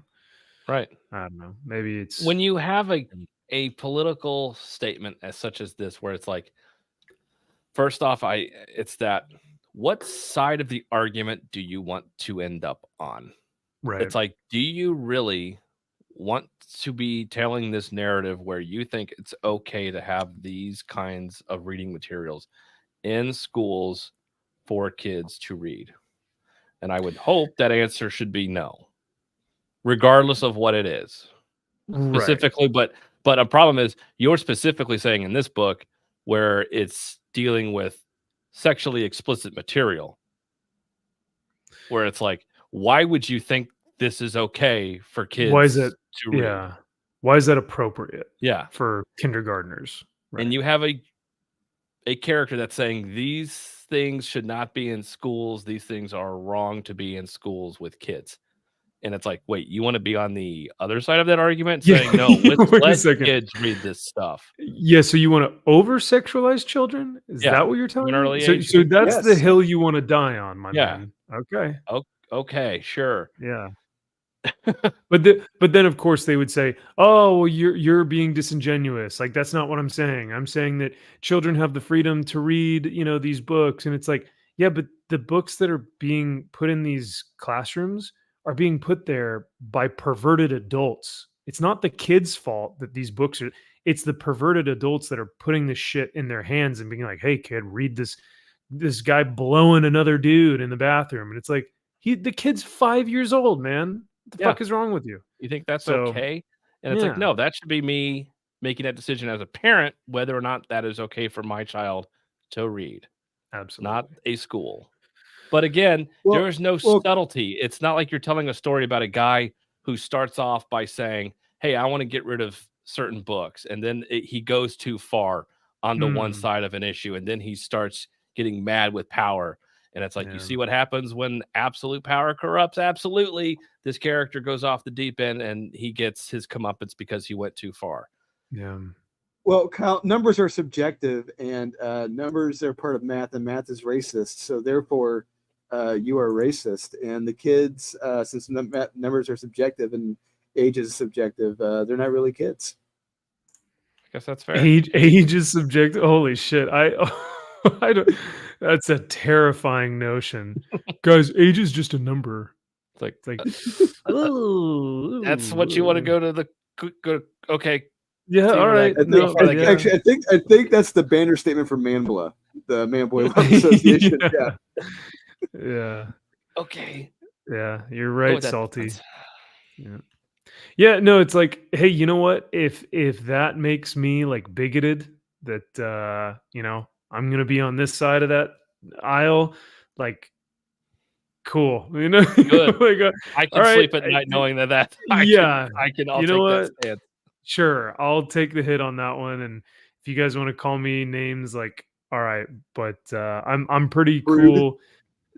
Yeah, I'm good with being on the stance of like, hey, I would prefer my kids not to read sexual content in kindergarten. Right. But and then they argue that's not what they're reading. That's not it. You're just trying to get rid of every book in America. Fuck. It's like what? Dude, and it's like there's a middle ground, right? Of Because course. there are moms and dads who are like, I never let my kid read Harry Potter or Lord of the Rings, and I'm like, why not? That's Oh, stupid. why? Like these are creative, brilliant pieces of fantasy and beautiful pieces of work. Let them read that. But it's witchcraft, and it's like, no, it's not. But then on the other side of that, you have it's like, let them read everything. Let them read fucking porn, and it's like, Yeah. no, there's like, That's not just right be a either. normal person. There's a Yeah. middle ground here. Let us all come together and hate To Kill a Mockingbird together because that book is fucking terrible and no one should have to read it ever.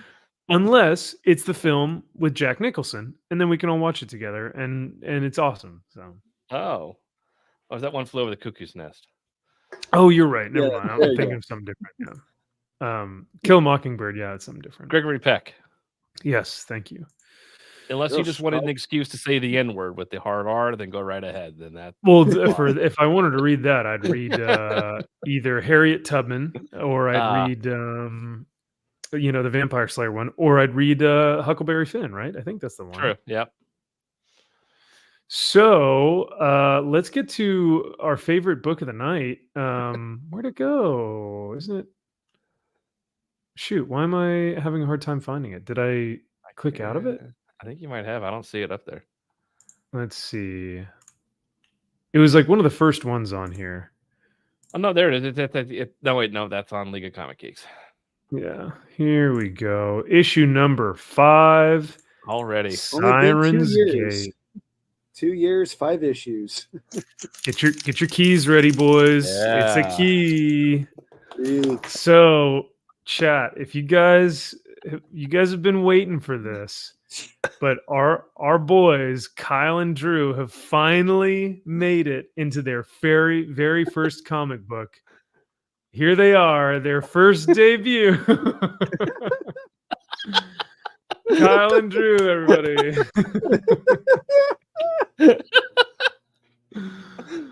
Oh man. So I saw this and I go, oh, it's a comic book store. Like that's kind of, the You can clearly tell it's a comic book store. Yeah. Yep. And then I noticed the sign and it's like, wait a sec, this fucker put himself in the book. Oh god. Damn, looks like we just missed it. Oh, please, are you serious? He's such a hack. Oh man. I love it. So can I tell the story? Is it okay if I tell the Please story? do. Yeah, please go So- for it. For context, chat, what makes this panel brilliant is that when Kyle and Drew were doing their weekly comic book reviews over on the Comics Elite channel, Shannon Mayer put out issue 1 of Siren's Gate, and Kyle and Drew both read it. And Shannon, being a friend of Comics Elite, was like, "Hey, I would love y'all's and had an feedback." exclusive. He had an exclusive yeah. with the store. That's right. So he said, "Hey, I would love y'all's feedback on this. Give me what you think." So Kyle and Drew, not holding back and being the honest reviewers that they are, they were like, "Hey, it kind of looks like porn art. When you do the 3D animated like choose your own adventure porn." This is what it looks like. That's exactly what it looks like. That's exactly what it looks like. So we gave it the benefit of the doubt and we said, like, hey, there's some cool things in here. I'm not really sure where it's going to go, but like, it's fine. Well, Shannon heard the criticism and he was like, he didn't really appreciate it. Is that fair to say? Yeah. Mm-hmm. So I think he forced Drew to give him an apology at the next convention. So Sean made me apologize to Yes. Shannon at New York Comic Con. And Shannon was like not having it though. He was just kind of No. like, "Oh, well, you shouldn't be criticizing me or something, or it doesn't look like AI porn art." No, we went round and round. It was like one of those conversations where it just for 30 minutes, round and round. We were retelling our point of views the whole damn time. I apologized to him. I said, like, hey, I apologize for the way we said it. We shouldn't have said it that way. We got an outside point of view, and we shouldn't have said it that way. But we gave her. He was just like, I put my blood, sweat, and tears into this book. I worked so hard in this. That's And fine. But the fact he said, I put my blood, sweat, and tears into this, I'm like, shut up. No, you didn't. No, you didn't. So all that being said, we were laughing because this book came out this week, and we said like, "Oh, holy shit! Like, did he put Drew and Kyle in the comic book, scrutinizing and criticizing Shannon Mayer?" So like, this is like art imitates life. So I'm really hoping that. Because Drew, you actually die in this issue. I don't know if you read it. Yeah, that's fair. But you get killed by a monster.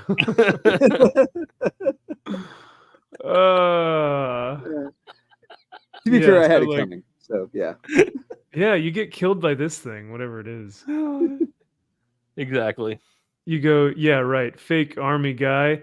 There's nothing. And then you get pulled out the window, and then you like you just disappear. I don't know where you go. Like, Somewhere. you're getting pulled through the window, right? Nope. And then the next panel, you're like not there. See, as the Yeah. artist and writer, you don't need to convey that. You don't have to show that at all. Shit, I guess not, man. Look how tall they are. Look how tall that guy is over that. edge. It's like their heads are going through the That. roof. Jesus, they're like Thanos. Oh yeah, they are. Like they just rip the top off the Yeah. car. And then poor Kyle, he's like at the library. Hello, anybody? No worries, I'll just wait here. God damn it! I hope this is for real. That we got to him so much, and he's fucking so pissed. 2 He's years still later. seething. Yeah, to this day, he's like these "Fuck these guys." stupid fucks. You know, he's just writing the script to this. As if anything we say has any effect on anything. Who gives a shit? Oh god, I love it. Oh fuck. Yeah, I mean, because you guys don't have like personal YouTube channels. Like it was on the Comics Elite channel. I know. But Yeah. Who gives a shit? so funny. Oh, And like God. to be fair, from what I remember, you guys were super nice about. Like I think when we talked about it, it was very much like, hey, there's some interesting aspects here. It's. I think we gave it a meh, but it's so fun. Like that is straight up just a porn AI choose your own adventure story character. Hi, Daddy. How are you? What do you think I should be wearing tonight? I thought that was you were reading the actual bubble, and I was like, oh, does it actually say that?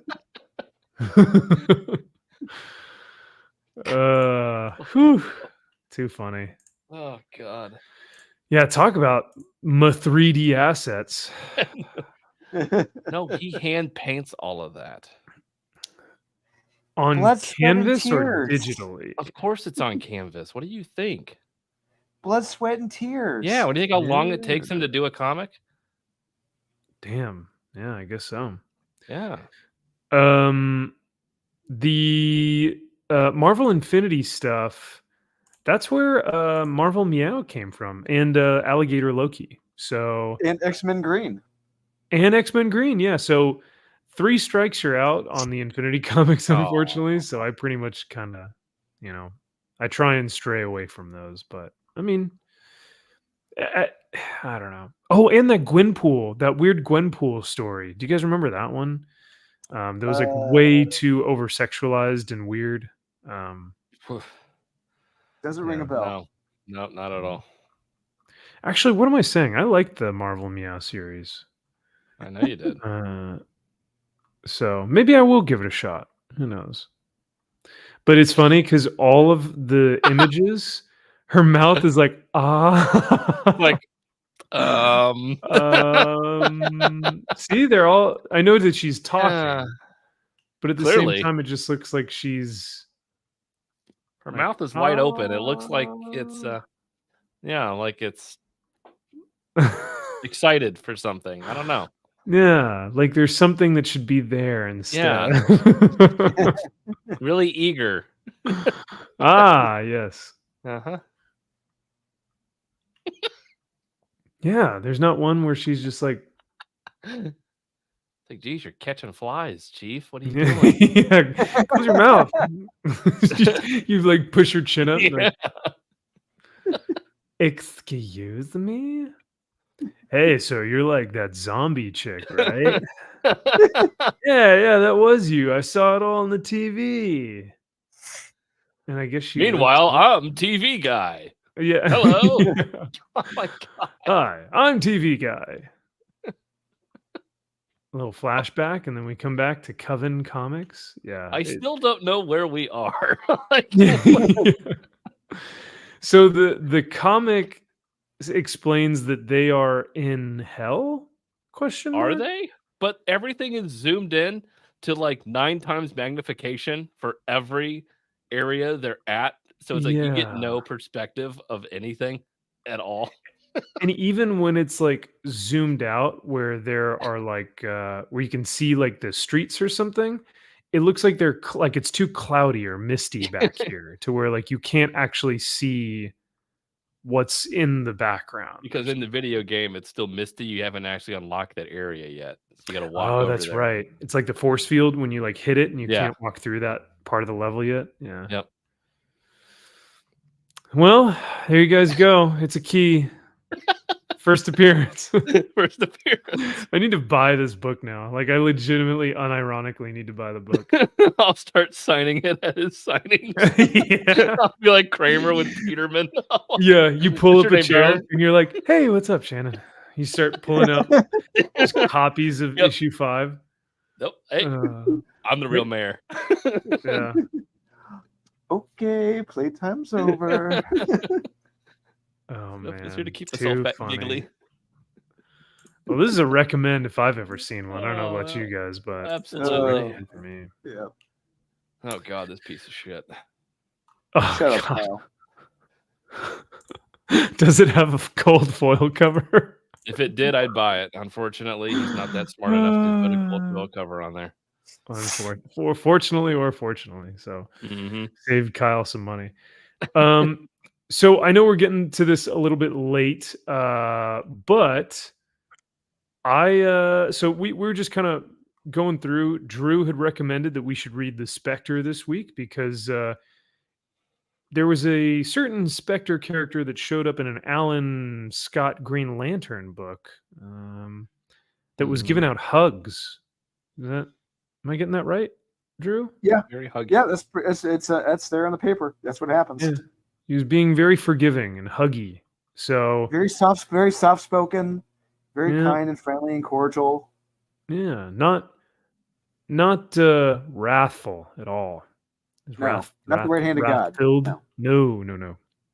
Mm. So Drew was like, "Hey, I read the first issue of the 92 series. It's fucking awesome. Let's take a look at it on Friday." So I was like, "Hell yeah." And I'm glad you did because this was amazing, dude. This Terrible. was so Wow. great. Oh, well, some people thought it was good. Yeah. And Tom Mandrake on the art, beautiful in this. Love Oh yeah. Especially when he like turns into Spectre. There were some beautiful moments. But when he like is bringing vengeance upon people, the best panel in this book was this is pretty cool too. it. This is awesome too. Yeah. But when he injects the drugs into his veins Yeah. to There it's it just is. so rad, man. The artwork in Love this it. looks so damn good. So we got a little bit of a McFarlane cape before it was cool. Mm. Yeah. Almost like a Kyle Hotzlight cape too. It has got little Yeah. hots. So I would say even the story here is very good as well. He's really just bringing vengeance and wrath to the people who deserve it most. And I love his dialogue. It's very like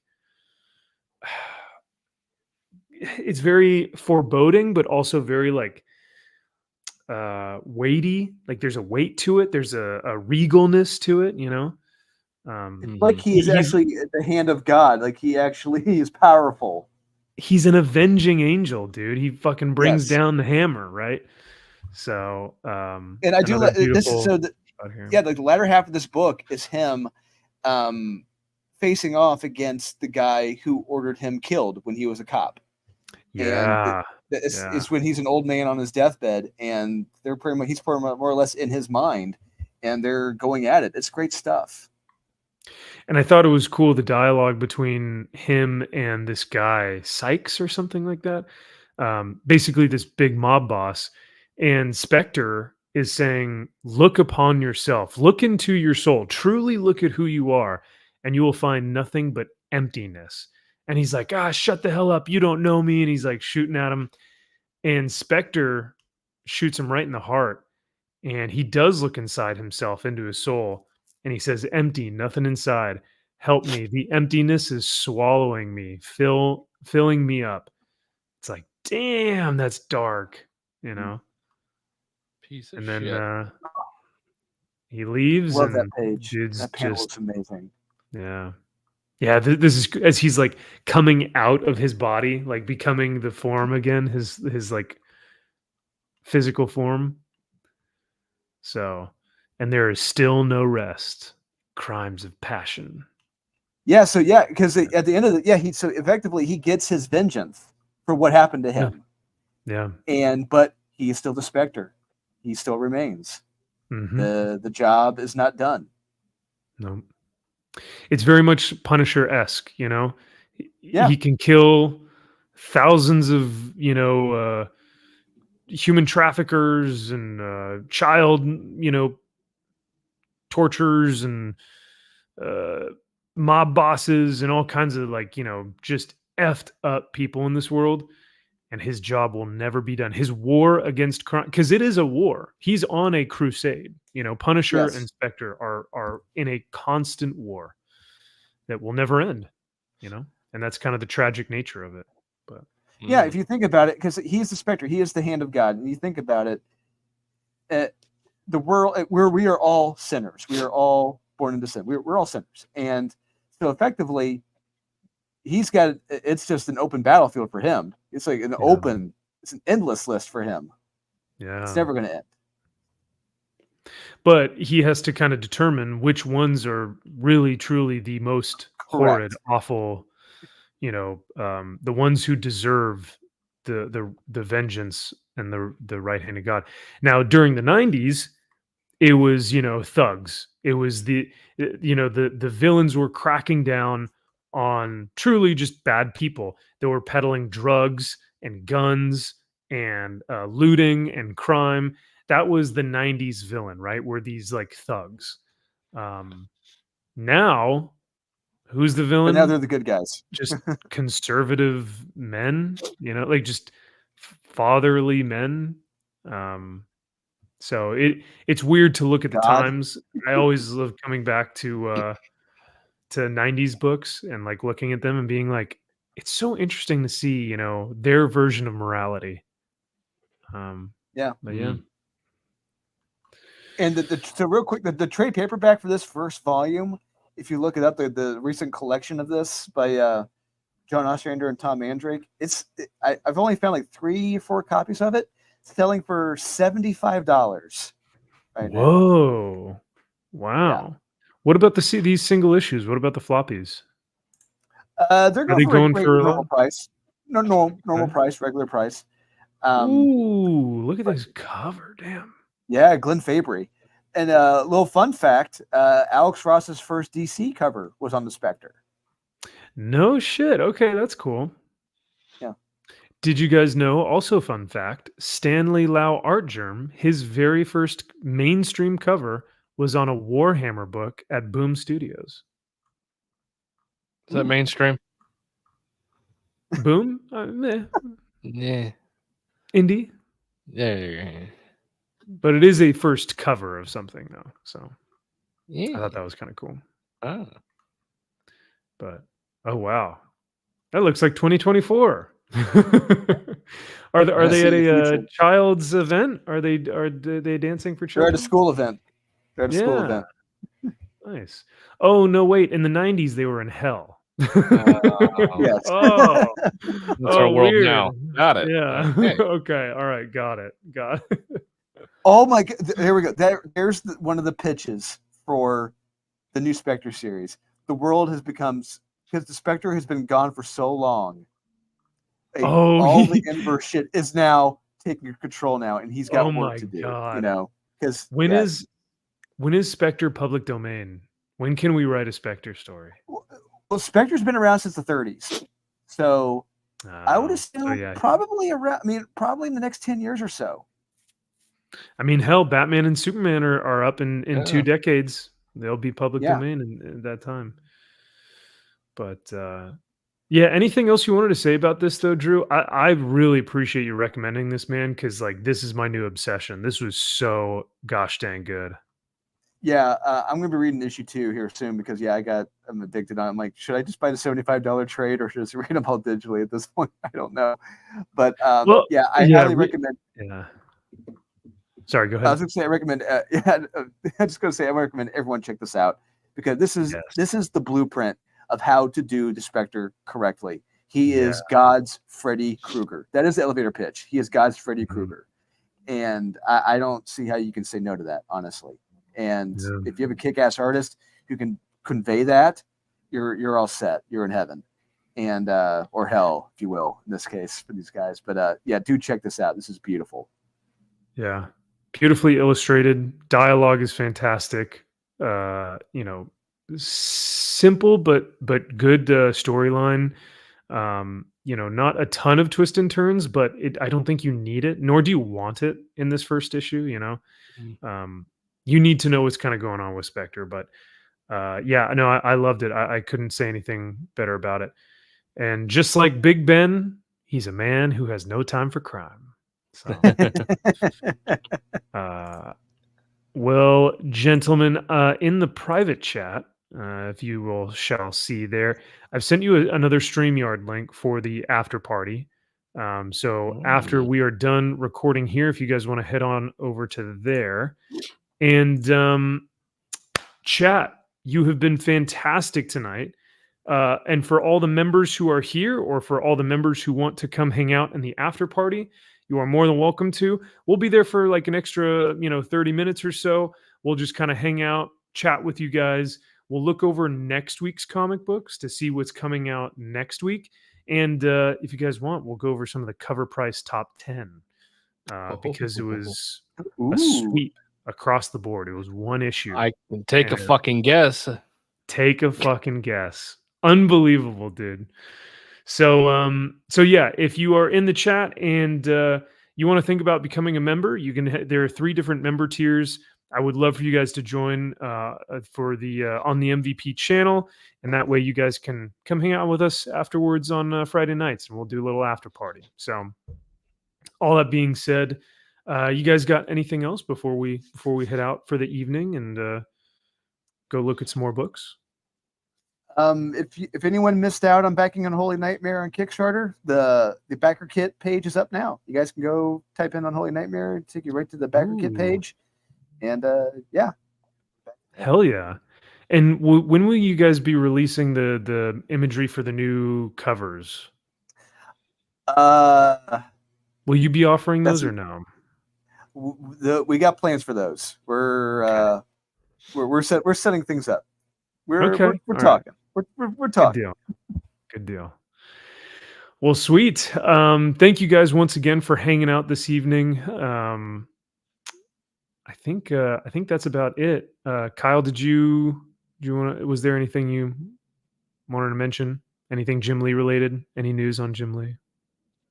He's still alive, so that's good. Oh, good. Oh, he's still running DC Comics. Oh, good. Still kicking it.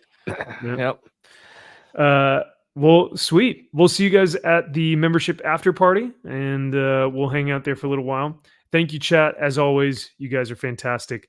We'll see you guys next week, and we won't want to miss that one as well. And then next month we'll be going over Miracle Man once again, book 2. We'll have Gem Mint on, and it'll be a blast. So we'll see you guys in just a few minutes in the after party. All right, see you guys there. Where is it? There it is.